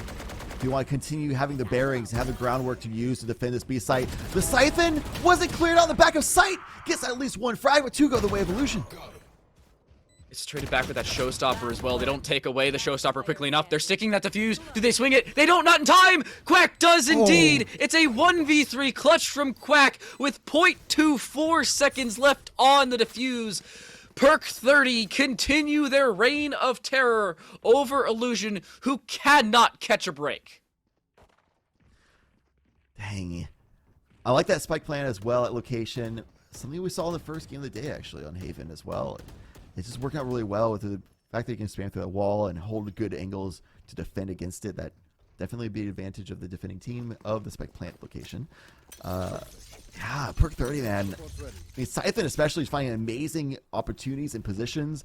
Zyros hasn't gotten a kill ever since that insane ace pop-off moment, but I mean, still basically won that round for the team, so we take those, and still has had a really good positioning in utility usage with the trademark usage and getting that onto the spike plant location, things like that too. So the whole team of Perk 30 working as a unit really well together.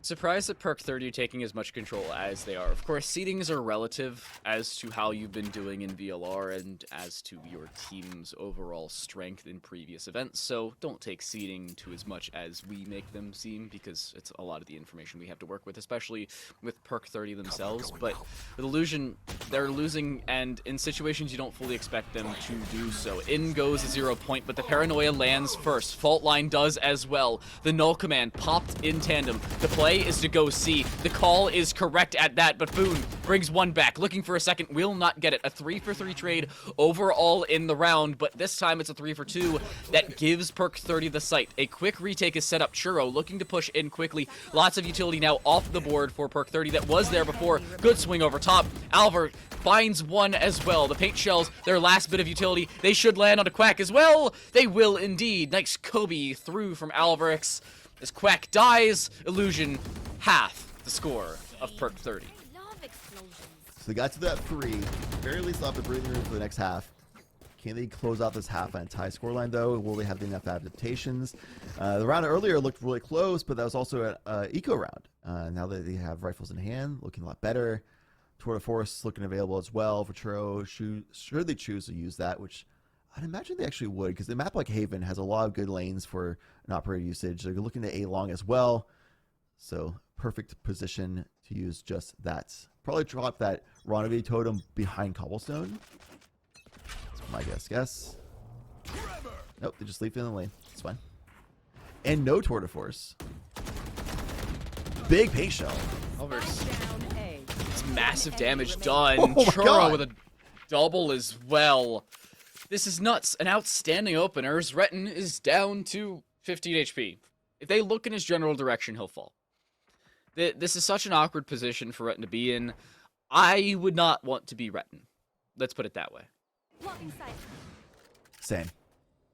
Though, in the big picture, it would be cool to be a player on a team that is currently on a trajectory to upset the favorite team.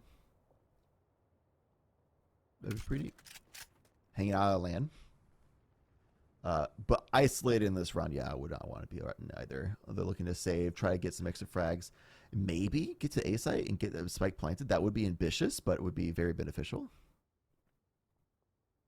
They might go for it. He's playing the very intelligent game of Ring Around the Rosie, where he's gone from A long through window onto B, through B link and C link, across towards defender spawn. Wow. And, well, he's culminated himself towards A and a spike plant. This will be time off the clock as well.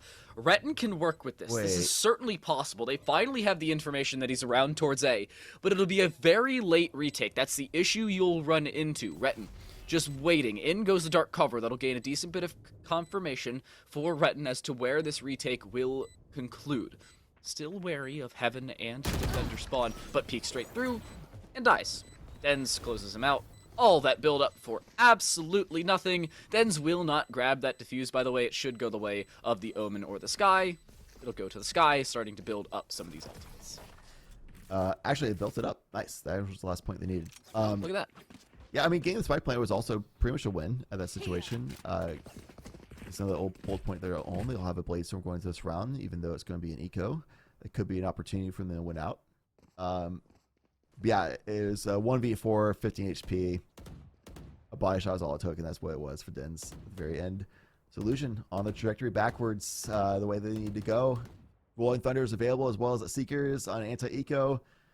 This is definitely a spot you want to be in, even if you're behind on rounds. This is looking good for them to make a comeback happen. Get out of my way. Blinded.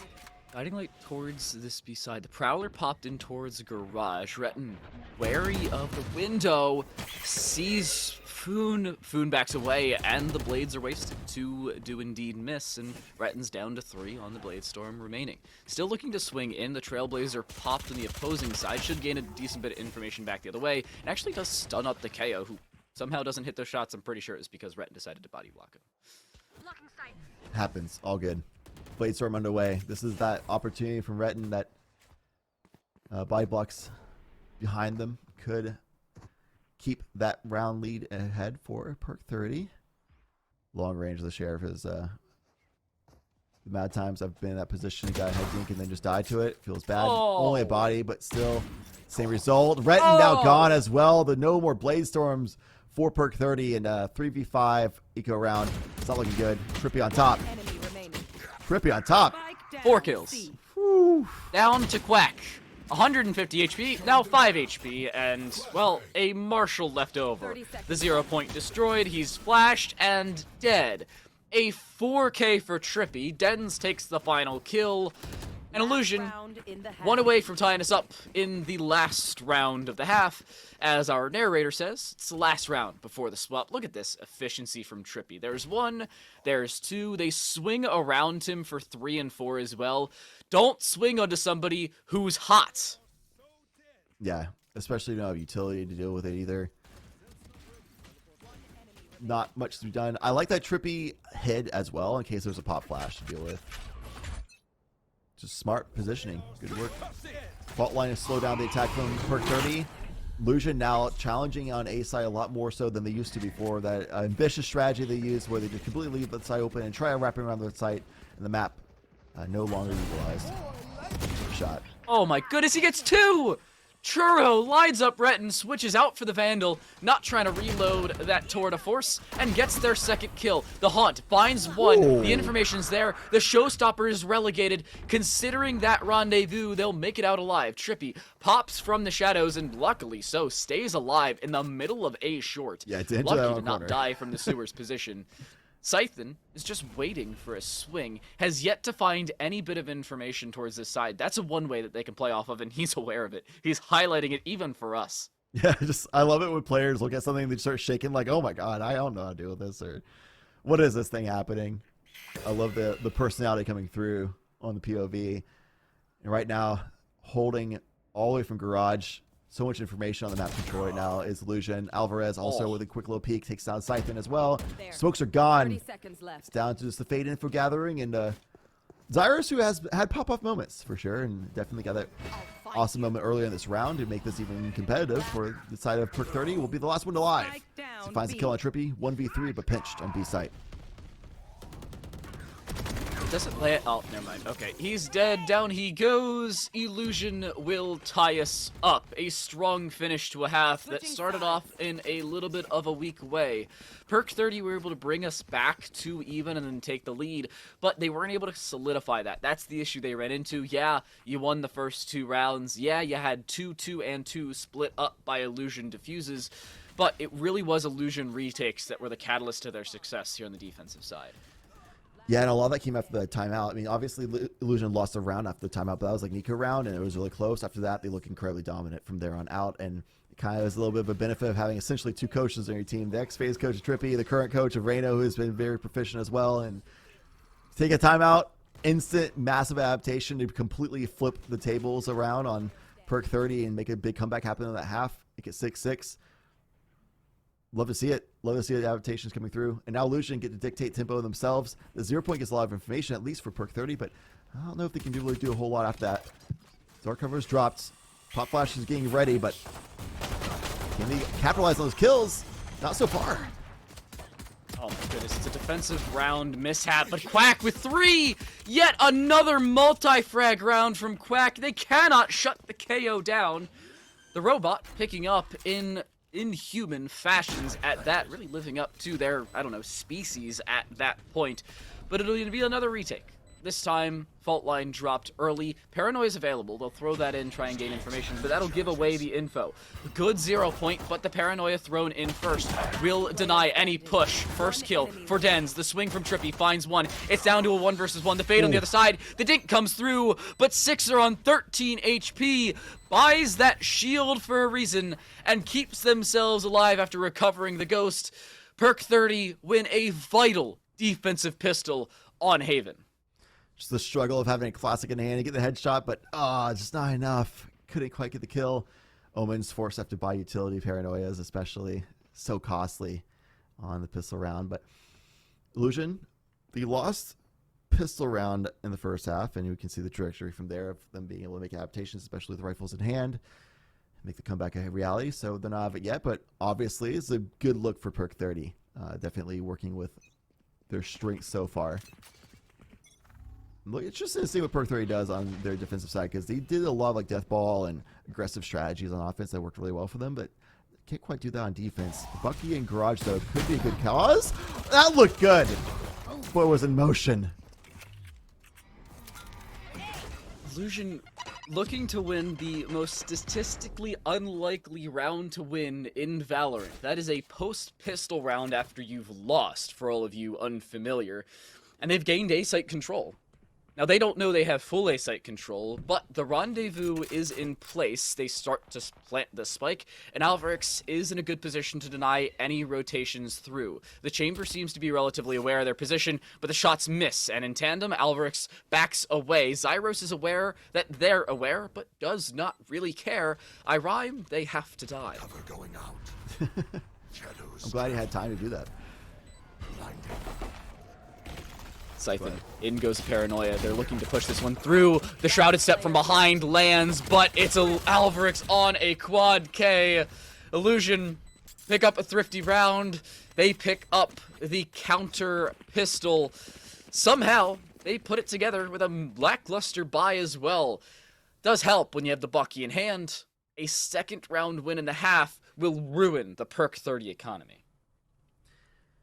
Yeah, that's a massive round for Illusion already. Obviously, honestly, Perk 30 getting blundered in the garage a bit. That was a massive part of that round immediately with that little bit of a force up from Illusion, challenging the way they did. Frenzy in hand for Alvarez. Nice flash. Zyros forced off in the advantage position. Even the playing field, even positionally, is Illusion. 0 point, still getting a lot of information. Consistently, Perk 30 is getting some information with a 0 point down mid on these rounds, but haven't been able to do a whole lot off of that. They haven't been able to get enough information from it to like justify pushing out aggressively through one of the two lobbies, A or C side. They haven't had a confirmation that they're full speed ahead. It's kind of just like, yep, their default. So I guess we'll stand here and see what happens. And what happens is Alvarez yet again gets an early frag on the round. Oh no, Scythen does get a kill, but only one. It's an eco situation in all fairness here for the Perk 30 side. Not a lot of cash thrown into this one, or credits really thrown into this one. We don't work with cash in the game of Valorant. 0 point, get some information. Retin, the dash in towards the updraft, finds a kill and a phantom. The shorty finding the frag, allowing them to try and push for even more. Kill through, it does not land. Trippy somehow doesn't get the frag across. Sixer finds one back, but with their jet now gone, it's a 1 versus 2. It's possible. Phantoms in hand. They get the Haunt in 13. They have to swing for an opening kill, though. They will not. Dens gets the frag and will pick up a Phantom. At least they should be able to. Yep. A little upset at Food for stealing that one away, but Illusion take the lead. I like what Dens was going for there, or Sixer, I should say. I like what Sixer was going for that Dens shut down. Was that plant spot we've seen many times today is easily defended for the attacking team. So Sixer trying to at least get one first frag before going for the defuse, because realizing 2v1, this is not going to work out if I try to even fake this out, let them know exactly where I am in this moment. No, keep the silence, try to make the push out happen, but didn't work out. Dins was ready for that too. And again, 0 point, but they have to fall off site. They don't get enough confirmed information, and they have to give up B entirely, despite that Prowler getting some tag going on. Alvarix Unfortunately, the Showstopper going to hit absolutely nothing, but it does gain information. They can get aggressive off of this. The flash doesn't even land. Zyros dies before it does. Scythen tries to get aggressive, but dies because of it. Churro hits the headshot, but not the kill. Alvarix onto a 3K to swing through. Do they get on towards that diffuser? Do they have the time? Quick, looking to hold it down. He pulls it off. He sticks it. The ninja defuse. Illusion's mental is ruined, and Perk 30 tie us up on a thrifty round. It was a gamble, but it lands regardless. Yo, Quack is playing a little whacked, man. He just sent himself from C-Link, got dinked to the head, 140 HP, like, oh, my 10? Screw it. I'm just going to keep running. Did not stop for a second, man. Like, he did not stop at all. Just kept running full speed ahead. W key, hella defuse button, just sat there and stuck it like a madman. But it worked out because Illusion's like, no way that person got dinked and down to 10 HP, last person alive in a 1 versus 4. They just stick to this, right? They did. And they won the round. That's crazy. And you got to do some crazy plays like that if you want to stop the momentum of a team like Illusion. It's the only time and the only way to win that round as well. Alvarix looking to push through. Sixer onto a classic. It was a round win for Perk 30. They still don't have a good economic situation, though. The Bomb Buddy should land. It actually doesn't because it's blinded. Yes, those could be blinded, by the way. Retton's left with a Stinger, the best weapon in the game, /S. 1v4. As a player in this tournament named Scully on another team that could make it look like actually is the best gun in the game. To see if we can That's double dink. He only did like 100 damage. Yeah, man. Stinger, best gun in the game. So bad. I feel so bad. You hit like headshots upon headshots and you do less damage than a classic. F in chat. F. Well, it really is a problem with the fact that it's a burst rifle. It's a burst ADS weapon. So it's just like, this does like 0 damage. I have to shoot so slowly. It feels bad. At that range, you basically have to go with a hip fire, but whatever. They're expecting somebody on platform, but they're in the face. Hard to respawn in time. Illusion, while Perk 30 had that massive Ninja Defuse clutch moment, feels great to have a round win. They go into buy phase, like, oh, we have to go into an eco now. And they felt that pain even more, so after losing that round pretty handedly, Illusion back up in the driver's seat, back up in the round lead, now back up into the A site, positioning at least as a fake, pulling members of Perk 30 over, but the spike, as we can see, is over towards C side. I would fully send it on towards A, and if it doesn't work, just use From the Shadows. Send it towards B, hope that the opposing Omen's not sitting there, because they have From the Shadows as well. This is an awkward position for both squads to be in. Alvarix is detected, the Prowler does not land, though Trippy looking to get aggressive towards said aforementioned site of C, and they've caught a timing. Away has gone the Omen, looking to prep in towards A. With that singular person found, it may not matter. No one is there on the A site.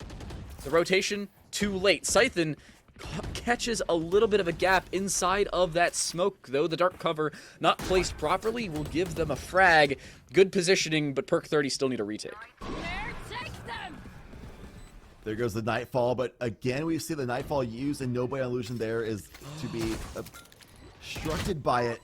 Obstructed is Alvarez by that one trademark in Churro, though. Holding down the C long. Well, at least get trade back. Keep Illusion in this round.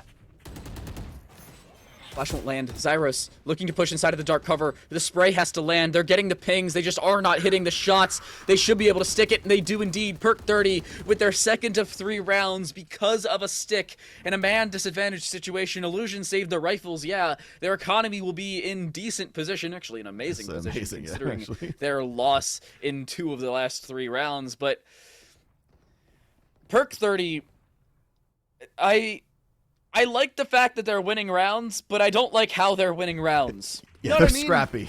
They're very scrappy. It's Quack doing 2 ninja defuse, essentially. That time had teammates backing them up. And yeah, the economy was surprisingly good, considering they lost 2 rounds recently. But that's because both those rounds were from ninja defuses. They had 3 to 4 players alive in those rounds that they lost, which is kind of crazy. Turn. Trying to get a little cheeky positioning out sewers, but forced back by Trippy's aggressiveness. Nice paranoia. Relentless on this positioning. Spike and Hander as well, completely alone. Dangerous. Was working out until now. Spike down A. Retin and Zyros both finding one. Retin through the wall, turns it back into another. Denz looking for the spray transfer, finds it no less. Retin has to get aggressive in through multiple smokes, getting away, using the updraft to do just that. But Foon looking to get aggressive will find the kill. Leaves it just down to Quack. But if anybody's gonna clutch it, it should be him. He sprays straight into a Seeker and is caught out just with timing. Denz with a quad. Illusion with the lead yet again. Dang. It's a position where he could have got the kill on Denz, make it a forced 1v1 because you can see where the Seekers are coming from. Couldn't quite get the shots. Those Seekers act as meat shields, man. They just body block those bullets for people shooting behind it. So a little unlucky there for sure. But yeah, I mean, that round was kind of like how you feel this whole game. Just how scrappy it is. Trippy trying to push an advantage, but overextends a little bit, gets punished. The rest of Illusion trying to go and follow up, and then they get punished too. But then they just then steps up and gets some massive 4K. Just it's the way this game has gone. They're doing aggressive around the C side. Retin doesn't hit a single one, at least not in a lethal fashion. Zyros does get a frag, but they pick up the rifle and are stuck in the slow. The trademark lands. In goes the tour de force, and I think an unnecessary dedication, but Illusion find it necessary, and understandably so. Churro wants to get aggressive around towards the A link and finds the frag onto Retin. It's a 2 versus 4 with good positioning here for Illusion. It's a barely able to win situation here for Perk 30. Perk 30 trying to do what Illusion was doing on defense and just bundling together and going straight out through the window, going on the flank, but they decide going against it, comes back. Illusion says, yeah, we're just going to do the same thing to your spawn and catch them off guard, and now it's only one member left alive. It's Sixer. They said big plays beforehand, but in a 1v4, can't quite make it happen here. The Aftershock would have sealed the deal nevertheless. 11-9 now is Illusion. What's the situation here for Perk 30? I'm looking at their money. Yeah, they have a buy, but it's a spotty one. They'll be able to fully invest into everything they could ever want in terms of rifles and shields, which is cool, but Scythen has to take some concessions in terms of their utility, and for your controller to have to do so, not a situation the team wants to be in. Sixer has to be able to initiate in these situations, and they really just have not seen Sixer do enough of that. It's really, and I'm going to say really been the KO picking everything up. That's the situation that Perk 30's been in. The only real initiator for the squad, and that's even on some ninja position. Zyros does make it out after finding the opener. Scythen just waiting in this close corner. They are not aware. Oh no. Foon finds the kill regardless. Somehow Scythen doesn't find the kill. It was great composure by Zyros coming out there, not getting greedy for another kill, but then Scythen couldn't quite capitalize on the opportunity. Quack, though, gets a trade-off from the ultimate used. That was a 3 versus 3, the ult command being used. This is going to be the oppressive nature of Fade, but the one way was there for Trippy. Tripping up the retake plans of Perk 30, and Illusion goes to match point. One away from closing things out here for the Illusion side, and Perk 30 falling by the wayside. Not in a way they would like either. It's not been a good half. I'm not gonna lie to you here, Chad. It's been two of the 3 rounds that they've won have been ninja diffuses in either man disadvantaged positions or just shots missing through pings for Illusion. Perk 30 probably should be down 14-7 right now, and yes, I'm well aware you win with 13. Not always. True. To confuse new viewers in the audience out there. No. Did Scythen see him? He did, but they gained the information. Scythen walks straight to the fault line, has a shrouded step away. That's C gone. The entirety of the site is gone by the wayside. Nice little bit of elevation there for the Rays. Does Zyros get aggressive? That's the real question. The attempted plant. In goes that Aftershock as well, but Zyros is just waiting inside of the dark cover. They have to back away. There's no way you just sit in this position. Wow. And look at where the positioning's gone. No way. Look at all of Illusion retreating back towards this defender spawn, and understandably so. Retin's getting aggressive, but it's not going to land. Quack, 1 versus 3. The flash lands onto 1, but not enough. Illusion win Haven. They move themselves on to the playoffs. Indeed they do. It was a little bit of a rocky start there, but it is, like you said, more so an attacker-favored map, and the fact that they were able to bring it back to a tied game on defense said a lot about what the squad can do here, especially after situations that could typically make teams lose composure. That timeout came through, they regathered themselves, formulated a new strategy and game plan, executed it wonderfully, And then when they went on attack side, it was all illusion. Like you said, it was a pistol round for perk 30, happens. And then 2 ninja diffuses, that was some crazy sticks and like, oh shucks. And the one that collected the first time was just wild. Second time was a lot of the game plan for illusion. It required Alvarez to stay alive and Garage to have pressure. Beyond that, was some missed shots through smokes, unlucky. But other than those rounds, like as long as they're straight up rounds, illusion just looked on top. It was very impressive. Very dominant from illusion. They really take control later. It looked a little spotty in the first half, but the second half looked honestly outstanding to see, especially with the amount of control they were still able to gain, even with the ninja diffuses. Yes, in both rounds they kept a combined 7 players alive, in all fairness to them, but those are rounds that hurt the mental. They proved, well, it doesn't for them. A strong attacking side and a quick split to close things out. 7-3 was the split in the second half. It really probably should have been 7-1, and the pistol was the only one that could have gone the way of perk 30, but a strong way to close things out. Speaking of closing things out, we're going to close out the group stage. When we come back, it's the lower decider of any group from D through F. We'll see you after the break.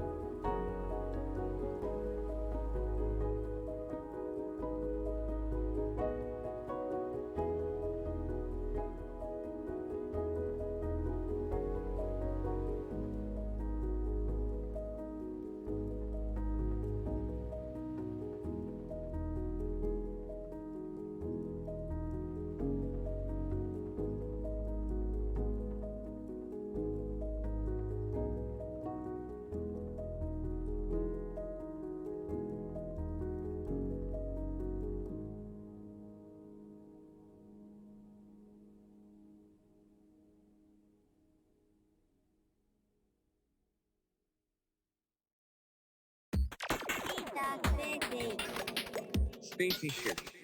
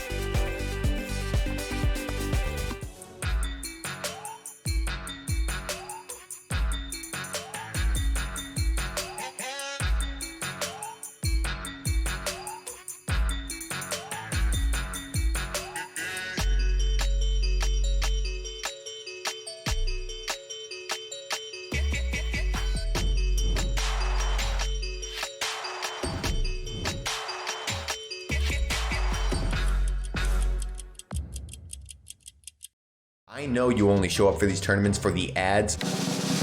I recently partnered with DigitalOcean to help spread the word on their amazing software. I think you mean their amazing web-based cloud computing services. Okay. If you're a developer, then you know how incredibly hard it can be to get started. Not true. DigitalOcean made their UI so simple you can start developing right away. Plus, they give you full access to their human support staff. Easy to start, human support staff. Don't forget, really transparent and affordable pricing. Okay, let's keep the tournament going.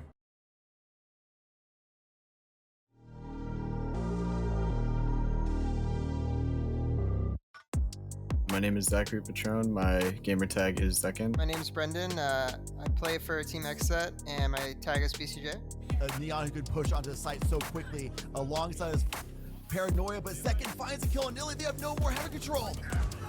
No, they don't. And just like that, if you blink, you missed it on the retake. Xset have done it. Crowned kings of the Nerd Street Philly 10K LAN. I was 4 and at a summer camp, and some kid brought in his Wii and he had Mario Kart, and I think that was when I first kind of fell in love with gaming.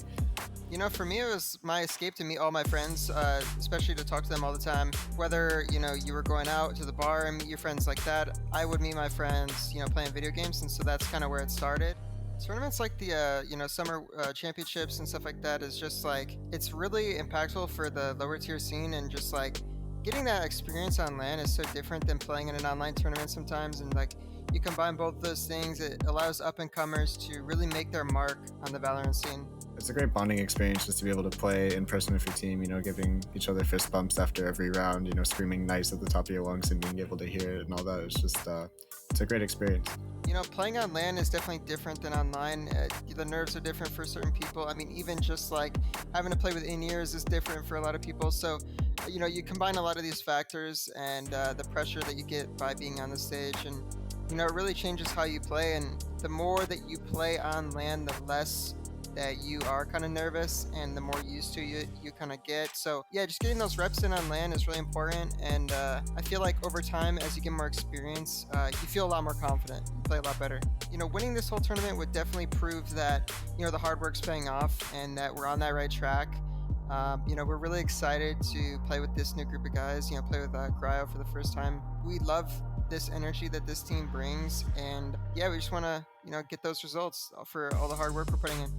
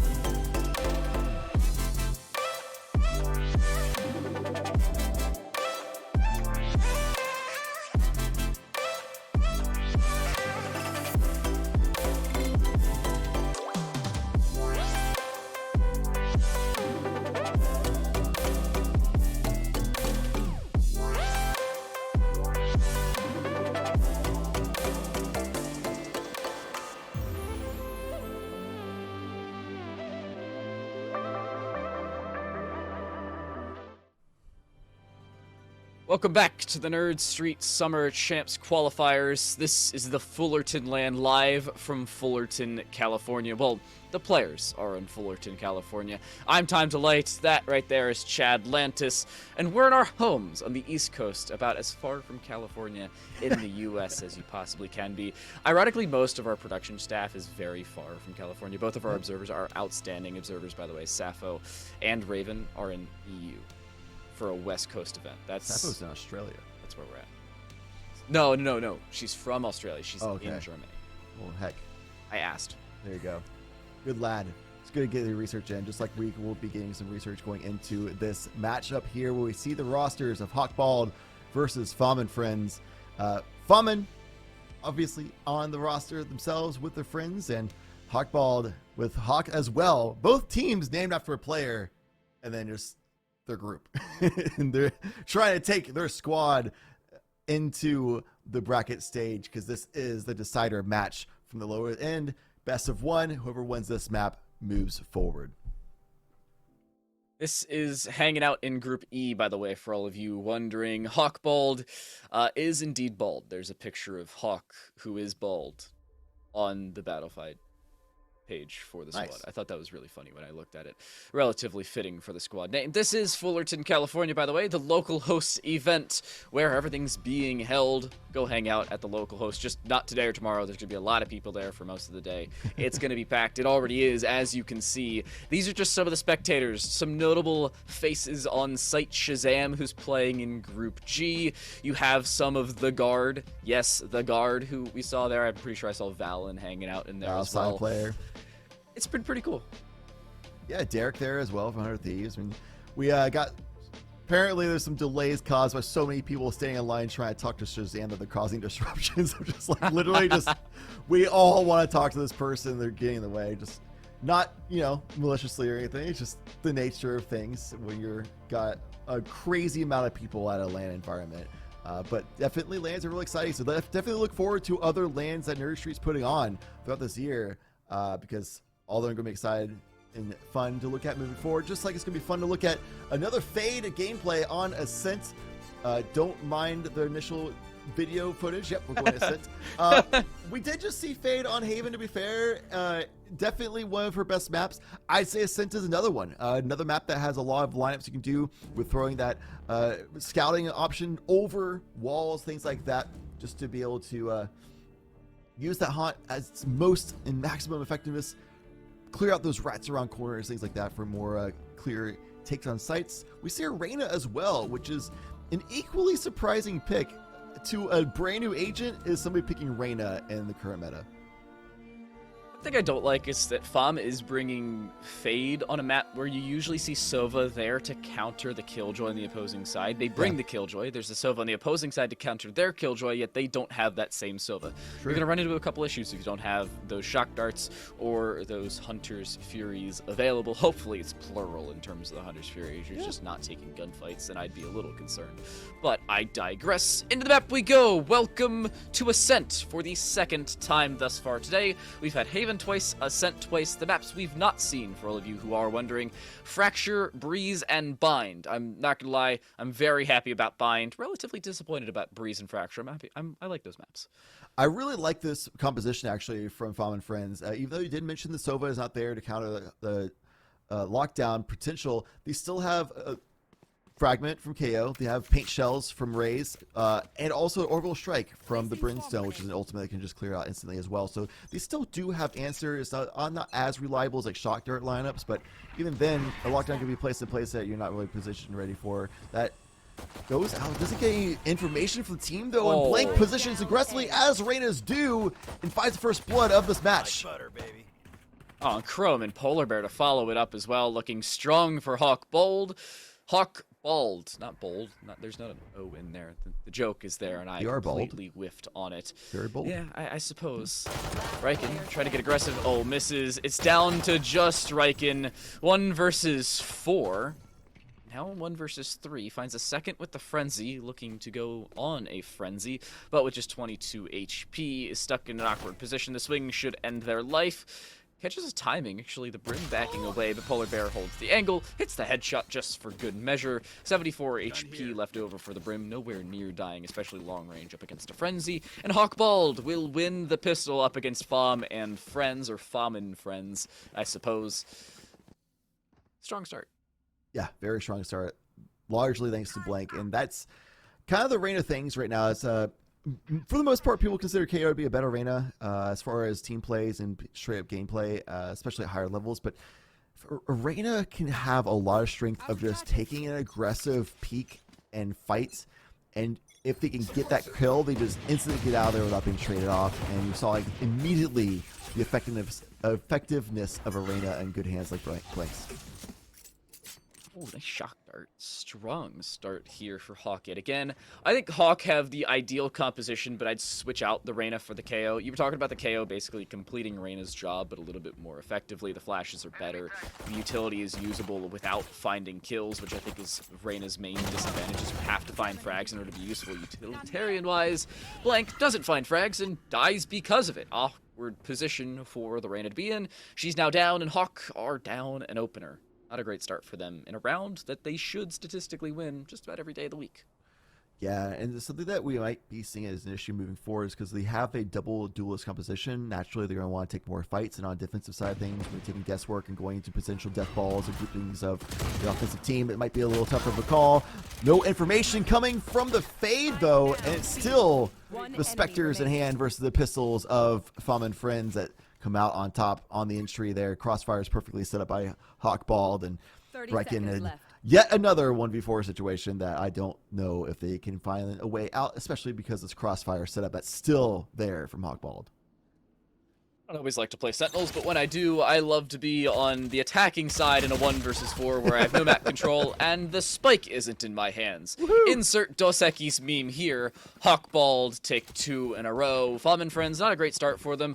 Again, missing that Sova is a lot of information off the board. Yeah, the Haunt's pretty good, but it's relatively easy to take out if you know where it's being thrown up, and when you throw it up, it's easy to track. It drops down right where it lands, and bang, it's shot. That's exactly what happened in that round. Hawkbald Hawkbald, even though they lose the opener, lose nobody more, and continue on their reign of terror. It'll be a gun round for Fom and friends, while on the other side, Hawk are left on the SMGs they saved over. Nice defensive setup for Tree in case Blake needs to fall back, but Blake will be probably commonly looking to make some aggressive push-outs. Maybe not as far beyond the line of scrimmage, but at least getting to rat corners, things like that, and be ready to pounce on opportunities as soon as they come. Getting some information from Drios' Owl Drone. Finds out there's at least one member towards tiles, and the member that it was, probably not a lurking option.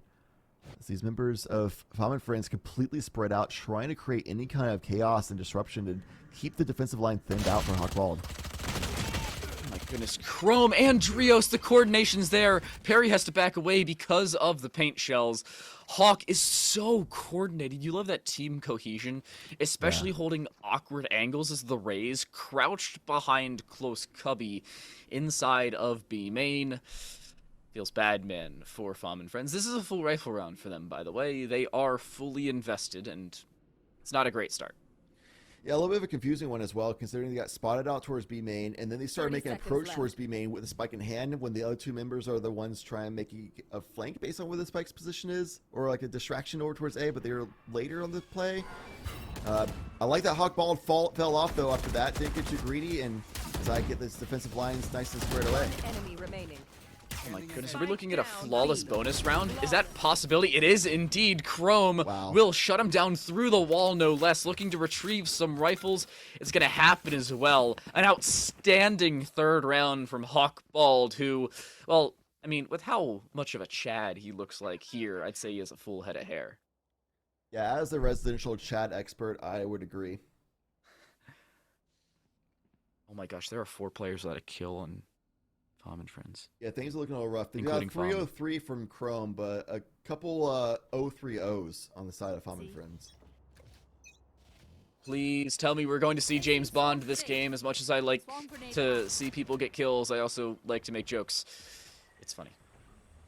007, that means no deaths. 7 assists. Well, there's still 2 zeros. The issue with Valorant is there's never going to be a 007 unless you're a Sage or 007. Yeah, I suppose a dyslexic 007. That's certainly a possibility. Chrome looking to play angles. That is an angle, by the way, and it seems like they were aware of it on the far side. Unfortunately, the shot just not landing. This is Nico for Fom and friends. You're looking for economic damage, aka kills, but I mean, you'd always like to win rounds. Unfortunately, the reality of the situation is you're probably not going to be able to pull it off. Trying to clear out these right angles. Utility to spin, but nobody's there to be affected by it. Chrome can't quite hit the shots, but at least get some damage off and lives to continue holding map control. As members of Fom and Friends to rotate over to a B site instead, but a lot of information given away. Free kill for Rui. Nice ping from the Sova. Utility of their own. Drios, though, has to stay alive. Being suppressed by his Fade utility, though, back in boats. Hard to sit back there against a Fade, and Drios is reminded of that lesson for sure. Swing through. They're avoiding Alarm Bot, which does get shot. Damage being put through. The wall bang does not land. Blank hits one, though. Good dismiss. Completely baiting out the Killjoy. Watson is dropped, not the Apex Legends or Apex Legends legend, by the way. Just Watson, the person who's playing Rays. Hawkbald will go up 4-0. Fom and friends do very little economic damage in the grand scheme of play. Drio is topping the board right now, 6-1-3. It's a player that a friend of mine goes by the name Top Fact Wally said, hey, a friend of mine is over there playing the LAN. His name's Drios. Let me know if you're ever casting him. So I just sent him a DM about it. And it's a player who's looking for a team. Just posted on Twitter a week ago. And this is a perfect opportunity to show your skill set. 6-1-3 top of the board. It's a great look so far to try to get picked up. Perhaps Hawkbald forms a team later on, even though it's a pug team for now.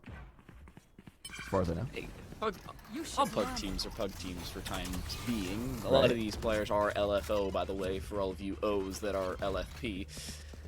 I'd suggest them. They're pretty cool. In goes a lockdown. It doesn't create as much space as I think they would like. Chrome has to make it out, though. They should be detained. No, they will not. It is the A-site gain, but it is at the cost of an ultimate. Chrome looking to push through as they've been detected. Blank trying to find a kill in through the doors. Good smoke. Disallowing any push without having to go straight through it, but a good wide swing will allow them to find one kill. They have to clear out the hell position, and they'll do just that. Vomit looking to find even more, but again, a dismiss. The bait from Blank has worked now 2 times running. It's an awful position for the Fom and Friends team to be in. The spray not landing.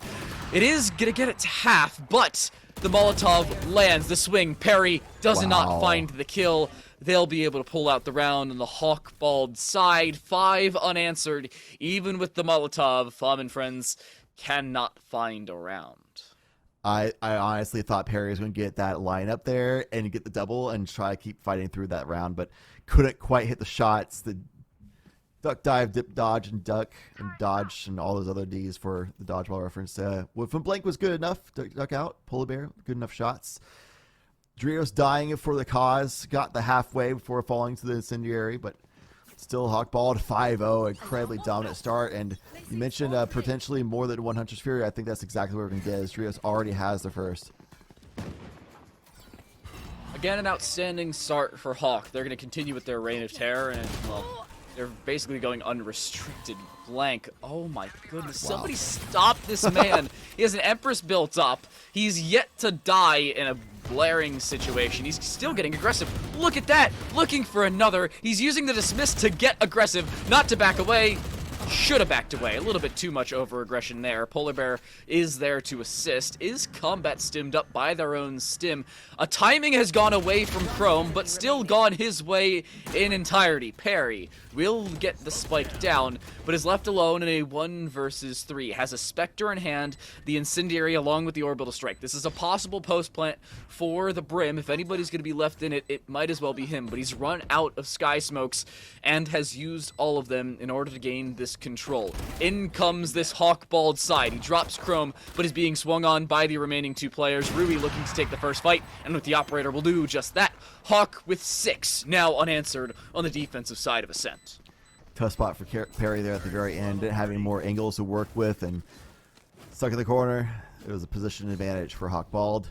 Lockdown, Orbital Strike, everything available for Hawk-balled. Almost so for Fom and Friends as well. I think this round, with the buy-up being available for both teams at the top of it, this is going to be quite the spicy events to unfold here.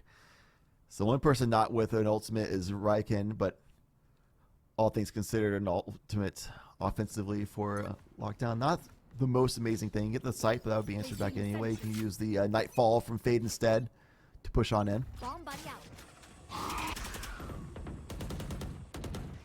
Chrome again getting aggressive in. The Prowler's taken out early. Blank. No way you get aggressive here as well. The swing, well timed, finds one, backs away. Again, Blank finding more. In goes everything here for Fom and Friends. It finds nothing. 1 kill is all they walk away with. Hawk walk away with 5.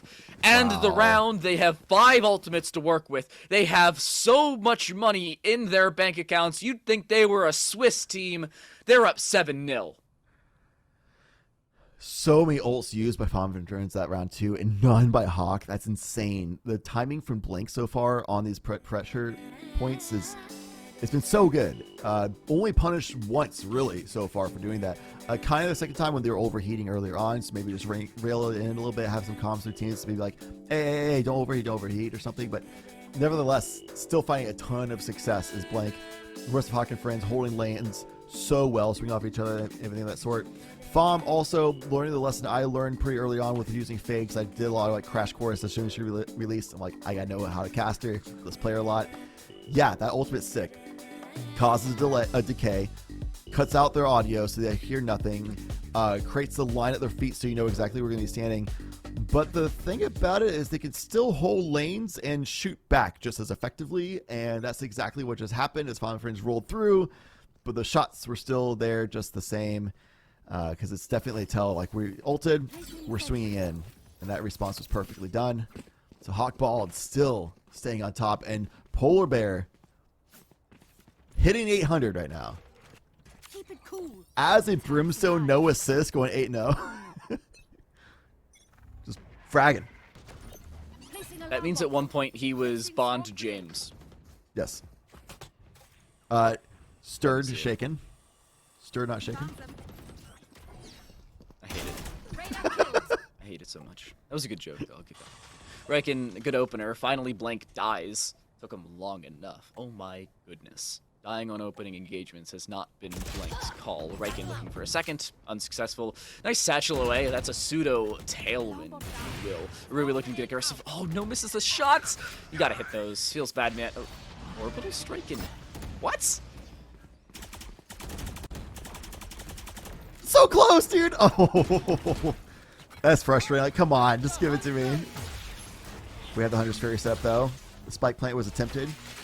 Pulled off a little bit. The read wasn't quite there from Drios. The Recon Bolt is available shortly. Could be used. Chrome finding a nice frag on the entry end, so no more lurk from Watson. It's going to be a straight 4v3 on site. God Sandy trying to hold this garage pressure point, but surely that's going to be cleared out shortly. Polar Bear checks it, but gets shut down. First death of this entire match in round number 8. And it's going to be during this retake, but Chrome finds a frag on the enemy. Brimstone, smokes are gone, lockdown is used, and Rui defends it beautifully, now down to a 1 vs 2 situation. Oh no. But Rui finishes the fight with a classic in the hand of all things FOM. The player on the agent trying to put the pressure down is then pressured themselves. How the turntables. Oh, how the turntables. Unfortunately, he turned away at the worst possible freaking time. Famin and friends being caught with timing time and time again. I swear, it's like they're the opposite of time. I feel like they don't like me. It hurts. I don't know. Jokes aside, it's really hurting Fam and friends where you're seeing them continually lose these gunfights, and not only based off of merit, where you're seeing Hawk and Bald as a squad go nuts, notably the Reyna popping off, Blank being the catalyst to it. But you're seeing timing go their way as well. That usually does help. Blank. Oh no, they haven't cleared it! Oh no, he finds one! Chrome does turn it back.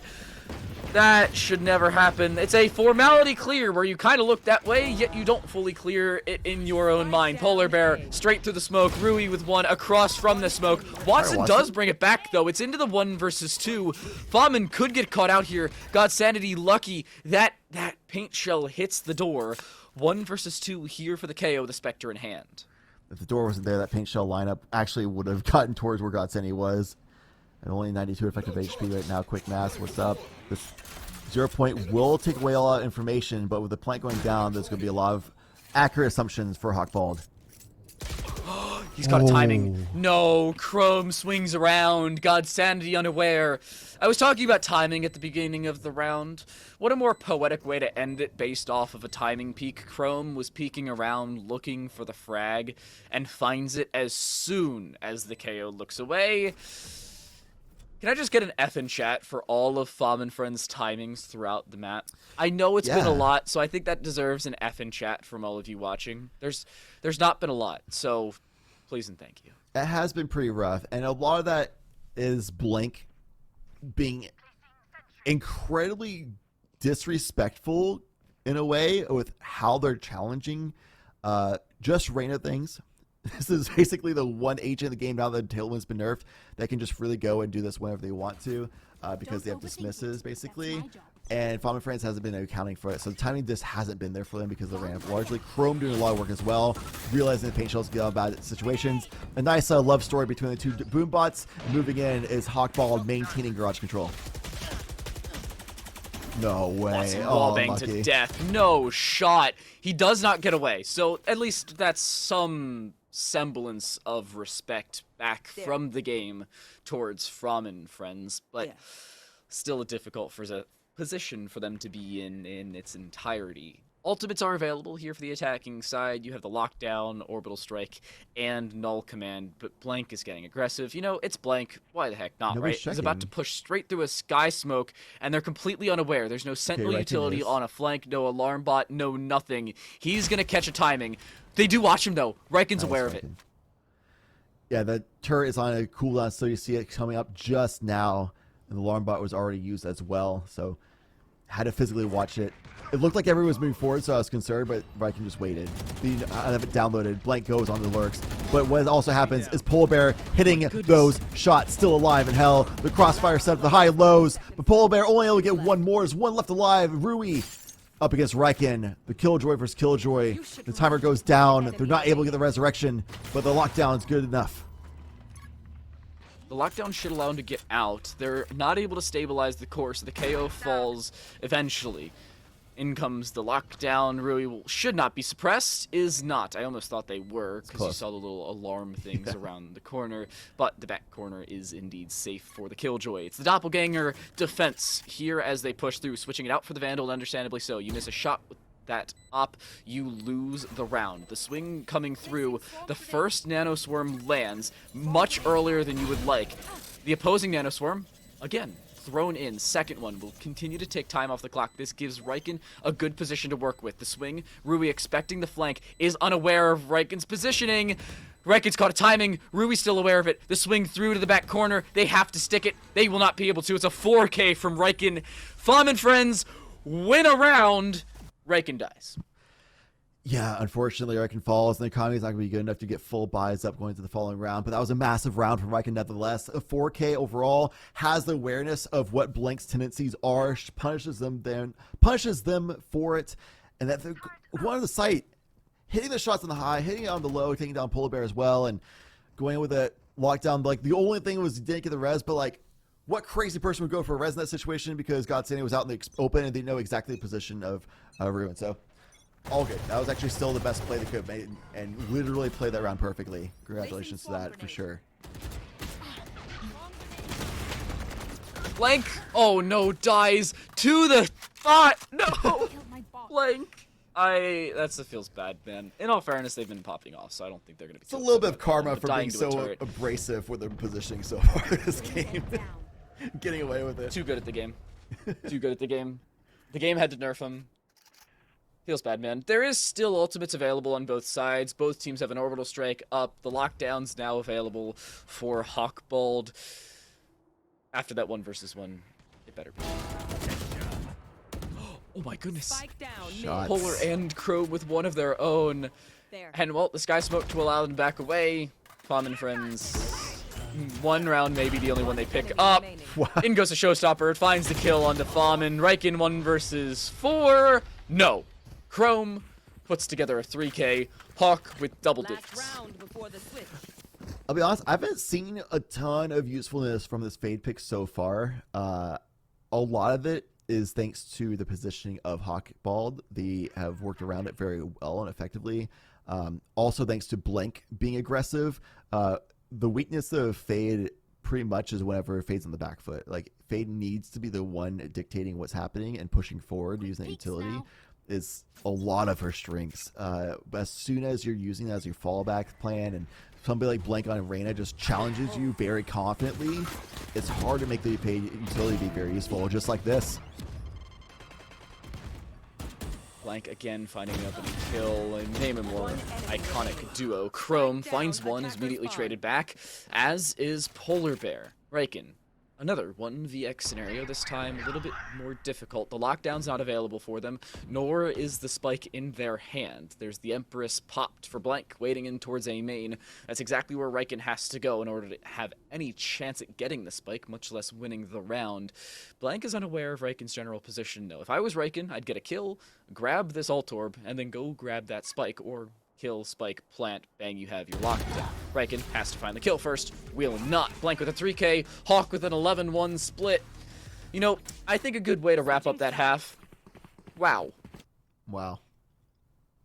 A lot of it really was Blank, Polar Bear, and Chrome just being insanely good with their guns in hand. Also, Blank and Chrome being very ambitious with the challenging timings, especially Blank, which you kind of need to do as a Reyna anyway.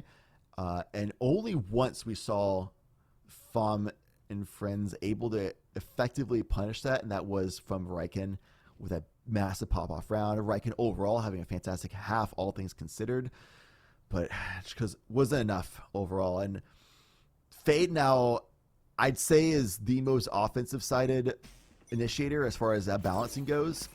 Definitely has a hard time on defense, at least from my experience and what I've seen in pro play, but very good at retakes at the very least. And if you can predict the timing of when the offensive team is going to challenge, you can use utility to set up yourself pretty well as well, but predictions are pretty tough, and we'll see if they can play for the retake effectively, especially without having any breathing room really at all. 11-1 already, so losing this pistol round would be devastating. A situation that you cannot afford if you're Fum and friends.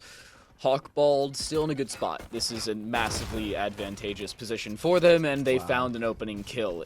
The issues compound here for the defensive side. Watson gets aggressive, though, does find a kill. The right click from Drios does not land, but this should be the A site gone. Wait, Watson playing inside of the smoke is able to play that close range position, and, well, finds the kill. Drios plants the spike.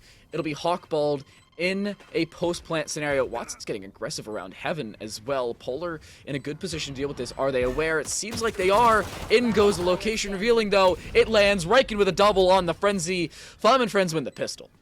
That Prowler ruined their plans right there. Just hunting down, locking on, and attacking. Nearsighted, position revealed. Not much they could have done there. Fum and friends get a much-needed pistol round. And doing so in a very good fashion, especially after Watson did a fantastic hold, basically solo in tree. I like what Chrome did alongside Drios of using that paint shell towards the stairs to push back Watson and allow them to have a 2v1 situation against God Sandy, which they capitalized on very well.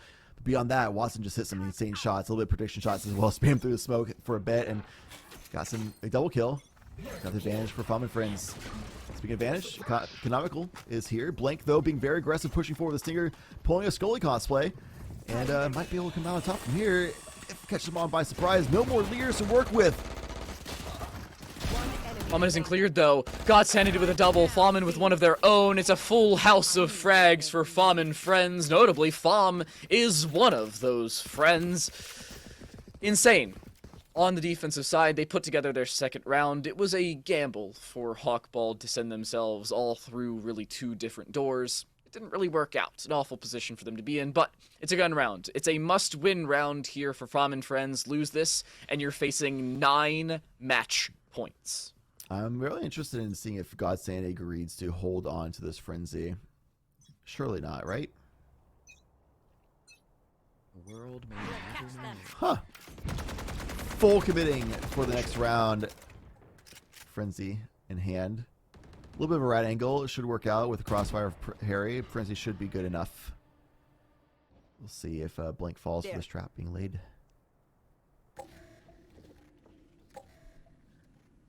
Really getting aggressive. This is a decent bit of map control here for Hawkball to work with. They need that map control to be the catalyst to success, especially when you have that weapon advantage. You can't allow yourself to be funneled into the exact same positions they were in the previous round. Rui is caught by the Prowler, will be nearsighted for the time being, but should be perfectly fine.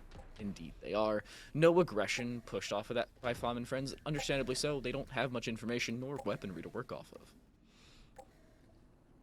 Yeah, based on the timing as well, that information they got from that Prowler is not the most effective because by now they could have rotated over A site, so just a little bit of a stall tactic is all it really was. Buy some time off the timer.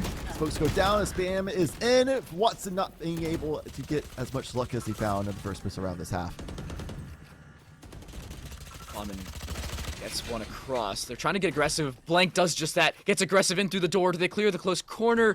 No. Timing has been caught by the Reyna, though. Waiting inside of the market. Nobody rotating in through the market. It's B main and CT. That's the call here for the defensive side on the retake. One does retake over towards Blank and dies because of it. Timing caught by Polar Bear. But Blank flanking around finds yet another. Looking for even more. Somehow Polar Bear lives. What is this round? Hawk on the match point. If I was on Hawkballed, I would be spamming question marks in chat right now. What the heck just happened? I mean, they're on LAN. They could just scream, what the heck are you doing? What are you doing? Is like the common one that you scream these days for Valorant LAN. What are you doing? Yeah, Polar Bear switching to the gun. I would have at least thrown the incendiary, like, I'm not going to have time to switch my gun. I'll just shoot my incendiary out with my dying breath. Switches the gun instead. I was like, oh no, Polar Bear, oh no. But then like Chrome is there where the crossfire swing off from stairs and guns them down and forces back the members of Farm and Friends. God standing the last one alive and couldn't make anything happen from there. Match points. That's exactly what I see on a match point. Is Watson getting first frag if you're a Farm and Friends player or fan. Final falls off. Good info gathered though. There's no way they clear this close corner, right? There's no way you clear the Brimstone in the close range position. There's no reason to. I mean, well, there is, but, you know, there isn't. I don't think they will. Perry's just waiting. Is caught with the timing as well. No way. Perry may live here, but may not find a kill. Fabin finds a double in the back line. Watson looking for the final. Finds just that. 2 for Perry, 2 for Fabin, and Perry... It's insane. It's insane to see the consistency out of Fob and Friends in the second half of play. Yeah. You basically have to flash out of a smoke in that situation, especially if you don't have a jet smoke to dash through to buy some time. If Watson's going straight on the site completely exposed, you gotta get a flash in before the satchel charge comes, or at least get a flash in behind the raise, so not like full flash, that kind of situation. But yeah, defensive things, you know, one of those things about pug teams is it's hard to execute coordinated attacks. So oftentimes we'll see pug teams being better at defense. I don't know the amount of experience that Farm Friends has together, I'll be honest. So I'm just going on guesswork here, but that kind of seems to be the case, especially with Watson hitting insane shots. Really just needed an operator in his hands. Watson's insane with that. Riken with a double, lining them up, and a third onto Chrome in towards the garage. Down to just 1. Rui, 1 versus 5. Spectre and that Spike almost in hand. Spectre is in hand. The fake plant does not take out the Prowler though. He's nearsighted and deafened. Awful position to be in if you are that Killjoy. Well, they're an even worse one. That's 6 feet under. Dead is the Killjoy. Hawkbald still on match point. Chrome has dropped a 20 bomb in 17 rounds. Right there, you see that oppressive power and strength of a Fade. Like, they're on the site, they're basically in a corner. Let's just throw a bunch of utility and make it impossible for them to have any moments to breathe or catch their footing at all, and just swarms onto the site as soon as that second Prowler comes through. Timeout from Hawkball. They're certainly in a comfortable position right now in this game, but the game is not over yet, and I've seen some crazy comebacks. 11-1 certainly would be one of them. But it's one that's certainly still possible as well for Farm and Friends.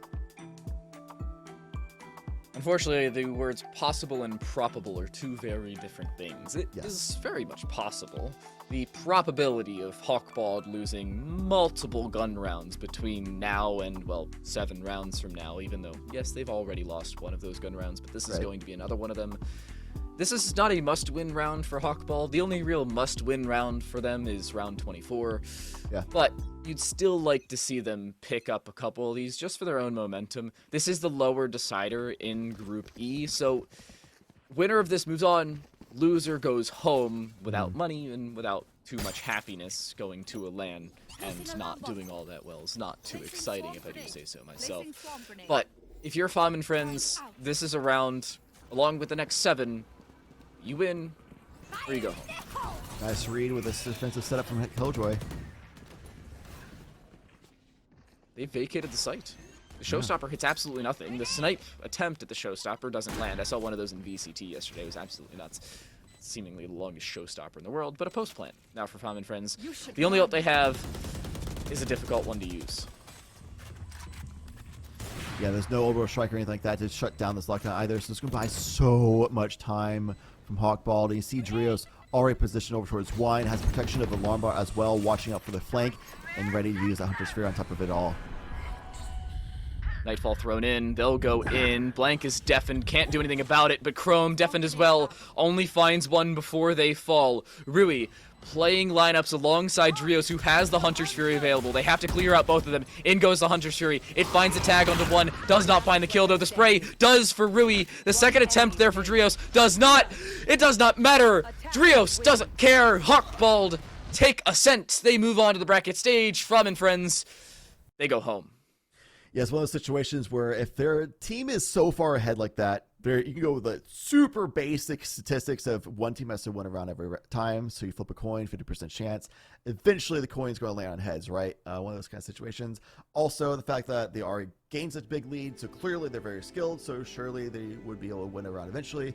And also the ultimate factor. Eventually in Valorant, a comeback can start happening, but you'll get to a round you can full buy up with rifles, and those ultimates start coming online, and eventually when those ultimates come online, use those super valuable resources such as the lockdown to buy a lot of time, showstopper to enter onto the site, and that Hunter's Fury to buy a lot of time at the very end as well. The ultimates were too much, on top of the fact that Hawkballed was a very skilled team to be able to close out that series, despite the valiant efforts of Fam and friends, who unfortunately will need to bow out from this tournament, but Hawkballed will be able to see them move on to the round of 16. It did look like Hawkballed were sitting pretty with that mass advantage. And, you know, speaking of sitting pretty, if you're looking at a chair, or maybe a Mavix gaming chair, you can experience Mavix gaming chairs, the exclusive chair partner for Nerd Street gamers and local hosts. All Mavix gaming chairs feature the Future 9 functions for critical ergonomics to support gamers everywhere. Get yours today for as little as $22.22 USD a month, or you can even use code NSG55 to save $55 if you shop at mavix.com/nerd Street Gamers. And off the back of those atrocious segues from me, we are going to segue into a break. It's 2-inch, the team we saw in our first game of the day, taking on Leet, one of the squads we were really looking to take a look at. It's our first, only, and last best of 3 on the day. We move on to the playoffs, as will you, on the other side of this break.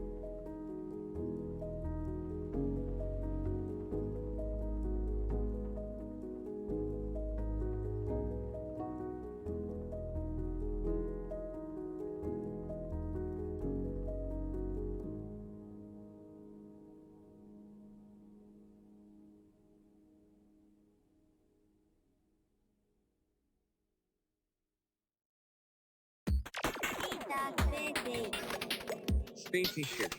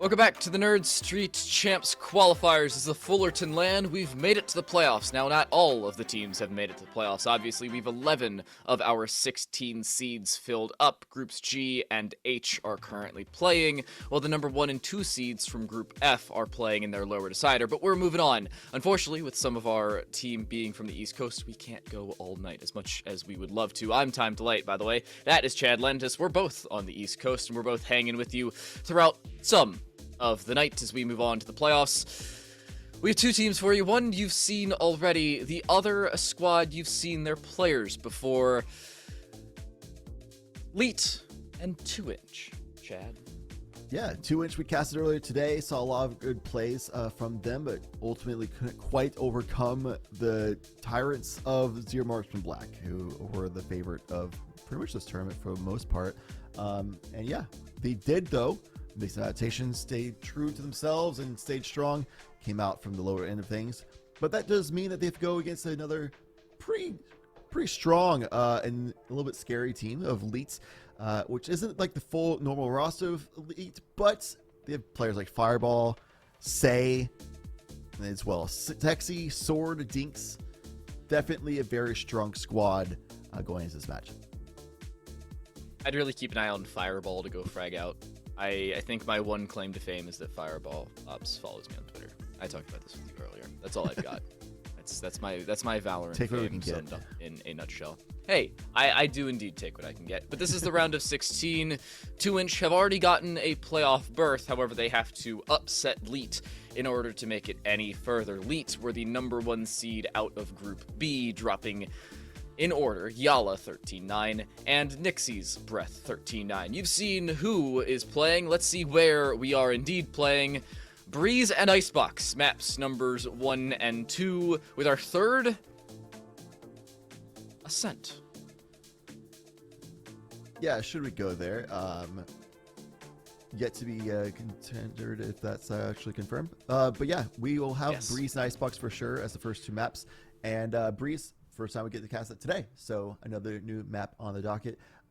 Picked by Lee makes sense too, because Fireball and Say both are players who are incredibly proficient on duelist agents, long range gunshots, things like that, operators, all that kind of stuff. So definitely would be looking at them having a little bit of a playing ground on Breeze, and it's going to be on the side of 2-inch to figure out a way of containing them. Beyond that though, there's still a lot of other threats on the side of Lee, of course.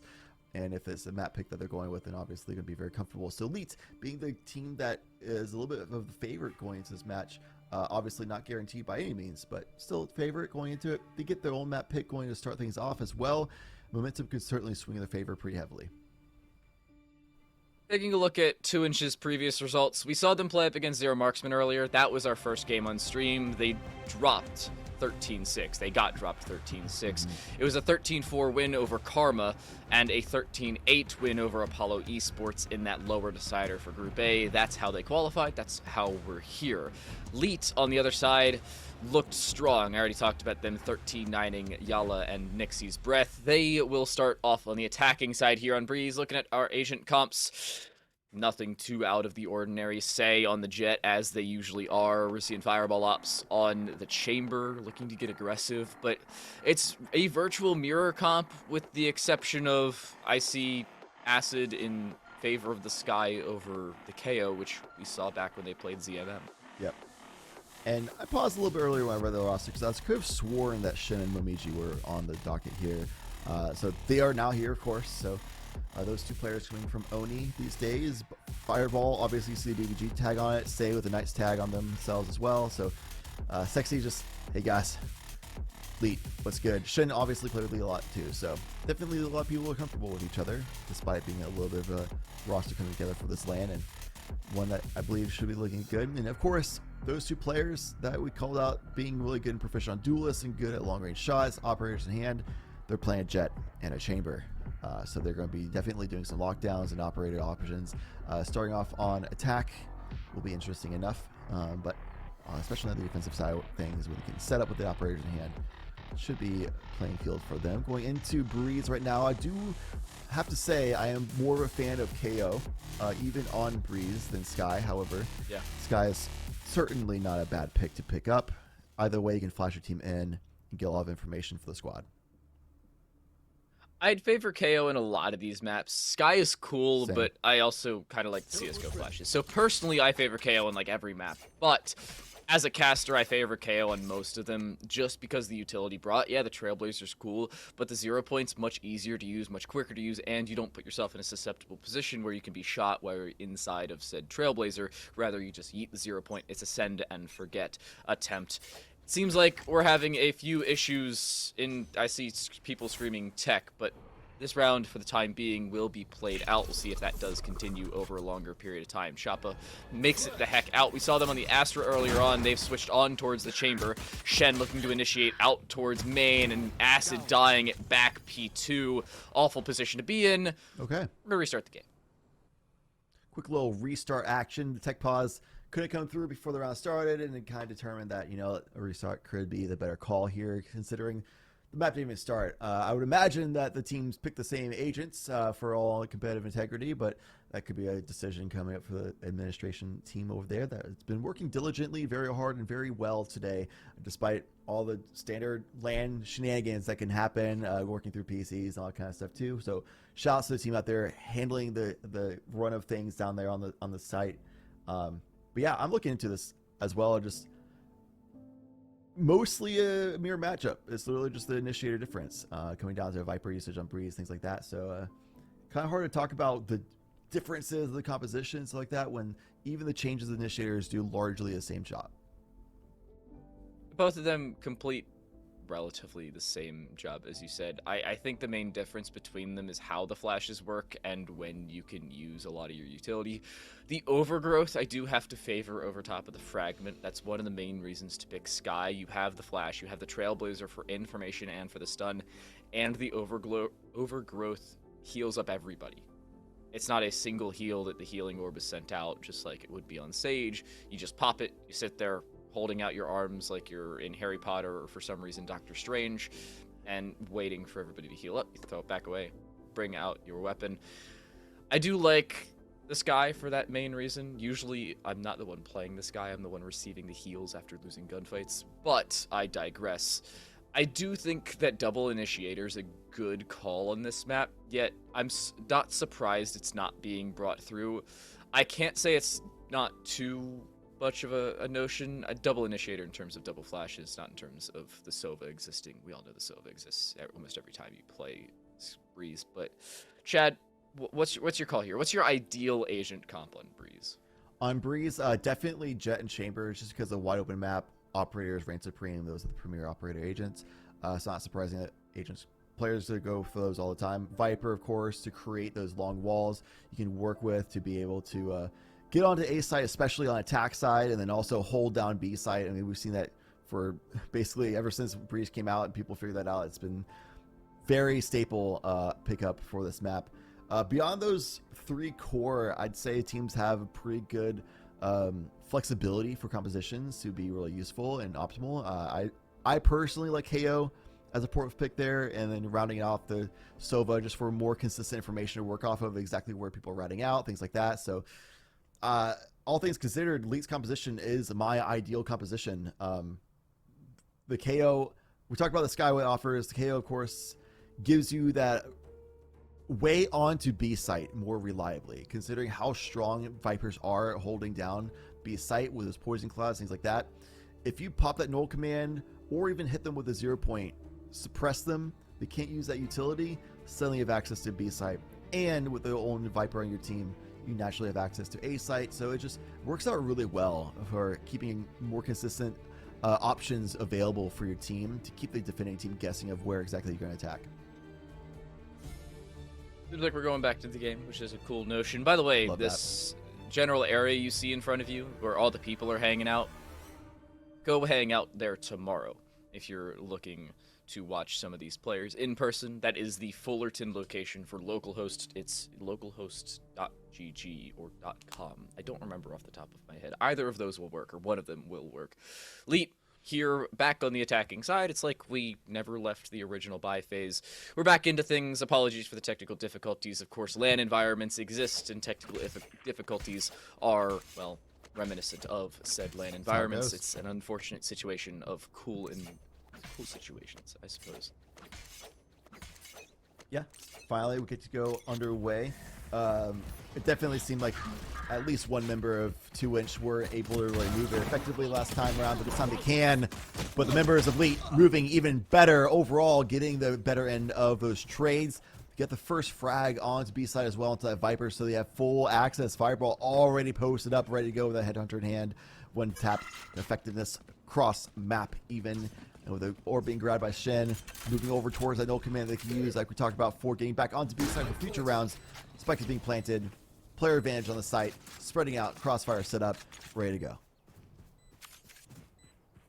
Acid looking to retake across from elbow. That's where the retake will prep for the initiator, the Sentinel of Choppa, looking to push through the connector, and understandably so, but has to find an opener. They have to be able to take out Shen in this close corner. I just really do not think that's going to happen. Acid prepping the guiding light, out it will go, back towards the back corner, but it does not find Sexy, but Sexy dies regardless. The reload on the Ghost, though, will cost Acid his life. Shen finishes him off, and Leet win the pistol. Very awkward start end to that round, I should say. Shen only 2 away from the ultimate. Can spin this round, getting that orb over towards Garage, which is where they're positioned at right now, which is what the attacking side can fairly reliably get. You already see pings going underway for how they're planning on approaching that circumstance. Get the spike plan as well. They'll already have a ultimate no matter how this round goes at that point. And then the next round, when 2-inch has better buy-up, can use that money to purchase better utility for that Viper, then they go back to the B site. That's the forecast I'll provide, but I'll give you about a 70% likelihood that actually comes through. Fireball, lucky to be alive.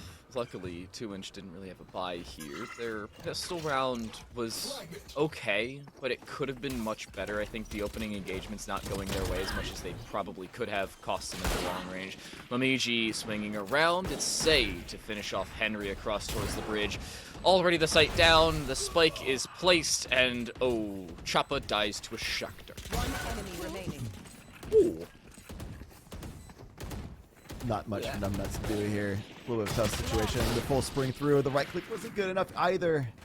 A flawless round for the anti-eco from Leet. And going into this next round, that old command is available to get the orb. Got the spike planted. You see the position towards B site. Try to swarm through with it being their bonus round. Because if you can get to B site, having inspectors are mostly just fine. The problem is getting in there. And that's where they're going. Right on. Win rounds, forehead. Hey, hey. That's all I have to say. That's my deduction of this one. This is a bonus-ish kind of round for Leet. You can see there's a Marshal on the board. You see a Bulldog across. Popping the null command. Say does not care about the lack of things. Shen shoots the recon bolt, making sure their teammate isn't detected for longer than they have to be. The null command really not initiating all that much over towards the B side. I think that's the one main issue you're going to see. Henry S gaining a decent bit of control, though. Do they find out Shen? The information should be there as to their whereabouts. Fireball, the swing unsuccessful, but they do make it out with the rendezvous. An odd split here for the Leet side. The swing, Choppa finds Momiji, and Say dies as well. Everything falling apart here for the Leet side, as Acid's looking to take out Sexy, who only has that Spectre, and now has absolutely nothing other than an early grave. Leet leaving Fireball ups in a 1v4.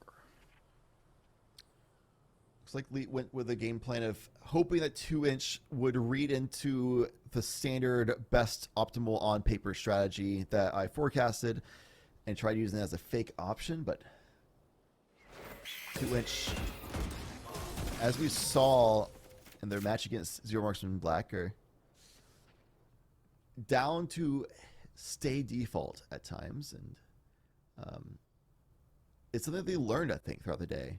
Whereas earlier on against Zero Marksman Black, they caught some early rounds where they went super aggressive, fast rotate on defensive side, over-rotated oftentimes, especially when Zero Marksman Black adapted to it and started punishing them for doing that. But now they're going against another skilled team, and the adaptations of over the day are there. They are holding the ground a lot better, not over-rotating instantly.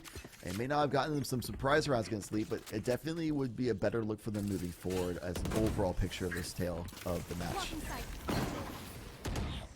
Say sending themselves in early. The decay not getting them for as much as it probably could have. It does get Shen for almost all of their HP. Numbnuts cannot take this early engagement and is forced away. Fireball, a good frag, but it's traded immediately back by Henry S, who's looking to push through. Good trades back and forth, one for the other. Sexy left in the back corner of the site. The spray from Fireball Ops does not land. Looking for the frag in towards the back corner, leaving Sexy in this 1 versus 3. They're vulnerable. This could kill him. It does indeed. Isaac Newton ties us up to a piece as 2inch bring both of the gun rounds back their way.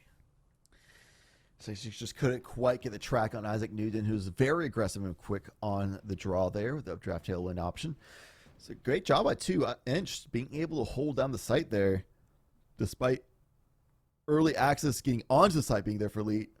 There's a nice fall off by Numbnuts, and the rest of the team was able to rotate fast enough. And that is one of the advantages of a team that's very eager and willing to make a fast rotation, is once they see that confirmation of getting on the site from Say, instantly their mind is like, okay, let's make the rotation happen, and it worked out well.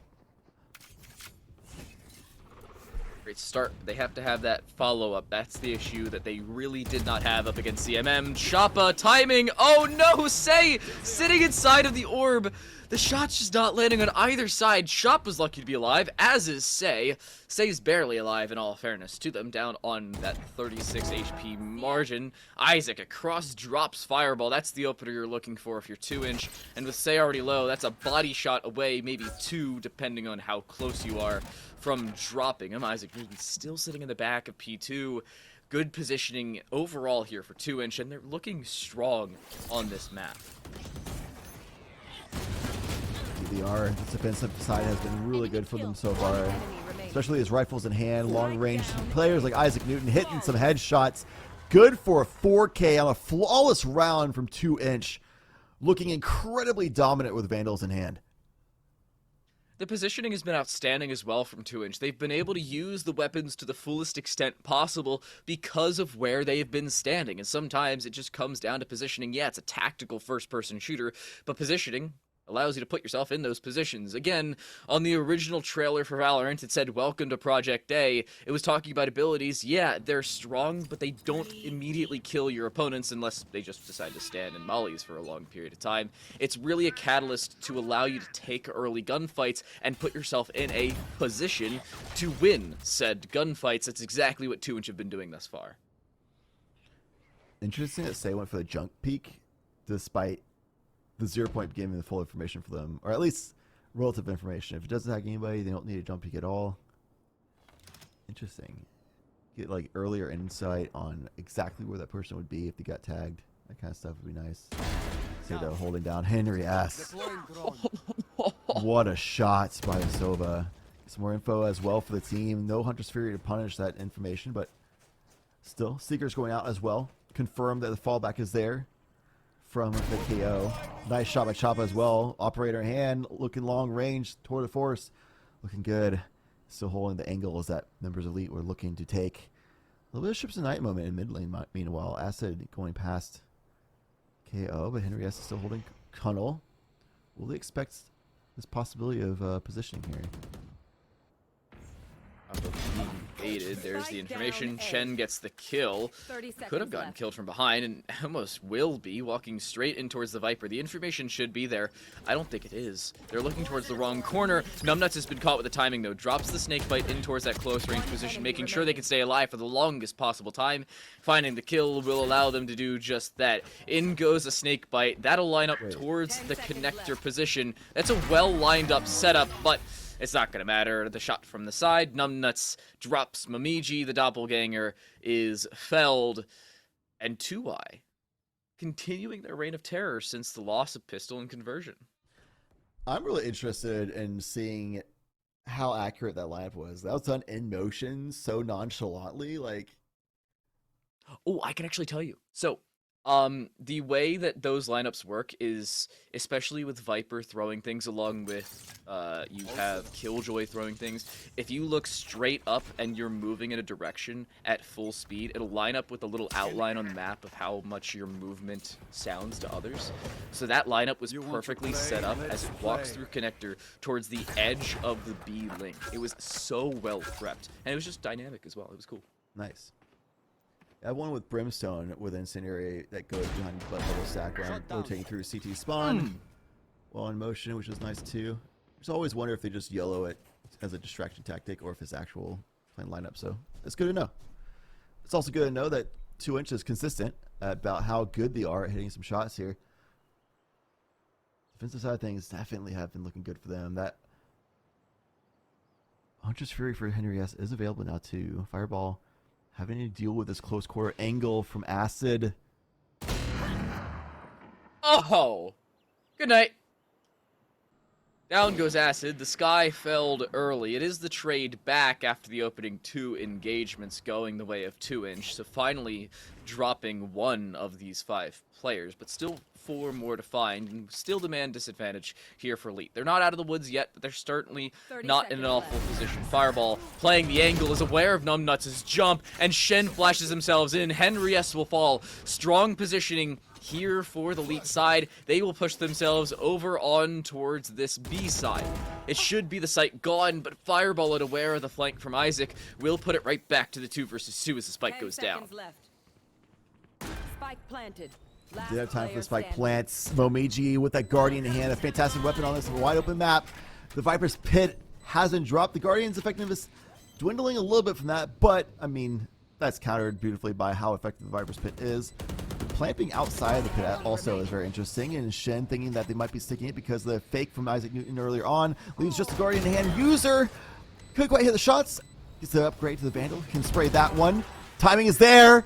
Isaac Newton with awareness, and the headshot comes through with a scrappy encounter. Isaac Newton keeps the streak alive for 2inch. That's absolutely nuts. 2inch with 5 in a row now as Leak continue to fall. Even a full gun round of the Viper's Pit popped. The issue was the Viper's Pit didn't encompass the spike itself.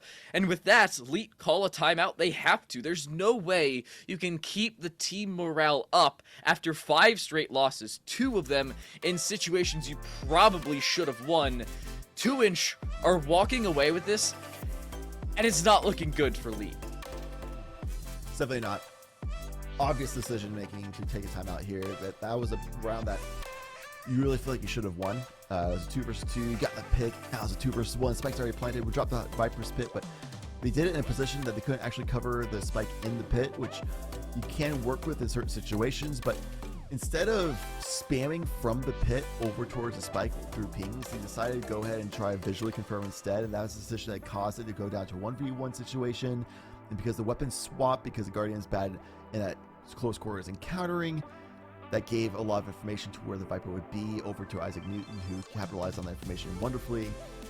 So just the execution at the very end, they didn't finish the round very strong, so that can get to you a little bit on the mental, and timeout in that situation will be really good even if they go into not the best of 5 rounds, which they actually will have, so good for them. And not only reset the mental a little bit, but also discuss what we're going to do now with all these improved weaponry and abilities. 2inch though, still looking strong. They have a Hunter Fury on top of it all. I have the spike. That lineup. I love that lineup. That's so cool to use. That gains so much information over towards the B side, because if it finds nothing, it means no one's there. If it finds something, it means someone's there, and if it's shot, it means definitely someone's there. Isaac was typing in chat, or just decided to tailwind out and hang out. Can I clip this on LAN PCs? Possibly die. I know, that's the real question. Somebody had to have downloaded some clipping software, and Isaac probably should have cut that clip, or clipped that clip down, I suppose, as they are now clipped themselves. Clipping, yes. Oh yeah. Just like Acid clipped the dome of Say, but Shin was able to answer right back, keeping it a 3 versus 2 situation. And Lee, after this timeout, have been positioning it really well. At least get trades for them, each other, but it's the post plant that they actually fumbled a little bit, so we'll see if this is a short up moment. Numbnuts on this flank is in a good position to deal with this. The swing around could find one, maybe even a second, depending on the timing. There's the swing. It finds the first. Looking for the second onto Momiji. The clipping not going their way. Speaking of it, does not go in towards Numbnuts. Momiji playing around the corner, dropping Choppa. 1 versus 2. Numbnuts has to peek away, straight into the operator, but Momiji will peek around. Playing the crossfire properly as the timeout is utilized to perfection. and they'll pick up their first since their pistol round conversion, post-pistol round conversion, I suppose. But 2-inch finally looking fallible here on Breeze. Yeah, at least the post plant was set up a little bit better, where they had Crossfire set properly instead of taking 1v1 fights, things like that. So the discussion was likely just, hey guys, let's work as a team and not lone wolves. And the power of the pack reigned supreme at the very end there, getting another round for them. The Viper Spit is used, available I should say, not used immediately. Reading for that. And one that might bite them in the butt a little bit, but the rotation coming in, and it's going to be an A-side hit yet again for Leap, but the mid control is immediately there for Henry S. This timing's good. He's caught with the timing himself. They drop the spike across. Oh no, Fireball No does not get the way. kill. Henry S gets a double. Mamiji finally brings it back, looking to plant the spike. This could be detrimental. It does not matter. Fireball swings properly. Choppa dies. Mamiji would have swung regardless, but could have been very crucial to the round. It wasn't. Leet win regardless. I like seeing Fireball holding mid control as well, even though the timing was really unfortunate that allowed Henry S to get in and get 2 kills. So props to him for finding that opportunity, but also Fireball there to answer through that and then show up at the very end on the timing to protect Mamiji's plant attempt to pop off the Crossfire. And really, that's just a term I use all the time. Maybe I should figure out some different ways of saying it because I say it all the time, but how else do you say it? It's a Crossfire setup. Like, it's so important, and so many teams don't do it properly. And it's what Leet wasn't doing properly starting off this map. They're losing rounds. Took a timeout. They started doing it properly. They're winning rounds. Go figure.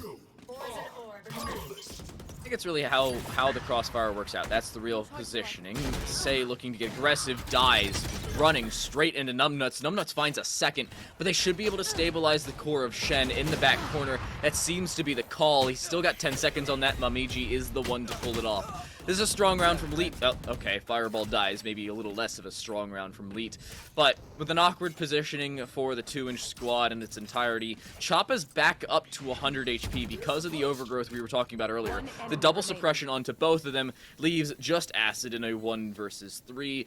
And you're in such a precarious position, even with the Vandal out. You find nothing. Sexy hits the headshot with the Guardian, switches it out for the Vandal, and Leet tie us up. Took him a little bit of time to gain some rounds back, but better late than never.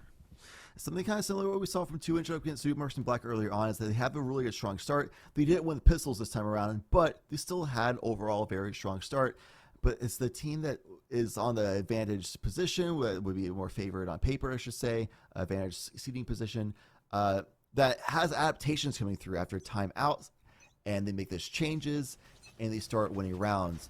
2-inch, though, they weren't able to make their own adaptations very well as the game progressed, and they started falling behind more and more after they caught up. It happened, but we'll see.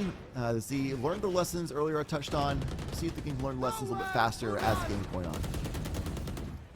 Hunter Fury popped, looking to find absolutely anything. It seems like Isaac could be found out, but is not. They generalize his position. He's down to 1 point of HP, now to 0, and 6 feet of floor between him and anything else. Somehow, making it out alive is Fireball, but just barely at that. Down to 44 HP as they swing towards the...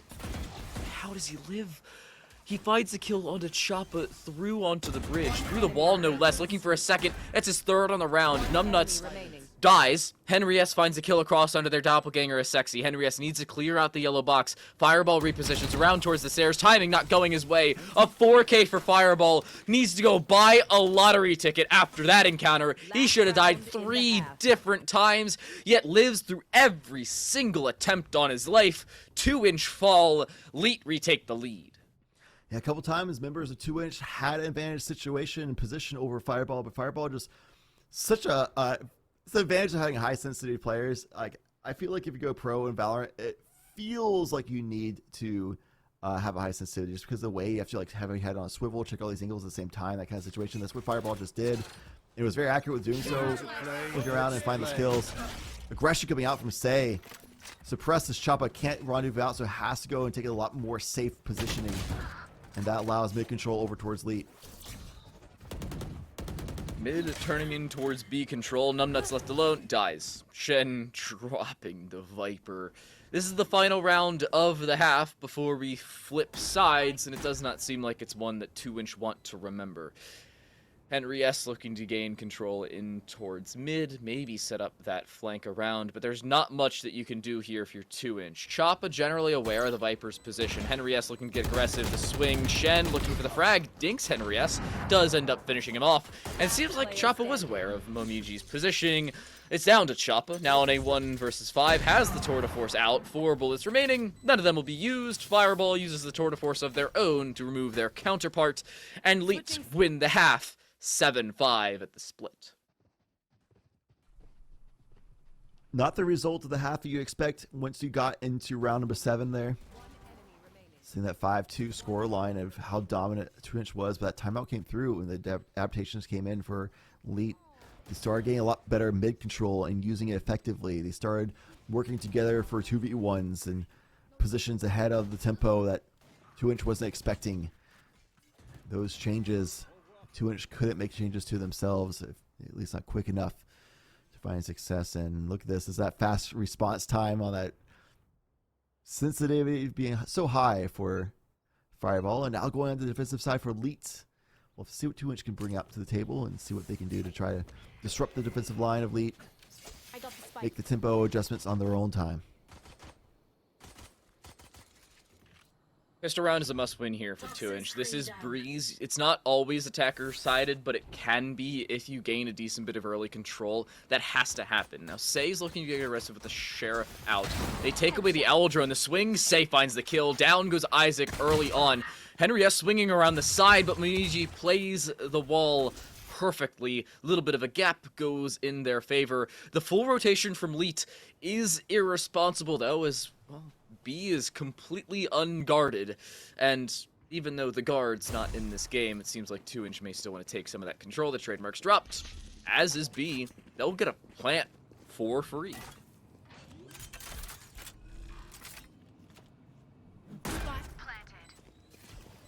We take those, especially on a pistol round. It's a ult point and 300 credits going to the next kind of situation. The trademark triggered.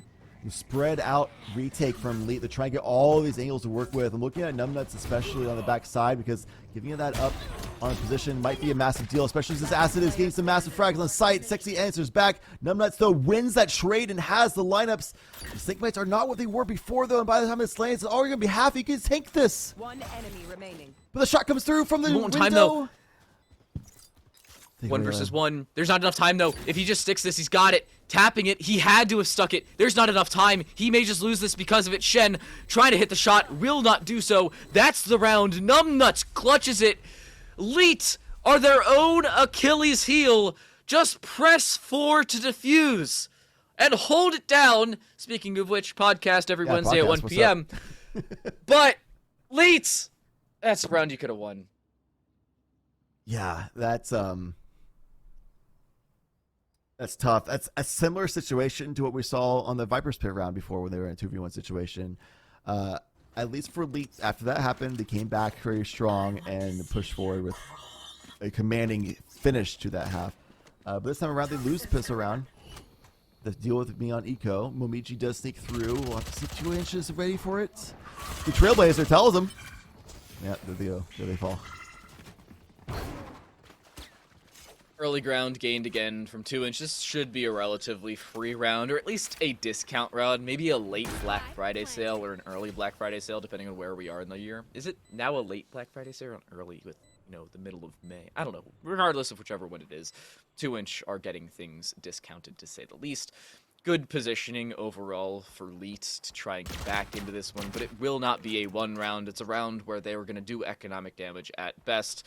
Not much of a chance to pull this one off. I don't know if Choppa does drop Say, so timing goes his way. The swing around as Sexy, even though the shock dart was shot by Acid, he still has time to flick on towards Sexy, and it's down to Shen. Again, not a great positioning. Oh, timing, that hurts. Yeah, that's definitely rough timing there. It was flawless for 2inch. Eco round. You can shake that off pretty quickly on the mental, honestly. It's tied up game, though, is a really more important factor, and the Seekers are available for Acid.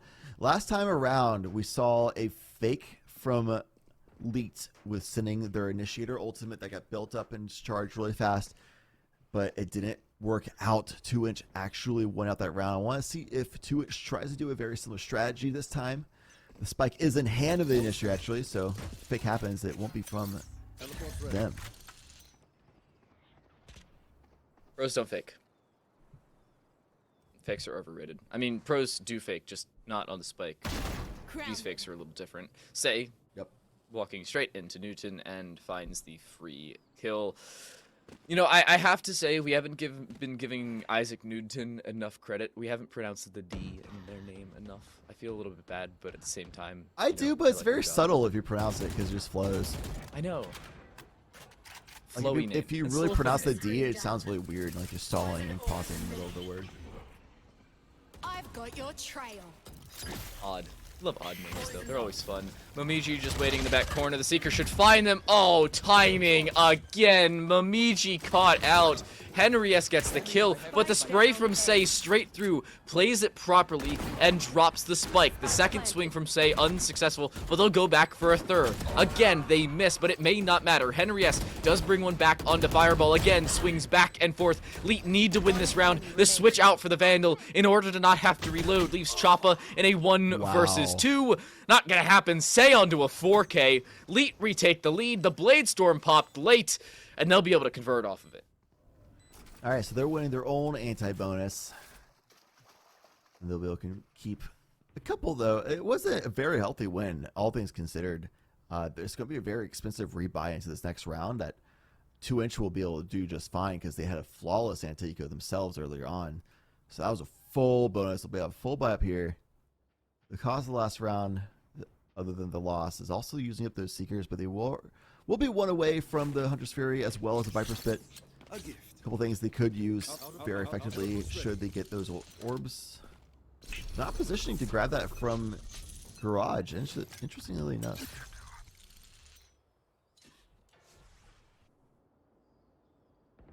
Positioning for Leet's been questionable thus far. They've been very dynamic with how they've been playing, so that's the issue that you run into if you're 2inch. You really can't get used to how Leet's playing. You can see... There was the Viper sitting in attacker spawn, awaiting a flank that just was not coming. It was being prepped, it just never came through. Isaac pushes straight through and gets caught out by the trademark good slow on that far side. Even with just one trip available, the chamber still popping off. Shen, on this flank, catches the timing, but Momiji falls regardless. The Viper's Pit is popped here for the attacking side. That's a lot of ground gained and good positioning here for the attack with the spike planted. Fireball with a nice frag answer back, but Choppa takes down Shen on the backside. 2inch has been so good at holding this area towards Banana and Window, keeping those bearings in the ground, the footwork that they need. But here comes Fireball, looking to try to get back a little bit. That Viper Spit's going to be such a big task to deal with. Fireball does get the kill. Say doing the same, but there's still so much more to do. 2v1. 1v1.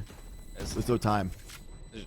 Yeah, there's no time. Acid has to back away. Fireball does as well. Will Acid live? No. No, they will not. Just barely doesn't live, by the way. Fireball will keep their Vandal, but we're tied up back to dead even. This is an advantageous position for 2inch to be in, but not as much as they would like. Considering everybody died in that round, not a single rifle saved over, and they have to fully reinvest. There's going to be all 5 Vandals, one with only half shields, and some utility concessions as well. Not a great position for the attacking side to be in. Utility is pivotal to just get onto the site, much less hold it down for a longer period of time. I still have to favor Leet. While yes, they're only taking half shields on 4 players, one of them wielding a Spectre as well, they have the defensive side set up, and, well, they have Fireball, so do that as you will.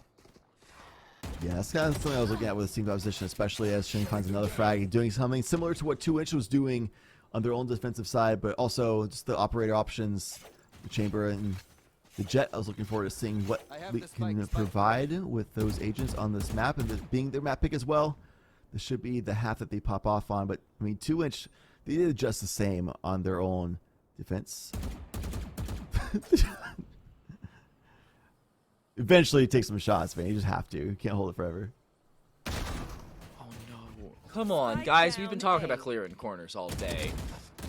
Henry S dies because of it. Momiji on a good flank drops Acid, not even giving them the opportunity to not clear a corner, leaving Numbnuts in a 1v5. Now, I'd say this was possible, but I don't like lying and say it was flanking, so I'm not going to. Leet win the round and to take the lead. Numbnuts was in a good position for a cutting off a rotation kind of situation, but the problem was the rest of 2inch couldn't find access to A site to allow that position to really work out.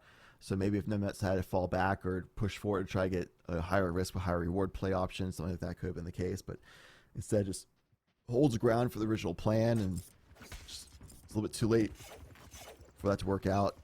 Things just weren't going their way, and they didn't adapt well enough in the moment, which may be the story of 2inch, of just a little bit of a lack of adaptation, perhaps. But we see them have access to B site on the eco round. We will be able to get to a post plant situation with a Hunter's Fury and a Tour de Force ultimates to work with. Will that be enough? Leet have the null command. That's the most important part about this. Fireball getting aggressive. Finds the first, finds the second, finds a third as well. All 3 headshots.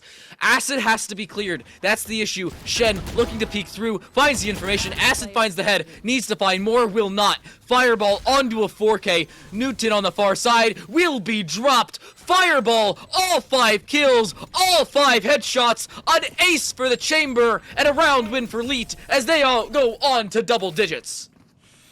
Yeah, that was an impressive display of gun skill by Fireball, to say the least.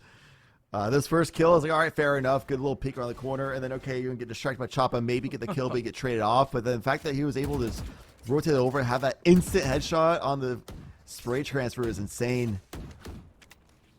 Beyond that, Shin unfortunately died for the cause, but Fireball, you know, avenged the comrade admirably. You know, I saw this on the internet a couple days ago. Boomer mode, by the way. Fireball is as cracked as he is jacked. I saw him at a 7-Eleven the other day, and he's just, like, benching everything in the store. Henry S. doing the exact same thing. His best Fireball ops impression. 2 headshots, 2 kills, and 2inch get the openers they need to plant the spike on B yet again. Now, this situation, they have weaponry, and they have a lot more control to work with. Honestly, if I'm Leet, I save this. There's no reason to take these fights. You don't really have the utility to push off of this, nor the manpower, and the crossfires have already been established. Yeah, but also Fireball's ops is still alive. True. Momiji is still possible. They have to clear out Numbnuts. Shen, you get your timing. Has to clear out Numbnuts, though. Has those snake bites available. That's the issue you're going to run into. There's the timing. Down goes Numbnuts. The swing from Shen. Well timed. Looking for another. Finds them. It's down to 1. Just a 1 versus 1. Choppa finds the kills required. That's the round. Timing really wasn't there for Leet regardless. But Choppa, a good way to finish off the round.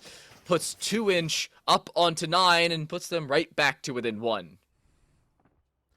24-10-5 scoreline for Fireball so far. Momiji and Shin doing a lot of work on the side as well. But despite getting all those frags in their favor, coming to a 1v1 at the very end, it just took too much time. That was just a simple case of it.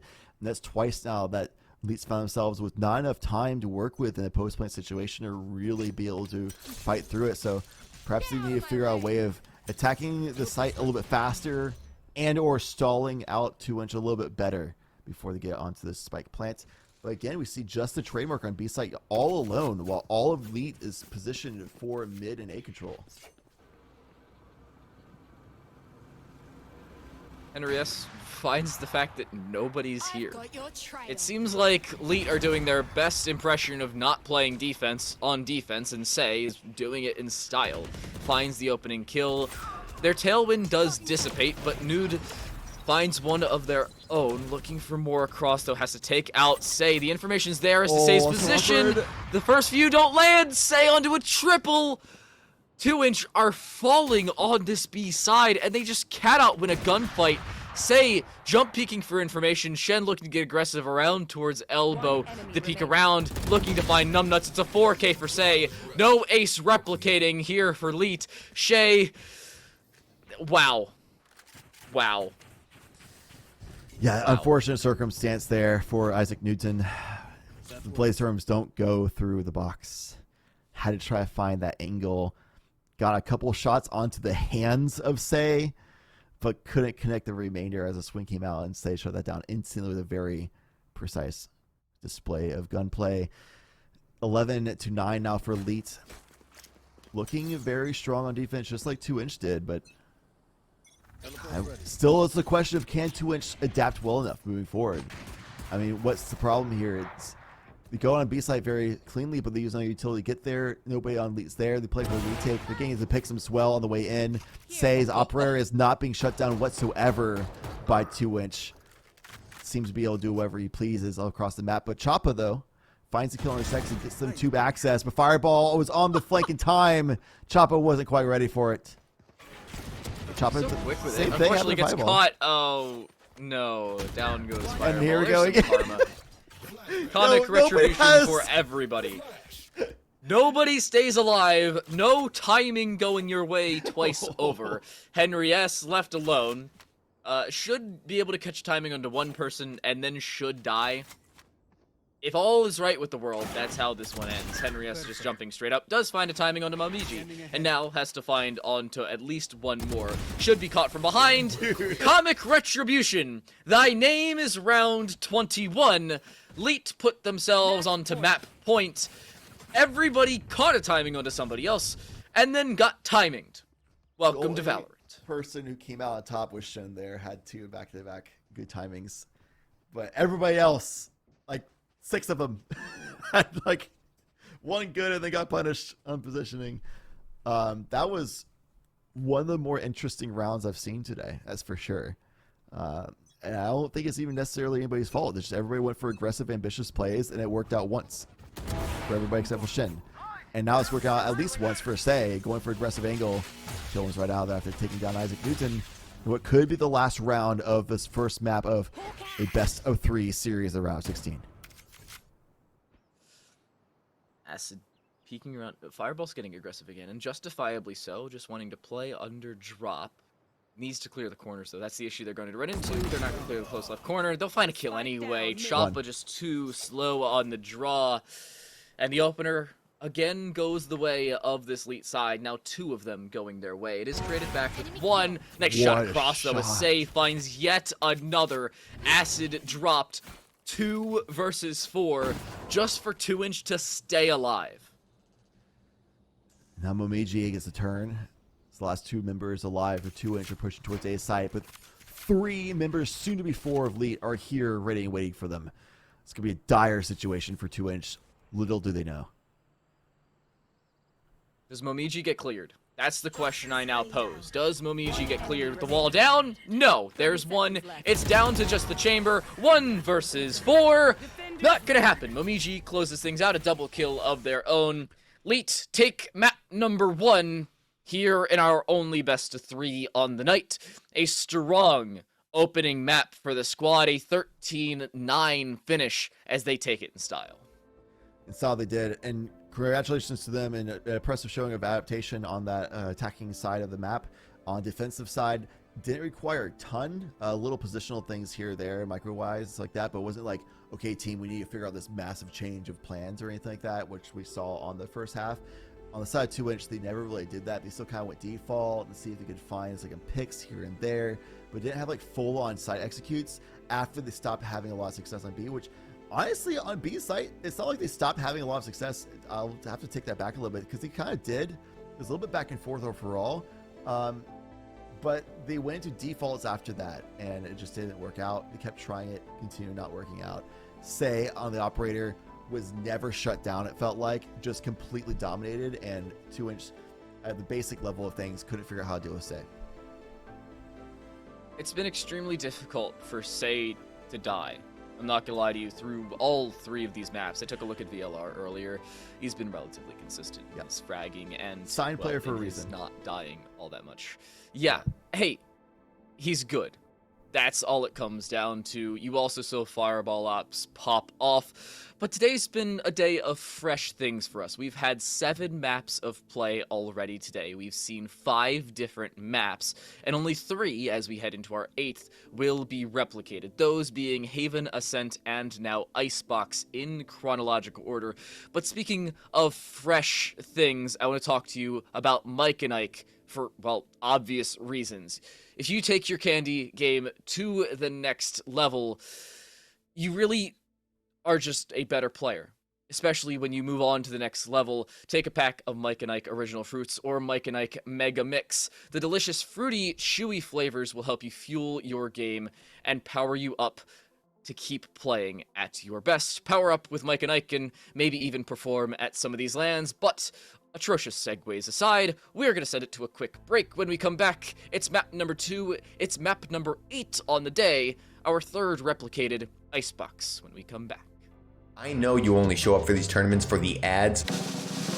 I recently partnered with DigitalOcean to help spread the word on their amazing software. I think you mean their amazing web-based cloud computing services. Okay, if you're a developer, then you know how incredibly hard it can be to get started. Not true. DigitalOcean made their UI so simple you can start developing right away. Plus, they give you full access to their human support staff. Easy to start, human support staff. Don't forget, really transparent and affordable pricing. Okay, let's keep the tournament going.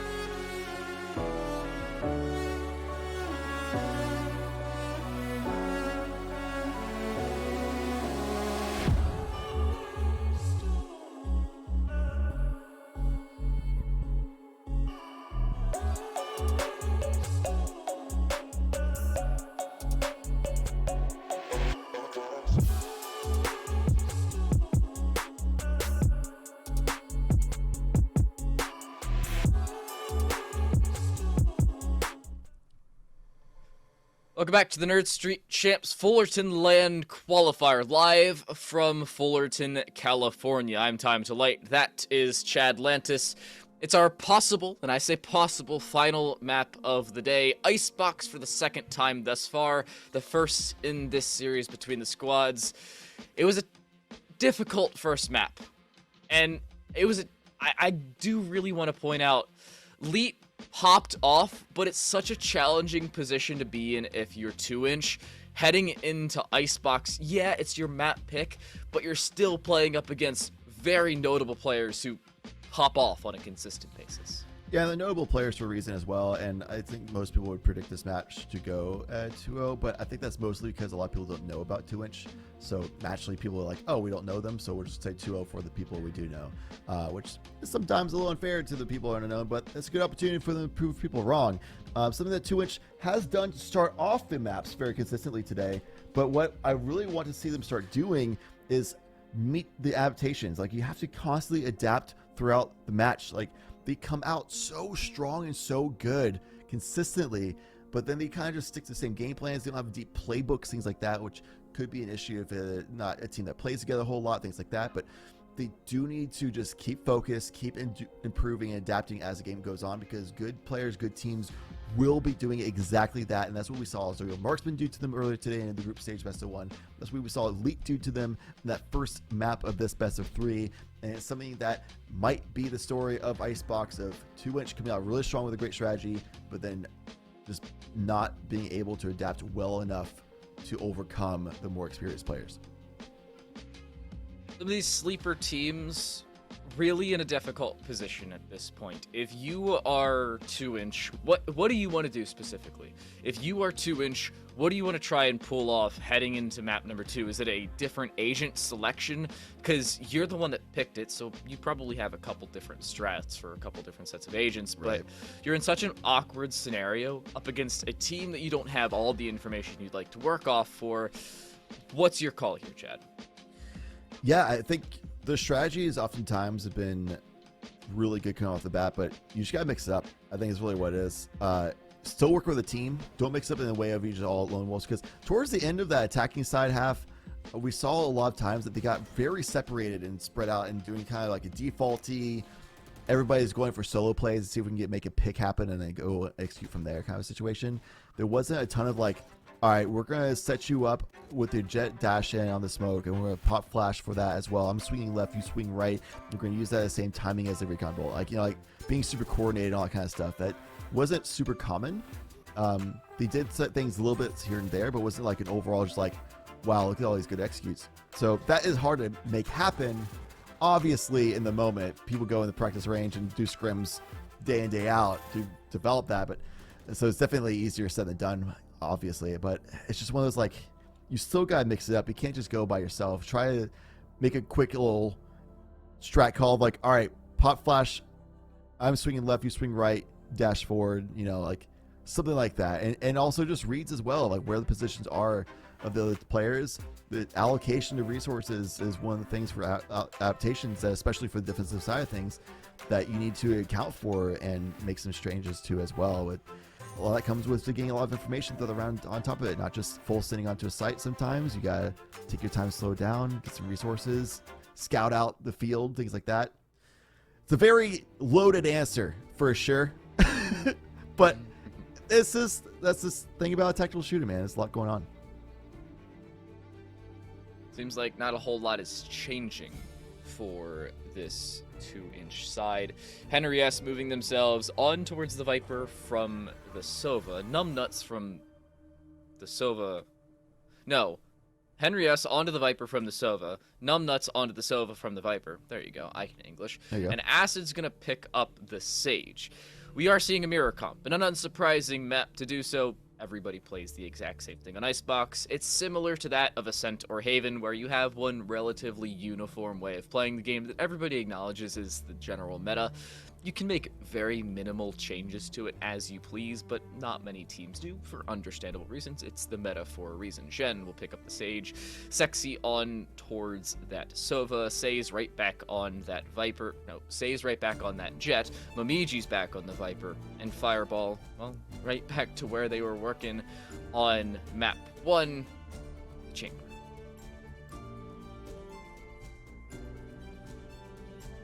Going to Icebox, another map that is really good for the Jet Chamber play, so not surprised to see those be picked up.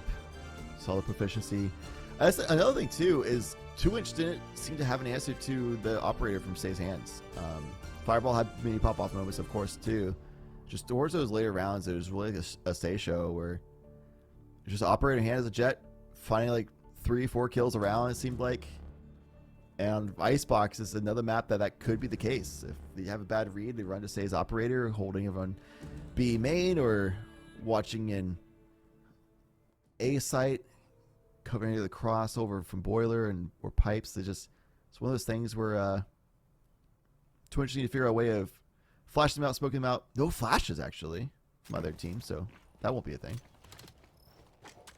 No, I like when there's no flashes, because I mainly hate when I play up against flashes. That's the only reason. That's my only notion there.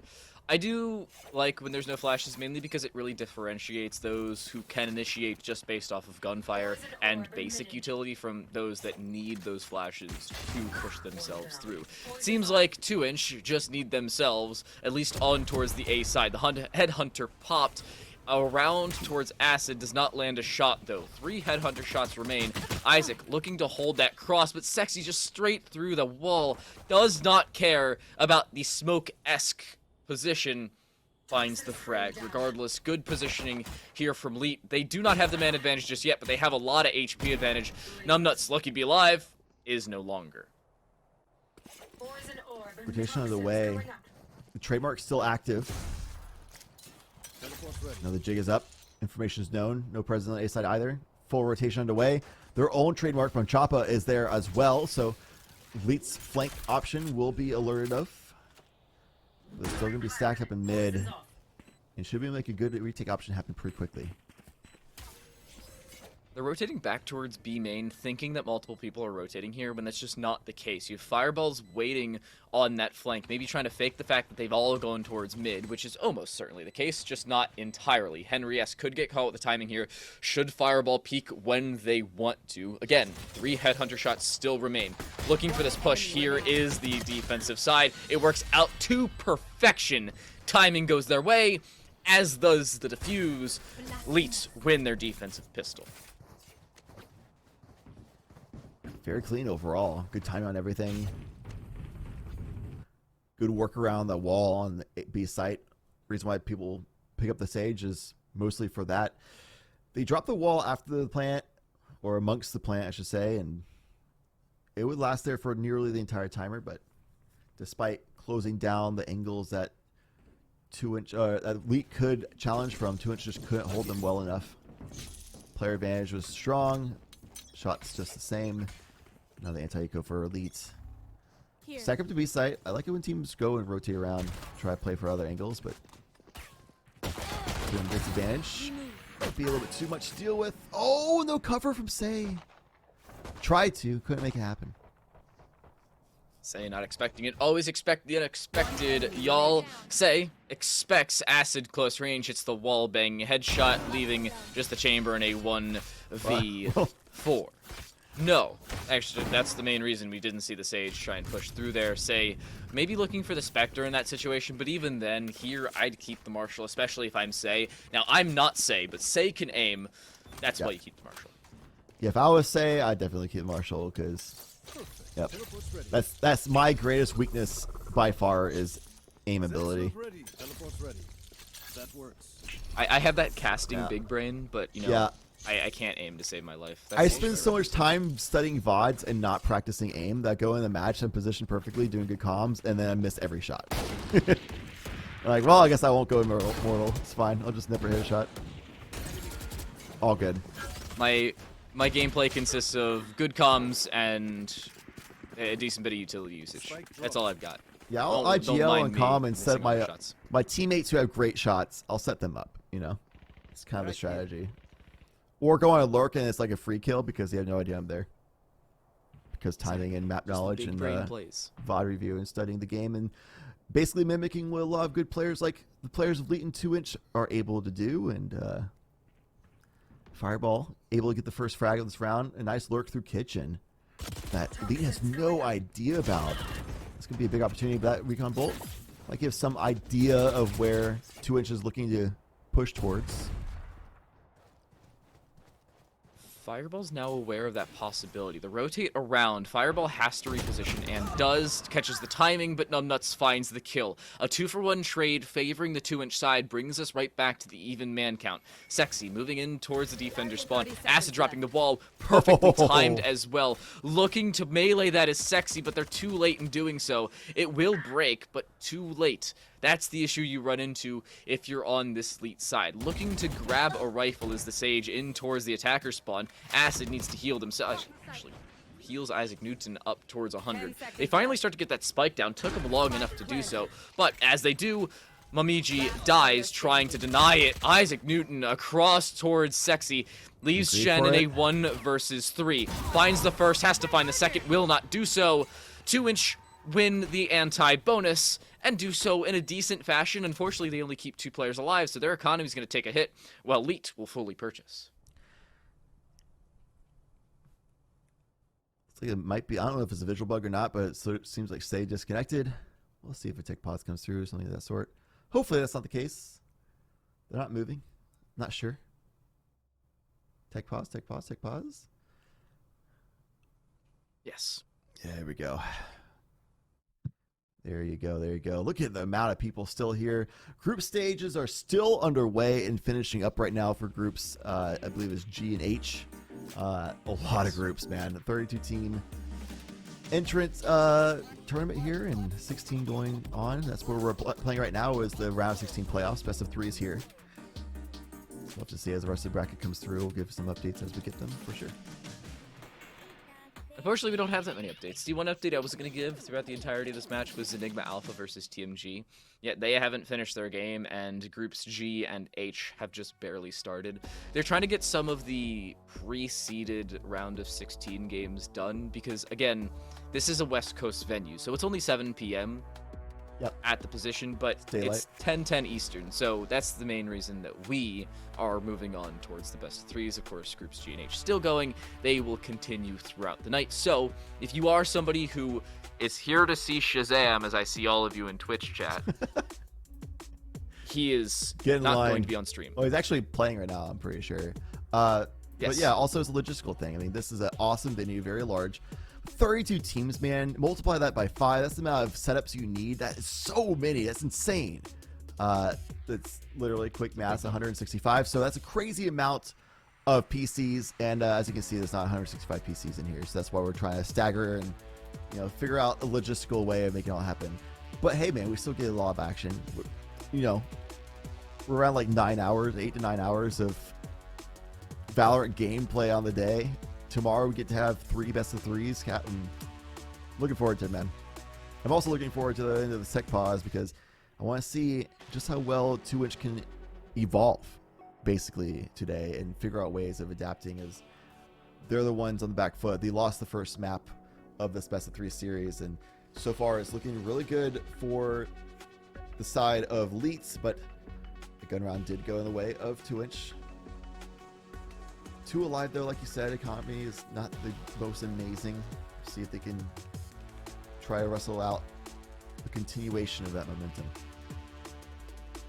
Continuing with that logistical question, or logistical conversation, I suppose. For all of you who are just joining us, here's the general format of the Fullerton LAN. We have 32 teams coming into the LAN. Of course, some have already left. We have 11 qualified teams and 11 teams that have been sent home in tandem. Now, the issue remains there are still 2 groups to play. It's 8 groups of 4 teams, double elimination, GSLs. You can Google what a GSL group is if you please. Usually it's used in tournaments just like this to get teams to qualify. Basically, double elimination. The top 2 move on. You have an upper and lower decider. That determines who moves on to the playoffs. Both of these teams have played in said deciders, one of them making it through the uppers. That was Leet up against Nixie's Breath. 2inch moved on up against the Apollo Esports Kitten Wranglers, if I remember their name correctly. Yes, that was their name, Kitten Wranglers. Oh, yeah. No, I did not read that incorrectly. Outstanding name. Unfortunately, they were not able to move on to the playoffs. That's our current teams playing up against one another. Yep. Other notable teams moving on: Zero Marksman Black, you saw Nixie's Breath, who ended up losing to Leet, Tone Gaming, who dropped Rank G themselves, Illusion, who we saw in our previous game, no, 2 games prior, 2Tap, Rat Turtle Squad, Hawk Bold, who I think are amazing, Hawk Bald, who I think are amazing, and then the E-Daters, as they should. They 15-13 Zenigma Alpha, who we saw in one of our games up against Fun Size Maniacs. That was a 13-10 win for Zenigma Alpha, and over top of Zenigma Alpha, E-Daters won 15-13 to send themselves as one of those top seeds, moving on to our round of 16 playoffs. Of course, again, for all of you who are just joining us in the middle of this conversation, Group G and H will happen off stream. Keep an eye on vlr.gg/event/1020 and, type out Nerd Street Gamers and all that fun stuff, or do !bracket. But we're having some tech issues, and I have some unfortunate news. They will continue. Unfortunately, we cannot. We're going to send it to a break. When we come back, the continuation of Icebox here in the best of 3. Leet attempt to move on, and in that same right, you're trying to have them turn things back. We'll see you in a little bit.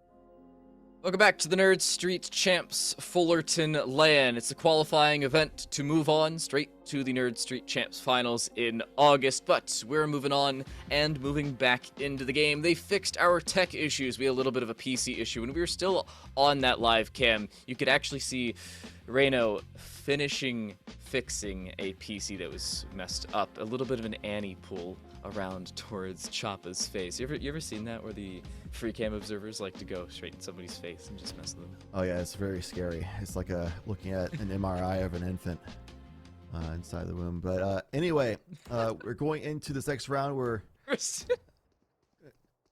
what? I saw that on Twitter earlier. I showed it to my dad, and he lost his mind. He looked at it for a second, trying to figure out what it was.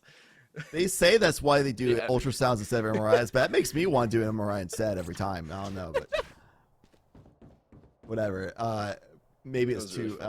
Anyway, Elite has the round lead and the canonical lead, as you can see Say getting operator in hand. This is a big point that 2inch couldn't deal with effectively on Breeze, and we'll have to see if they can do just that on Icebox pretty much right away. And I believe I have actually been Say's PC that was needing to be repaired, and looks like we're glad it happened, because we're going to see a 6-shot just like that immediately as this game goes back from the pause. Now, I'm no expert, but I'm pretty sure PC worky now. Shout out to Reno, by the way, who is one of our outstanding admins, helping us sub out the PC. Pit stop crew on site here for Nerd Street. Shen swinging and looking at a little bit of a, well, swing crew. I don't know. I don't have a reference for that one, unfortunately. Hey, man. Can't all be bangers. They just get desensitized. It's not as exciting when they hit. Just like it's exciting that Choppa hit those shots on the sexy. And 2inch keeps themselves a little bit in contention for this game, but Momiji shuts that down immediately. ×2. Could it be 3? And indeed, it is. Shutting down Acid in the pool of Acid. Fitting. As such, Leet up 3-1. It's an outstanding showing from Leet again, notably Momiji, who cannot be killed. 4-1 thus far in this map, was popping off back on Breeze as well. Everybody on Leet's looking very good. Lineups being prepped. That was from spawn around towards B, just so you don't have to rotate that way, and you could still set up over towards A. Nice little bit of efficiency by Momiji, by the way. But Leet, if they don't lose this round, you're looking at 2inch falling further behind than they can afford, and in a place where you have a map disadvantage and you're already losing in terms of rounds, you really cannot afford that. A 1-for-1 trade balances out, if I do say so myself. That one does not, as Newton drops.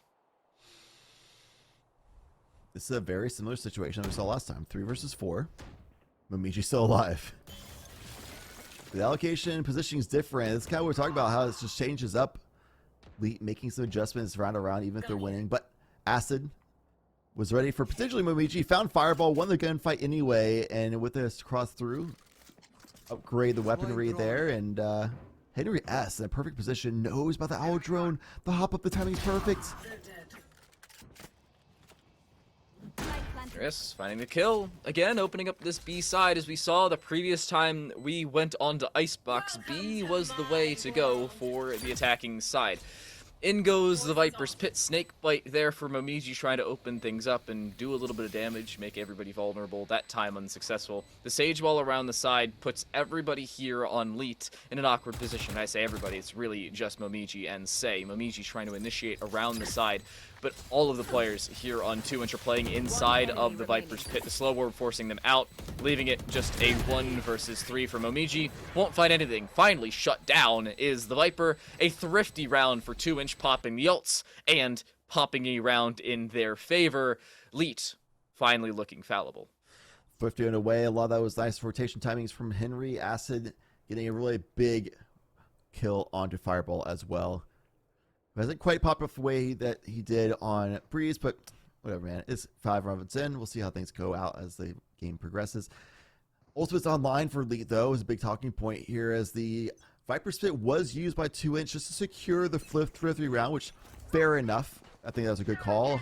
Viper Spit now dropped for A site. Allocating resources is Elite towards mid, mostly, with that wall being dropped as well. Just locking down control and a lot of pressure being on Fireball's gun skill, whereas been utility to support the rest of the team elsewhere. Momiji is an awkward position to be in. The judge is good for the Viper's pit, but you have to find either the body shots or the close range headshots and make sure you don't get timing. A main's a good place to hold that down. Fireball looks for the headshot, doesn't get it, and understands, well, why take the gunfight? Oh, okay, never mind. Apparently doesn't understand that, and dies. So yeah, that was basically the weak point of the defensive line for Elite, and 2inch found it. It's a good job by them. Not weak point because of Fireball skill, but weak point because the utility wasn't quite there, and they found the kill. Numbnuts, though, doing exactly the same thing over towards mid, so a lot of this pressure points being lost from Elite. 2inch pushing through. Momiji with amazing timing, might be able to catch them by surprise. The Aldrin goes over. Oh, Chopper does. Nice caught. Had the sense of it. The shock dart does not land. That should be the round. It is a 2 versus 5, and yes, Say has the Blade Storm out, but oh, misses. And now Sexy's left alone. It is a Sheriff, so the one-shot headshot potential is there, but you have to have bullets in the weapon in order to shoot and hit said one-shot headshots. They don't. We're tied. 2inch bring it back and bring us right back to even. But I'm getting a little bit of deja vu back from Breeze because 2inch lost 2 rounds in a row, brought 5 back the other way, and then Elite relatively ran away with the game from there. Does that happen again just with 3 rounds to open things up? We'll see if not in a row. You know, if Elite loses this one, and maybe losing is another, and then takes time out, we'll see if that would be that tale of a repeat scenario. But right now, tied up. Night Say still finding success with the operator in hand. Was able to buy it back up this round. And Fireball will be ready for this. No, he will not. So Choppa, though, evens the playing field. That's a tuck screen being dropped for B site. That's the execution underway. And a lot of pressure on Momiji's shoulders to hold off the line until the rest of the team can rotate through. That Viper's always such a well-placed position for it to be put. Momiji does force them around, forces Choppa into a precarious position, and Shen finding Isaac Newton jumping for joy because of that kill, and now leaving it to a 2 versus 4. Say continuing to get aggressive. Again, they are shut down because of it. Finally, we're seeing both Say and Fireball shut down because of a little bit of over-aggression. Henry S. close range. Momiji's trying to get aggressive. Hits the shot regardless. What is that flick? We weren't even on his POV. We still saw it. That's absolutely insane. Now leaving Numbnuts in a 1v3. 2inch. This is not a position you want yourself to be in. He's getting baited by gunfire. Shen's on the flank. Free kill, and it's Momiji to get the kill because, you know, why me, right? So, I don't think it's that much of a tilter because I don't think they knew how much of a flick last second, like, not even a full second. A full second they'd be dead. Like, last 10th of a second tops. That was so close for Momiji to get that kill. We saw that through the X-ray, and we're like, what the heck? I'd be tilted, but for all they know, it might have just been right on the angle. But still, keeping the round lead. Hunter's Fury available for 2inch, though. Could be a nice pressure option to be able to get the rest of the team on the site. Say, though, taking a very aggressive angle, which they have been doing very consistently. Got them killed last round, but overall, they're up on the KD for doing exactly that kind of play style. Momiji on his timing for Henry S. doesn't want to push through the poison cloud. Wisely so, in my opinion. Yeah, Choppa beats out Say, though. Perhaps that's their answer to Say's operators. Get one of our own and beat them to it. Anything you can do, I can do better. I can do anything a little bit more efficient than you, I think. Say, maybe topped for the first time thus far. It's a decent shock dart. Does a little bit of damage, not as much as they would like. But you're still looking at 2inch who have a decent bit of control towards the A side. They've yet to cross the border of that ball. Shen in the back corner behind B1 needs to find more and is unsuccessful in doing so. The 1-for-1 trade is there. Sexy can try and find something, but the wallbangs just are not there. A good snake bite does almost 75 damage, if not more, across. and Momiji trying to put that through and continue to do so. The Sage being down means no heals are available here for 2inch, and Leet can just aggress, but they also lack said heals. Both teams missing that resurrection they'd like in so dearly of a fashion. Momiji dropping Henriess, who was already low, looking to deny the push straight through. Isaac wants to, but Momiji does it themselves. In goes the Hunter's Fury. The fake, though, is there. Numbnuts, in goes the Hunter's Fury, onto absolutely nothing. It's now a 1 versus 3. The Shock Dart, it's too late. There's not enough HP being done. That should do it. Leet win it. On a retake, no less. Momiji with a 3K to boot. 2 rounds in a row, Momiji has this insane reaction speed flick to the head. Close quarters, just like that. It happened 2 rounds ago on B site near the screen, and just now happened again over to Isaac Newton across the toxic screen. That's insane. Like, if that player is on fire, your controller player is popping off, hitting crazy flicks like that, and that's the person who's like more of the anchor for the team, that's fantastic. That's fantastic for Elite. Something that 2I's got to deal with. We figure out how to deal with, say, a little bit was just operator versus operator, and then we just went out that maybe half the time. That should be good enough, but now they got to figure out how to deal with Momiji hitting crazy shots. No flashes to do so. Isaac tries to match Wow. it, is unsuccessful in doing so. Numbnuts, oh my goodness, Shens! The balls on this man to drop Numbnuts! I cannot believe it! There's no way he finds a double there! He backs away, gets the res. He's nuts. I'm sorry, he's numb. Yep. I've run out of adjectives. Yep. I'm starting to use player names. Amen. You will not It was that exciting of a moment. A resurrection of their own, and Choppa answers right back. Stay goes down for the second time in the round. Who's, after having very fiery end to Breeze and a great start to Icebox's cooldown just a bit, it seems. The rest of the seems to be pretty well on form, especially Shin and Momiji thus far, the 2 Oni players coming into the squad. Henry S. Another great lurk timing, but Sexy was aware of it. Great situational awareness and presence of mind. Shen's repositioning in towards this close angle. Sexy onto their second. Choppa with one of their own, but leaves Shen now in a 1 versus 1 on the site proper. A 4K for Shen. Of the 6 players alive throughout the round, one of them twice, obviously. And Leet double the lead of 2inch, double the round count of 2inch, and extend their lead to 3. You're looking at a very strong opening to this, and I really cannot believe the consistency we're seeing out of Leet through this map, through what we saw back on Breeze. They will not stop. They definitely will not, and we can see on the screens there. In the bottom middle of the screen is actually, I believe, to be the Leet squad as Fireball and say things like that. It's where they were getting the PC issues adjusted and fixed earlier on. I believe that's Jorge looking to help out there. 1 green tea. Some more PC issues. Yeah, that's the 1 green tea for all of you unfamiliar. It seems like they are going to filter out a PC. We have had some tech issues throughout the day, so they're going to filter out the PC, and I believe we are going to take a little bit of a break. Wait, maybe not. They're relatively quick with this. That's Reno, by the way, trying to lift that one up and over. Quick pit stop crew again here at Nerd Street. Look how efficient they are. It's outstanding to see. It's literally like a pit crew. Tire off, tire on. Get those wires They're prepping plugged for in. F1 next week. Yeah, there you go. Some iRacing, Nerd Street iRacing. Are they starting that up? Honestly, I would cast that. Hey Boone, if you want to start up Nerd Street iRacing or just F1, I'm in. They will start to filter things out though, quickly putting things through. I do like the speed about this. It's nice to see that we have the full staff in the background. Shout out to our full staff in the background, whether it be our observers, Raven and Sappho, our production squad, which is Will, First Night, and as you can see, everybody helping out the background. But we're still having some of those tech issues. We're going to get everything rebooted. When we come back, I think Icebox should finish this time around, barring any more tech issues. We'll see in a bit.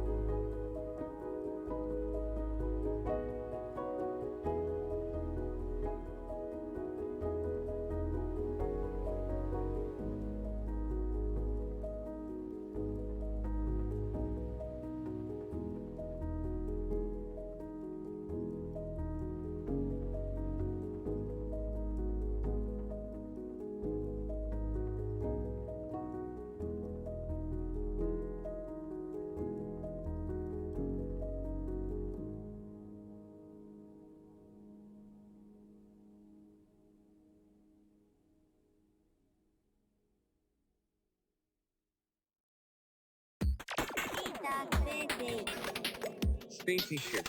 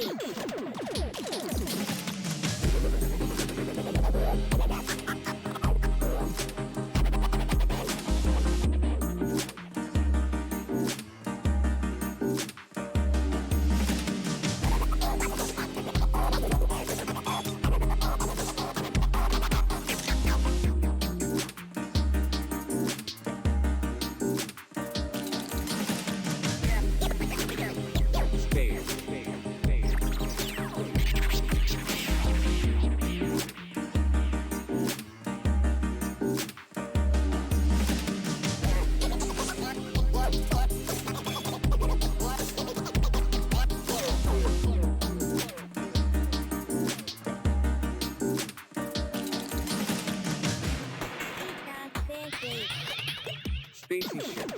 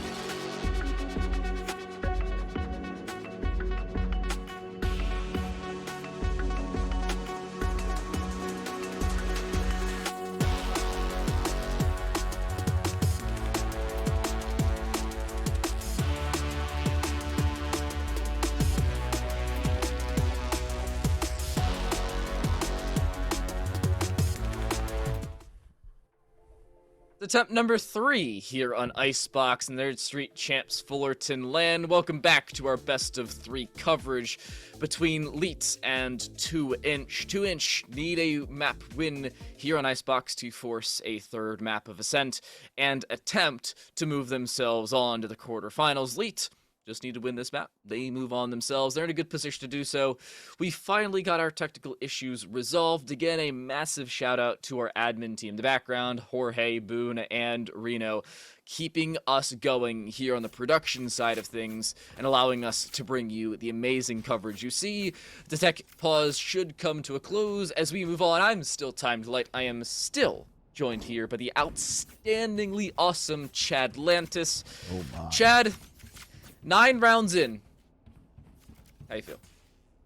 Feeling pretty good, man. I'm feeling like it's about time to wrap up the night on this last best of 3, but I'm down for another map. That's for sure. I wonder if 2inch will be able to bring us there, as they have been falling behind overall. Say, having some PC issues. I believe it says rig, but overall still performing really well. So shout out to them for being able to do so. Tour de Force being popped by 2inch. Fireball was not accounted for. Gets the frag on the spike holder of Acid. And stalls off this approach, certainly. Good positioning from Fireball, drops the spike, and takes some time off the clock, allowing this wall to, well, go down a little bit earlier in comparison to the spike timing, which has been retrieved, yet not planted. That's the issue you're going to see here for 2inch. Henrius has been caught with the timing, though. The swing across, down they go. Say finds that timing and converts off of it. Leet in a great position. The dink across onto Choppa, who's on 10 HP. Mamiji looking for that kill. Choppa does end up falling. Is Isaac Newton in a 1v5? No. Flawless for Leet as they continue their reign of dominance, even with tech issues. Completely cornered there. Just 2inch just slipping a little bit on the cleanliness there. Didn't quite fully clear out yellow and didn't check for if Fireball would be holding off that angle. And with the rendezvous, was able to get out just fine with Fireball after they gained that first frag. And from there, I love seeing that Shinsei push out from A, getting that angle that cornered those last two members of 2inch as well, as we were getting frags, so they're all on the way into that situation too. So fantastic round from Lee all the way through, and 2inch, it all started with a little bit of a sloppy gameplay and still doing so, not expecting and reacting to the timing of these members of Lead, but they're answering back. In fact, we actually got the edge on this round. There's only one member left alive, as Momiji, who's been on form for this map, but will be form strong enough to be able to win out of a 1v3 situation post-plant. Looking for the head of Isaac Newton. Does not find the head, but finds the kill regardless. So if they find another, they can pop the Viper's Pit, but needs to find a kill. Choppa's on a flank in through mid, trying to catch a timing, but it could go against them. The close angle held by Acid across towards heaven, finds the frag required. Momiji's dead. 2inch win their fourth on the map, heading us into our final before the half split. It took them a little while for 2inch to bring a round back, but with Fireball popping their ult, almost certainly you're going to see Say pop one of their own as well. Leet have a lot to work with here on the defensive side, including the Viper's Pit and the Resurrection, should they need to use it. Yeah, overall, very dominant half. They have plenty of money to work with here for this final round. And we haven't seen the Resurrection yet. Not really. So definitely a round that's in favor of Elite's utility-wise, economically. Fighters already on the way, but didn't work out for Elite last time. It's go so far so good for them though. Luigi gets the first. Still playing inside of their Viper's Pit that they correctly decided to use over towards the Say side. Unfortunately, 2inch decided, let's continue to push straight into it. This time, Momiji does not have the judge, and aptly so, is gaining a lot of control because of it. Not a good position for 2inch to push into, and an awkward spot for Momiji to stay in, trying to catch a timing. Sexy, the shot across. Henrius is dropped. They do finally drop Momiji. Down goes that Viper's Pit, but down goes Choppa. It's down to Acid. Not gonna happen. Leet pick up their 8th on the defensive side, and a strong showing by Leet on Icebox. Fantastic whip over there by Sexy as well. It's hitting that 90-degree. Finished on the first frag, whips over from the second, the final onto Acid, and finishes that half strong. Sexy, a player who hasn't had any, like, not a lot, I shouldn't say any, but not a lot of, like, insane pop-off moments, but has been a very consistent member of this team, reliable, which is exactly what you want to see from a Sova player, sitting up with the utility usage, getting a lot of information for the squad, and always being there consistent for them to trust. And now, going into this next half, it's Lee, who had a very successful string of rounds on attack for the offensive side of things on Breeze. Well, that's all they really need for this time around. It's just 5 to close out the series. I'm favoring Leet here. I really do not like 2inch's chance, and it is the defensive side, which traditionally is kind of favored, but not as much as requiring an 8-4 or 9-3 split up against Leet. Because it's Leet. Need I say more? Yes, that's a fair call.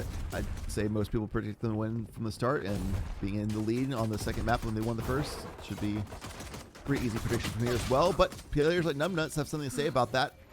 getting a frag of their own, showing through. Isaac Newton, I don't know if he can quite spit through that, if they stall themselves. It's hard to tell in that angle, but what is easy to tell is they're not going to have a chance to this round because Sexy puts them down right away. That spike was being planted. A little bit of morale boosting in the actions of the players there as Momiji continues boosting morale even further by finding a frag of their own. Shen getting that chamber weak, firing off a crossfire with Say, and it's all down to Choppa to have a chance on this round, but that chance quickly went away. Shen finds the final frag. It's 9-4 for Elite. If they win this, I think game's over. I'm not gonna lie to you. Not this round, the next round. Sorry, let me be a little bit more specific considering. But are they gonna buy a little bit? Wow, look at the decision on Elite. They're buying for this and next. An awkward position to be in if you are on the Elite side. Regardless of the outcome of this round, they'll be stuck on max about 3,000, 3,200 credits depending on the player. But you're in an awkward spot as a squad. Henry S is looking to get aggressive. They're walking straight into this. Right click lands, but does not get the kill. Choppa does across onto Momiji. That should be a rifle retrieved. It's a Spectre retrieved, not the Bulldog nor the Vandal. An awkward position for them. And it feels bad Vandal into Choppa.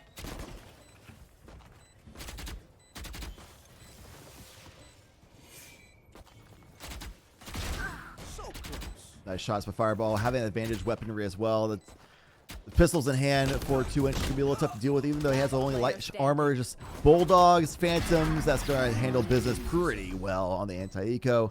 That's exactly what happens. A very straightforward round, all things considered. Nothing too fancy to analyze. It's just move forward and see what we got for the next one. Moving up. So ultimates are pretty spread across the way. And, yeah, nobody's even close to like one of those power points. An ultimate ability come online. Everybody's kind of like halfway to the point. Buy up for 2-inch, and it's like you said, kind of buying for this round was Elite, but they're still kind of playing for the next because they have a lot of breathing room. There's no reason to do a crazy gamble, destroy the economy, give 2 rounds away to 2-inch instead of just one. Those kinds of situations. I still have to favor Elite in this round. Yeah, they've had the overall disadvantage when they have the weapon disadvantage, but they gained a decent bit of control. The Viper's Orb in a good position. Whoa. That's an odd. Hold the phone. What was that crosshair? Whenever we go back to that, I'm addressing that again. I want to refer Isaac to that. Newton. What is this? Isaac Newton. It's a bandage of an anime. There's no way we haven't seen this crosshair yet. We've seen Isaac Newton before. Definitely just changed to it, 100%. He had. Will to, they even he did it during see check pause. Fireball if he go around the corner? Like, will the player character even be on the screen? I don't think so. I really don't. That's a vertical position being held. Oh no, Henry's aware of it. That should be his kill. Nice shot from Say, plural at that. Sexy swinging on towards Choppa. And oh my goodness, Fireball catches the timing to end all timings, swinging as soon as he turns. That is Valorant. Welcome to first-person shooters, unfortunately, ladies and gentlemen. Fireball dropping numbnuts. It's down to a 1 versus 2. He's just waiting in the vertical position. Acid should die here every day of the week. If Acid wins this gunfight, I'm going to lose my mind. There's no way he should. Fireball is just waiting up above. The spike will go down. It should bait out the rotation, and Acid will die. 3K for Fireball. Elite onto 11. Literally a checkmate positioning from Fireball. As would have to have the awareness of the gods. Literally the eye of the All-Father there to actually have an understanding of where Fireball possibly could be. So yeah, great call, great position, great shots, great timing, great sixth sense by Fireball and the rest of Elite so far this whole entire map. Overall, I mean, 11-4 on the score line. They won out their bonus as well, destroying the economy of 2-inch. And right now, you see the buy down to a Glass Cannon Vandal is being considered because maybe they can go into like a Bladestorm option after this, something like that. But still, I mean, this is going to be a tough round to win. It's likely going to go into a match point. Especially with Say getting that first frag. Acid just hit a headshot with a Sheriff from too far. It does 145 damage from whatever meterage and further. And Isaac does die. There goes one of those rifles. I think the only rifle they had, in all fairness. That should be the B site fallen as well. They over-rotate towards A. It's going to cost them the round. Sage wall dropped. Free spike plants. Get your free spike plants here, Elite. Only in Fullerton. Here. 11-4 is the line. 4 alive is Leet. Up against the 3 of 2 inch on the scene, and they haven't really gotten much as far as upgrades going. Still, there's pistols in hand and being tagged and sprayed down through the toxic screen is a doomed situation for NES. It's had good timing so far this series, but not this time around. Good reaction by Chapa, getting right back, but can't quite get the frag on top of that. Sexy swings through, but it says, beats him to the punch. 5 HP, still finding the frags at the end of the round. Match point, series point for Leet. They move on to the quarterfinals, assuming they pick this one up, but don't assume just yet. Isaac Newton, because of the previous Vandal buy, they'll go Glass Cannon Vandal again. Numbnuts should be able to buy armor and shields here. It depends on whether they want to try and buy utility. That's the issue you're running into if you are Numbnuts. I would opt for it, but even if you're 2-inch, you win every single round, or you win rounds continuously. You have to keep players alive in order to have that continuous win of rounds and spree of rounds.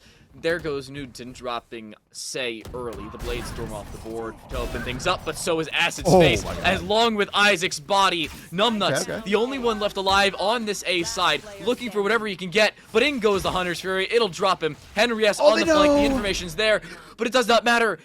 Henry S gets the kill across onto Sexy. Fireball's holding down the long angle. He finds the kill. Leet move on to the quarterfinals.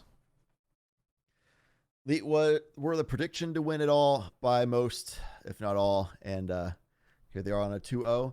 There's definitely, just like we saw against Zero Marksman Black earlier today in the group stage, there were definite rounds and moments that 2-inch looked amazing. I don't even know what's happening to my camera right now, but there's definitely moments and rounds that 2-inch looked amazing, and a lot of people should have expected them to be able to have a good support and showing from there on. The problem was that they couldn't find the adaptations needed, and teams like Zero Marksman Black, and we definitely saw from there, Leets had the edge. They made the adaptations and came out on top. It's an issue for really everybody if you have to face up against Leet, especially if you're 2-inch, who had already fallen earlier to ZMM. A team reminiscent of 2-inch, it's less of a combination of multiple fraggers that can fill multiple roles, and more, well, on the ZMM side, of a full squad that's been together for as long as I can remember in the T2/T3 Valorant scene. They've looked strong, they'll continue to look strong, especially in these events, but Leet do the same. They move on to the quarterfinals. Chad, I want to get final thoughts on this series, because that series was dominant, but not as dominant as honestly I thought. I was looking at a 13-5, 13-4. We saw it was 13-9, 13-4. Yeah, the second map definitely was. The first map, the first map is really that narrative. Just 2-inch came out really strong, really well. Which, if you see teams who are the severe underdogs on paper making like good showings, it's always at the beginning of the series because they come up with a strategy that counters a go-to strategy of the advantage, like the team that is predicted to win kind of situation. And it comes down to that more experienced team to figure out ways of adapting. And something you often see is those teams typically do. So it seemed like one of the things with 2-inch came out really strong in these series, came out really good with strategies and playstyles that countered the general go-tos of Zero Marksman Black as well as Leet here. It's just that both those more experienced teams found ways of downloading the tendencies of these players, got reads on their tempos, the playstyles, and the general macro sense. And once they got that adaptation, that downloads, they started figuring out the answer to them. They kind of just ran with it and kept staying one step ahead from them from there. Leet overall looked strong. I'm not going to take that one away from them. I expect them to do a little bit better, but they did what they needed to. A 2-0 was going to give them a decent bit of momentum going into tomorrow. Speaking of tomorrow, if you're looking for more information on tomorrow, quarters, semis, and finals in that chronological order, 3 p.m. Eastern, 12 p.m. Pacific for that. But before we send it away, we have your Mike and Ike sweet play of the day. It's from earlier, from Perk 30. It's a strong showing overall from Perk 30, but it was outstanding specifically from Zyros. It was the 1v3 to close this round out. There's a quick swing, and from behind to close out the ace clutch. There's one, there's the second. Your quick flick, and the Mike and Ike sweet play of the day. Insane spray transfer in a situation where Zyros had to clutch up. Still have no idea if they knew exactly if there was going to be 2 people there or just 1. But definitely took the aggressive positioning and caught off guard those 2 members of Illusion and did so beautifully with a fantastic flick, spray transfer, whatever you might want to call. It was, no matter what, still very sweet. Outstanding. I love it. I can throw positive adjectives at it all day, but unfortunately, I don't have all day. It's already reached late night. It's past my bedtime. I'm above the age of 18 now, so I am obligated to go to bed before midnight, unfortunately. But before we do send it away, a quick thank you and a final thank you for the night to our sponsors, Mike and Ike, along with Mavix. They're awesome. Go check them out, nerdstreet.com. They'll pop up all over your screen, along with a massive shout out to our production team, the unsung heroes of this entire broadcast, the broadcast squad, along with the admin squad running things in the background, along with my amazing co-caster, Chad. Chad, we had 8 maps in the day. Final thoughts on all of them? All of them. Every single one. All of them, all put together. It was great. Fantastic. A lot of great showings. A lot of players are very clearly very mechanically gifted. It just comes down to, we can see that a lot of players have more experience on the field in matches and lobbies. We're able to adapt and overcome more so than not. We're ready for possibilities more so they count for more things. Also, please check your corners. That'd be great. And remember that if you don't win, you learn. You don't always lose, as long as you do find ways of improving and coming out better next time. So great LAN experience for everybody who fell out and had to take a bow out of this series and the tournament so far. Come back stronger next time. It'd be great to see. Thanks, LAN. And for those who are still in it, looking forward to seeing more matches and see what they can pull off. Before we send you away, I have some last-minute information for you. You are 12 of 16 possible qualifying teams in chronological order of which they qualified. Zero Marksman, Black 2-Inch, Leet, Nixie's Breath, Tone Gaming, Rank G, Illusion, 2-Tap, Rat Turtle Squad, Hawkbald, E-Daters, and TMG. TMG ended up winning that game, by the way, up against Enigma Alpha 14-12. Enigma Alpha were 2 different OTs away from moving on to the playoffs. They were unsuccessful in doing so. Tough. A final F in chat for them, but that's going to do it here for us. A final thank you to Mike and Ike and Mavix, along with our full broadcast and admin team on site and off. They've been amazing, as have you. Thanks so much for watching. If you're looking for some more Nerd Street action, we're right back here tomorrow. Quarterfinals start at 3 p.m. Eastern, 12 p.m. Pacific. We'll see you then.